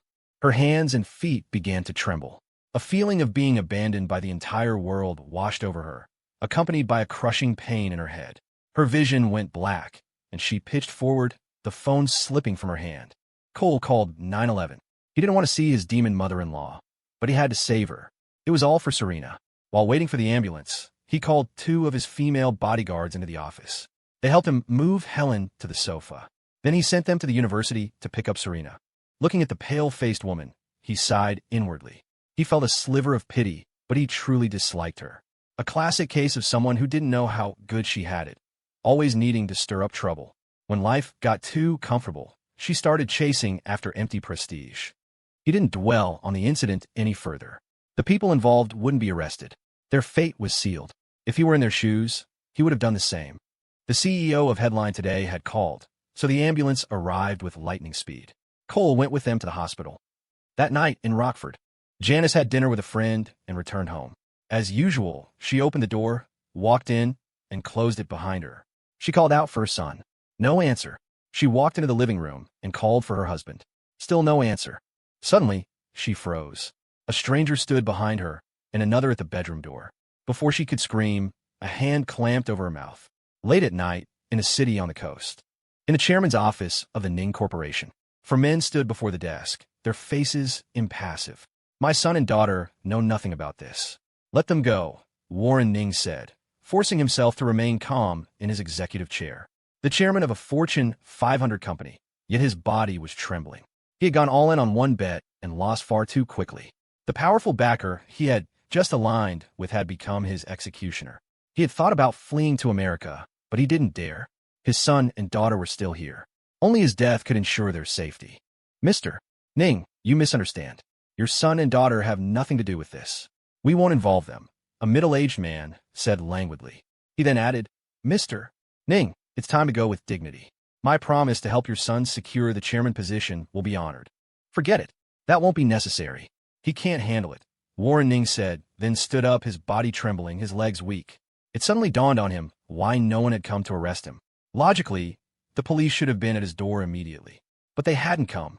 There was only one possibility, a tacit agreement between both sides. They were giving him time to handle it, to contain the incident to himself. If he wasn't mistaken, he would be made to take the fall for everything.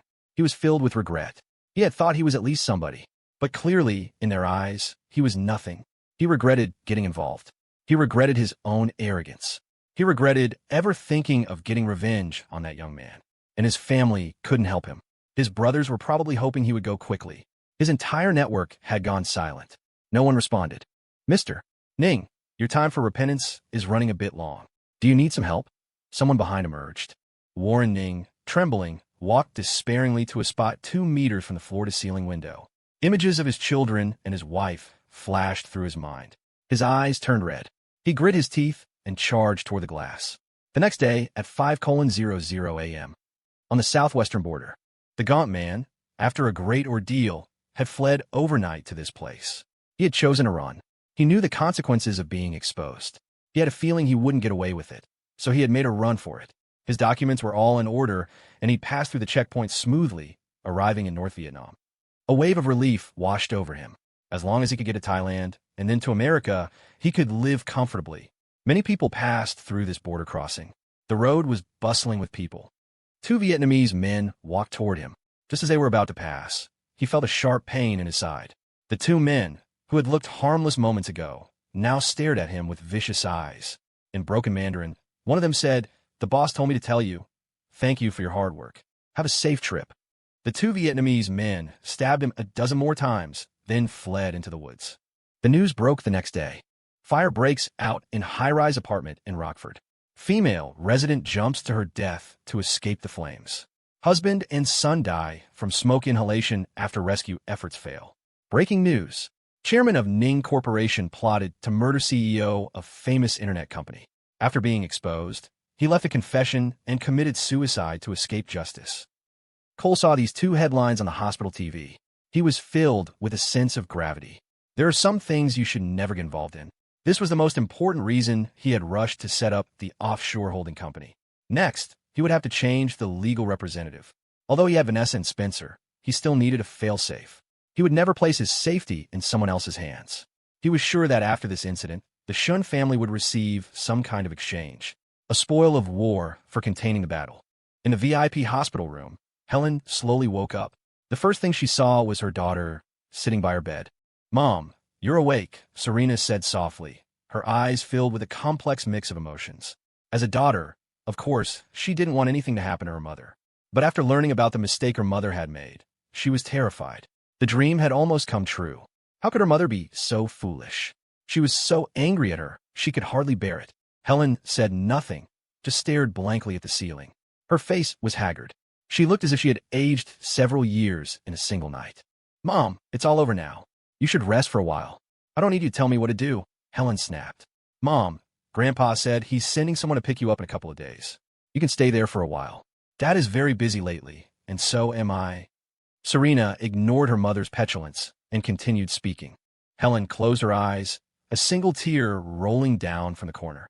She still couldn't understand why her father and brothers would do this to her. And David, Why were they all like this? Mom, just live a peaceful life. That's more important than anything. Baby, I need to have a word with your aunt. Cole appeared at the door. Okay. Serena looked at Cole, then at her mother, and stood up to leave. She knew that nothing she said would get through to her mother. It was hopeless. Aunt Helen. Cole sat down by the bed. It was the first time he had ever called her that. Helen squeezed her eyes shut, determined not to look or listen. Aunt Helen, look at this news. There was a fire in an apartment in Rockford. Cole held up his phone, showing the story on his own platform. Seeing his mother-in-law refuse to react, he added, "It was the one who was talking to you. The whole family is gone." Helen's body trembled on the bed. Cole sighed. "You're not young anymore. You're a mother, and you're my mother-in-law. I shouldn't be saying these things to you, but some things have to be said. Logically, you should know what you can and cannot say, what you can and cannot do. But you did them all. Why did that person get close to you? Why did they say those things to you? Weren't you even a little bit suspicious? This time, if we hadn't been prepared, my death would have been a small matter. But your husband and Serena would have faced a great disaster. If someone had pinned my murder on your brothers, saying you were acting on their orders, what do you think the outcome would have been? Your two brothers would have ended up in disgrace.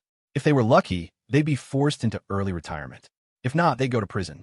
Your father's reputation would be ruined, and the Shun family would collapse. If all of that had happened, it would have been because of your carelessness and your resentment." Cole's words were a direct assault, hammering the consequences into her mind.